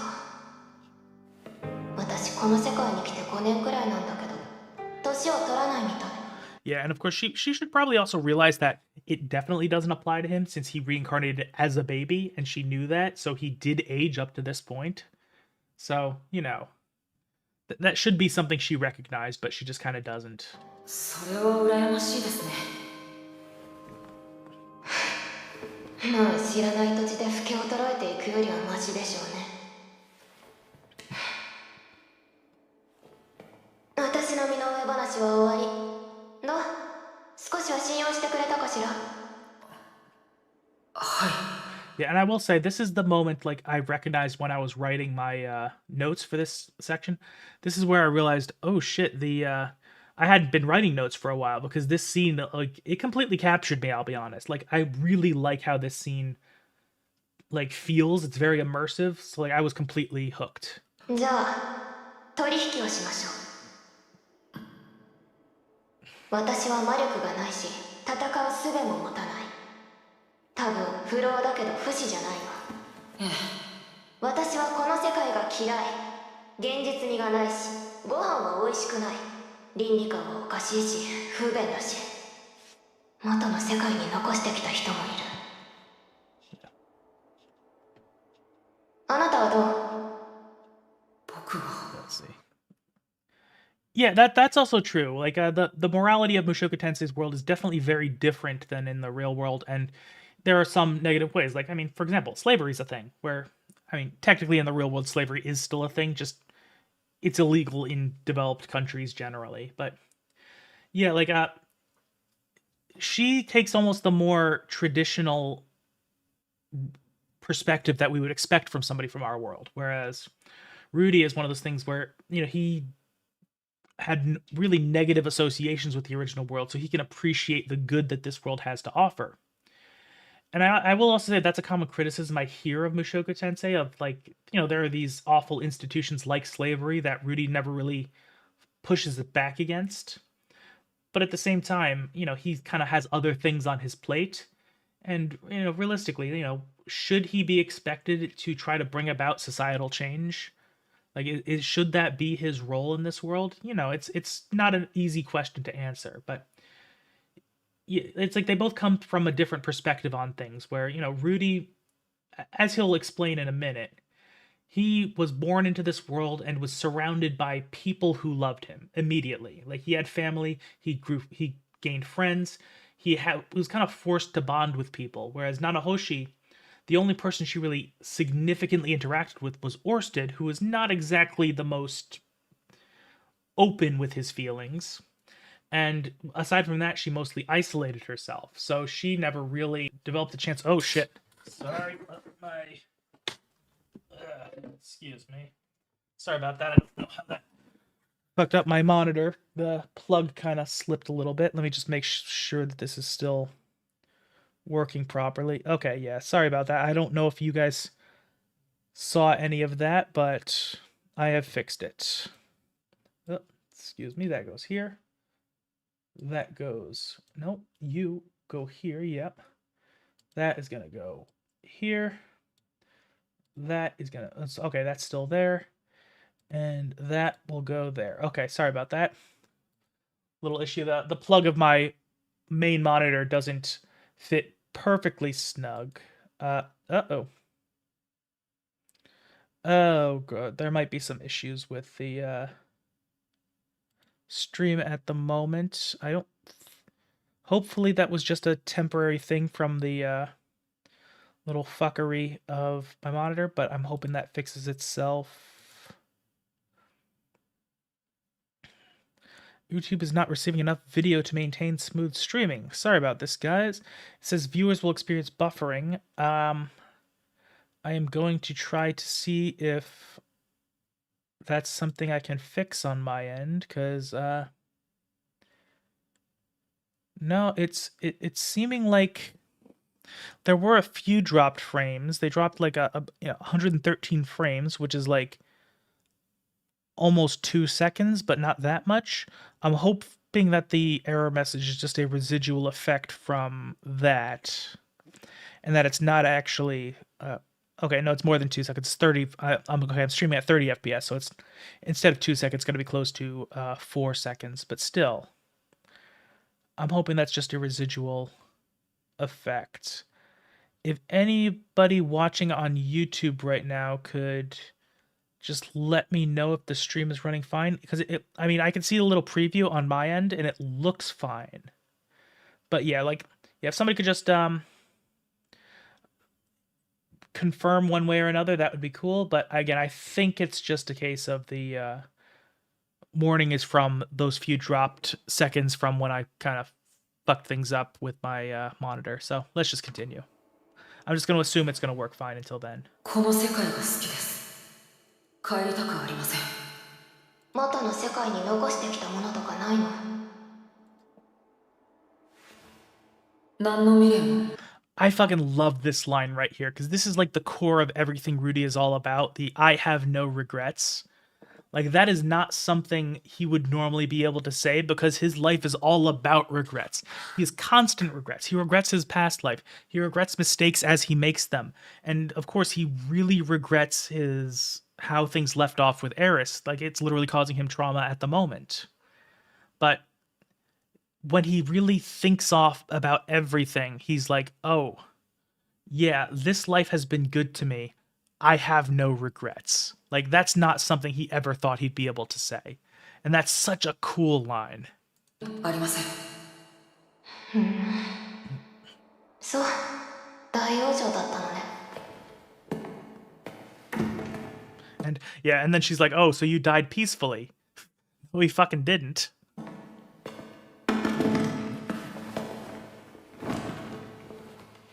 私とあなたでは目的が違う。けど互いに欲しいものを持っている。Yeah, and like we were talking about earlier with Rudy having his old transactional mindset that he's kind of mostly grown out of now. Nanahoshi has kind of the same mindset as him, because like in many ways she mirrors the person Rudy used to be. So now, she has the transactional mindset where, they're going to exchange things that each other wants. だから取引よ。僕が持っているもの。さっき話したでしょ。魔力。あなたには実験を手伝ってもらう。私はあなたの知りたいことを。And I also do like the acknowledgement that Sylphie's still there. She has no idea what the fuck is going on. She's just kind of sitting in the, sitting in the cuck chair and not, they're speaking Japanese. She doesn't know Japanese, so she's just kind of uncomfortable. 要するにギブアンドテイクの関係ってことですか？そう。 Especially since she asked earlier to be included in the conversation and they just didn't. What do you want, cat? Hey. So, yeah, there's a cat on my desk. Hey, Miki, you want to say hi to the chat? Come on, say... Oh, excuse me. Oh, say hi, girl. Meow. No, she doesn't want to... Okay, so let's put you down here, because I don't want you blocking the monitor. I like you, but, don't be getting in the way right now. では、協力しましょう。そう、ありがとう。先に言っておくけど、後になってやっぱりやめたはなしね。男に二言はありません。そそういう日本の言葉を聞くと感動する。 And they don't really show it a lot in the anime, but one thing I do like about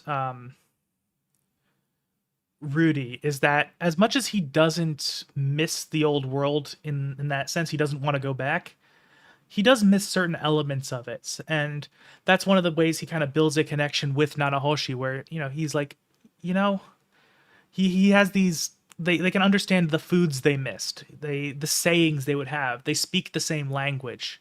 You know, there's this connection they used to have, and there is comfort in that. And, you know, later there's going to be bits of Rudy having that sense of missing his home a little bit. Like, they completely skipped over it, but there's the point where he has the fried chicken that he ends up, the karage, that he loses his shit over, and that ends up causing the death god to lose his passion, not lose his passion for cooking, but give up on his dreams and become significant to the story. Or how he goes on this huge quest to be able to eat egg on rice again, and when he finds that the ogre alcohol tastes like soy sauce, he gets really excited. It was a nice little minor part of his character that I think they kind of got rid of in the anime, but I don't know. I think it would add a lot to his dynamic with Nanahoshi if they had shown it up to this point. じゃあ差し当たって何か知りたいことはある。転移事件について調べてるって聞いたけど。誰から聞いたんですか？うん。ベカフサ。ラジアキ、ザカープタイル、エヴァンボーシュ。七星さん、ここからはこっちの言葉で。わかったわ。 Yeah. Okay, and then that's at this point they transition to the scene, and now they're back to Japanese meaning human tongue. So it was a nice little, it's a nice little stylistic thing there, because, you know, I find the way that they engage with languages in this series to be quite interesting. 例の事件の仕組みはわからないけど、5年前ちょうど私が来た時と合致するわ。つまり。 おそらくあの事件はその時の反動で起こったもの。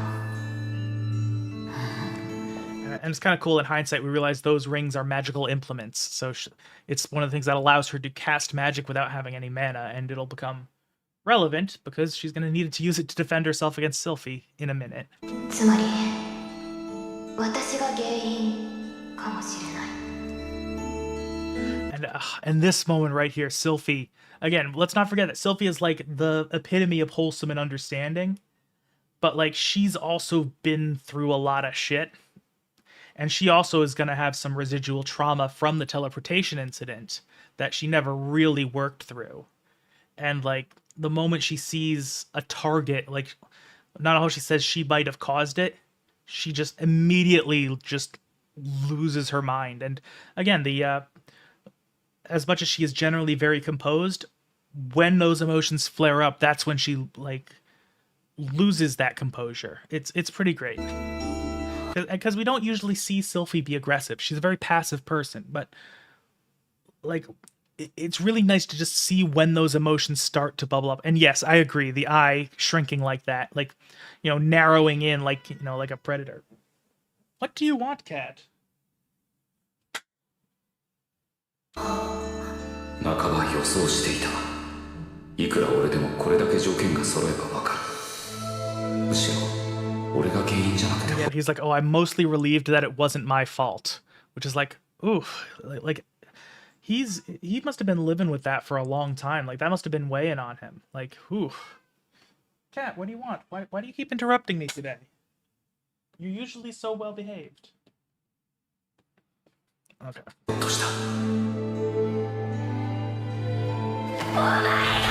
Yeah, and again, she just immediately gets, like, just completely loses it, and, like, you don't see her yell that much. Even when she's upset, she doesn't tend to yell. She's just, all of her pain is bubbled up to the surface, and she has somebody to let it out against, and, like the fact that she's not normally like this is what makes it so much more real.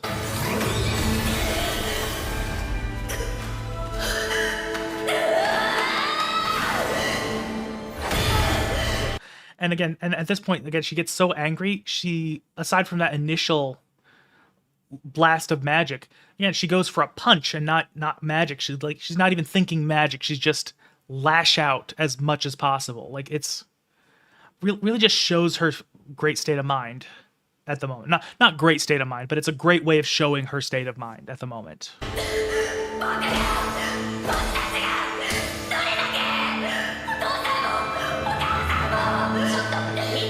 And I feel like this is also probably like one of the first times she's really letting herself feel the grief of everything she's lost at this point. Because, she did lose her parents during that incident. They never really discussed that. And, pretty much since the moment she was teleported to the middle of Asura, she kind of had something to occupy her mind, to keep her busy, to distract her from everything she's been through. And now there's like nothing to distract her anymore. And that's when she kind of is, she's kind of probably been like suppressing it a little bit for most of the last 5 years. And now she's, it's finally kind of getting to her.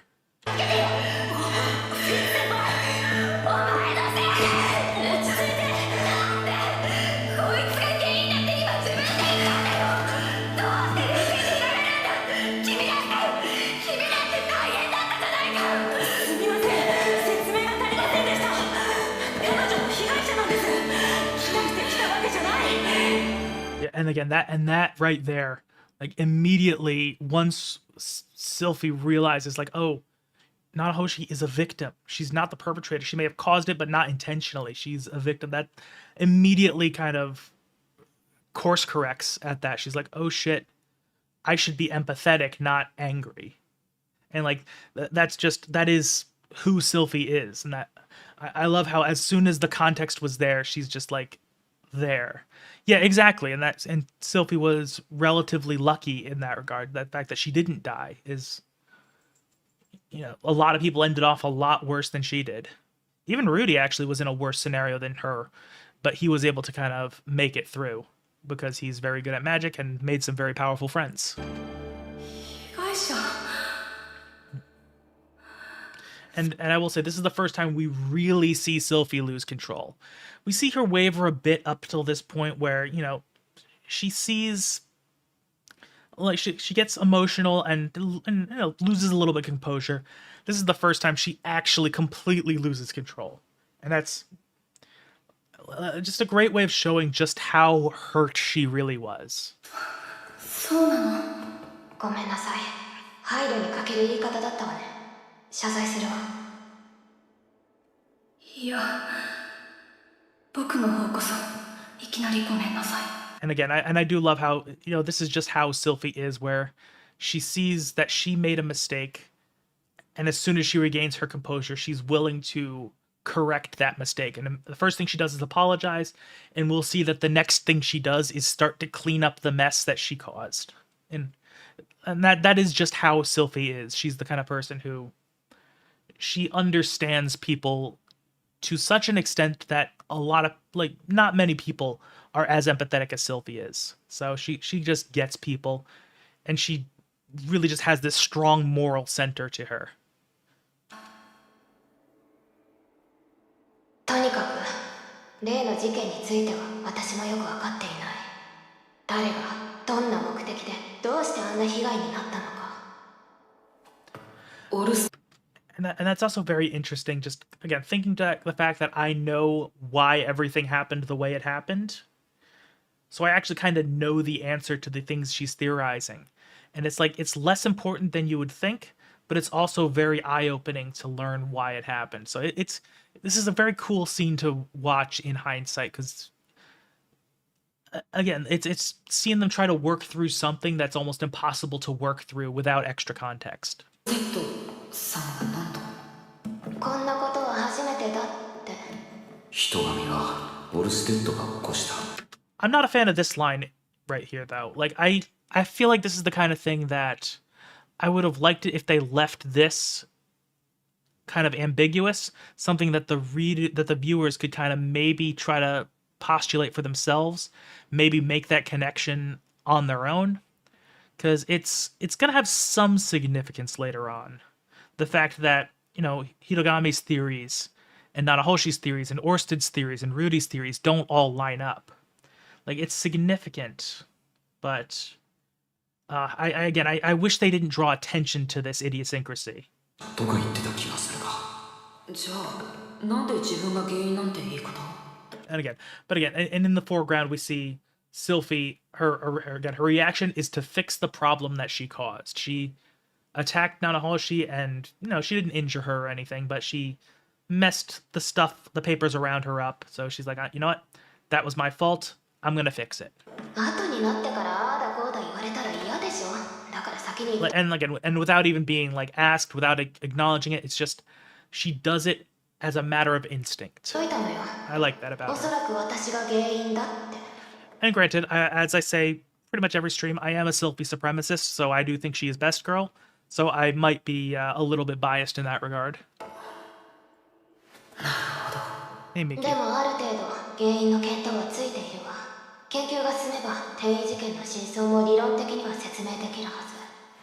And that's also interesting, like, because honestly, again, I know why the teleportation incident happened.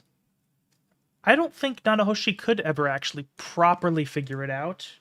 Maybe she could. I mean, if she has the rest of her life to study it, but there's a lot of extra factors in that would be really hard to figure out on your own. Like things that like make perfect sense, but you would never think of. And Mickey, what I got a cat on my desk. Sorry. Yeah, she seems to be very clingy today. I don't know why.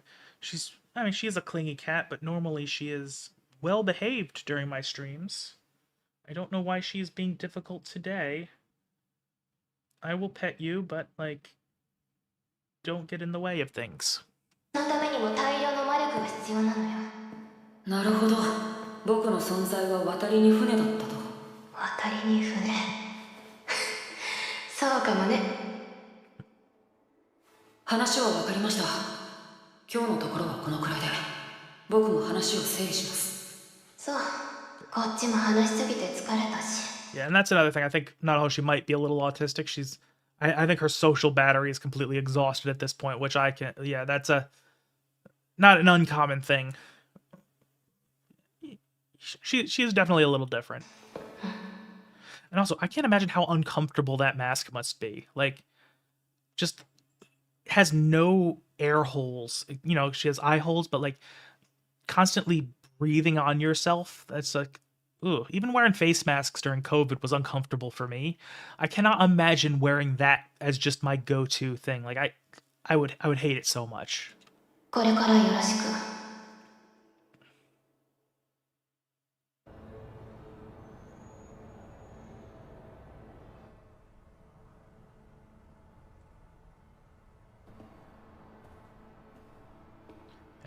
And I also do like the choice of no music here right now.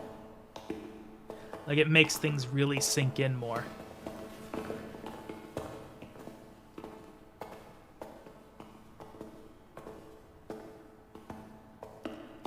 Yeah, just letting this moment sit like that, I think is a good choice. 彼女のことどう思ってるの？正直気に食わない部分はありますが、信用します。一応。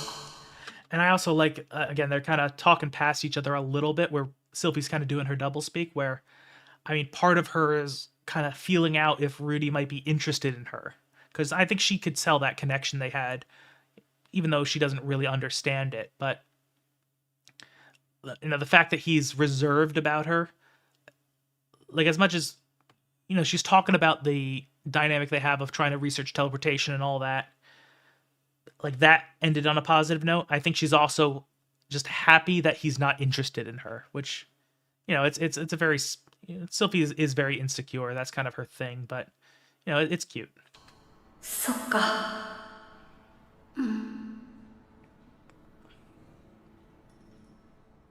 ならいいんだ。And yeah, once he realizes that Nanahoshi isn't necessarily competition, she perks right back up. She gets all happy. Her ears are perked up again. Sylphie is adorable. 心配してくれたんですね。ありがとうございます、先輩。いや、心配ってわけじゃ。まあ、どういたしまして。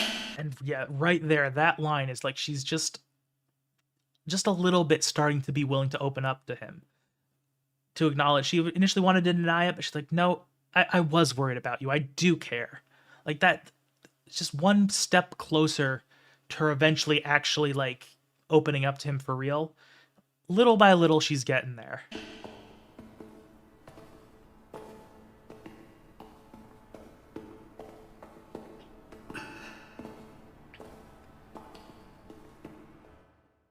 Okay, and ultimately, and yeah, that's the end of the 3 episodes for today. I do apologize for starting as late as I did. That was unintentional. I just, I woke up without getting very much sleep, and I realized, oh shit, yeah, this is not gonna work. So I kind of postponed it at that point, but I'm gonna try to avoid that happening again. Can't say it'll never happen again, but if I'm ever not streaming at 9 a.m. on a Sunday, just check my community tab. If there's something changing things, I will have a post there. But yeah, I'll try not to let it happen again. But you never know. But ultimately, I had a really good time with that one. I think just because of how late it is, I'm not going to do any video essays today. Next week for sure, I want to do at least 2 next week, maybe 3, to make up for this time we lost. And I'm also going to try, I can't guarantee, try to get edited versions of what I've already looked at uploaded and edited and uploaded, so that might come out soon. So hopefully that's a thing, but we'll see. And as usual, the VOD is going to be down for a few hours while I let the edits process and all that stuff, because copyright claims are going to do that, and I do not have any control over that. So if you are the type of person who likes to watch the VOD to see what you missed, or just to watch it overall, sorry about that, but there's nothing I can do about it.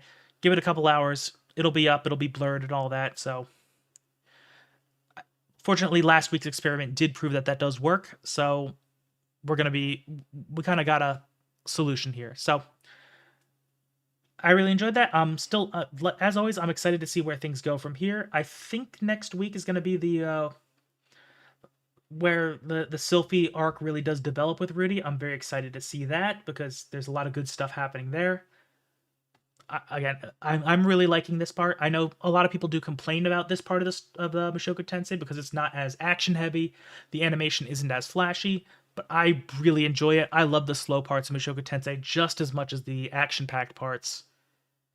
I mean, they let the characters breathe in between big plot moments so that they actually have these character developments and these more emotional arcs between them without the story pushing them in a certain direction. Again, I've been enjoying that from the start. I'm going to continue enjoying it. I'm very excited to see where the next 3 episodes go. I'm excited to get into them next week. But for now, I think that's going to be it. Although, oh wait, and I should mention, I don't know if the person who keeps asking me is in the chat or lurking right now. I don't think so, but I'll mention it anyway. I did finally watch that that post-credit scene from episode 3. It was interesting. Don't think it's really worth covering on stream, but it was interesting. I did finally watch it, so that is what that is. So, that being said, I do appreciate everyone who came in today. I appreciate the chatters. I appreciate the lurkers. I appreciate anyone who's watching the VOD after the fact. It was a very enjoyable experience. I always enjoy doing this. Again, I'm sorry for being so late today. I'll try to fix that in the future. And I will see you guys next week. Next week, 9 a.m. Eastern. See you guys.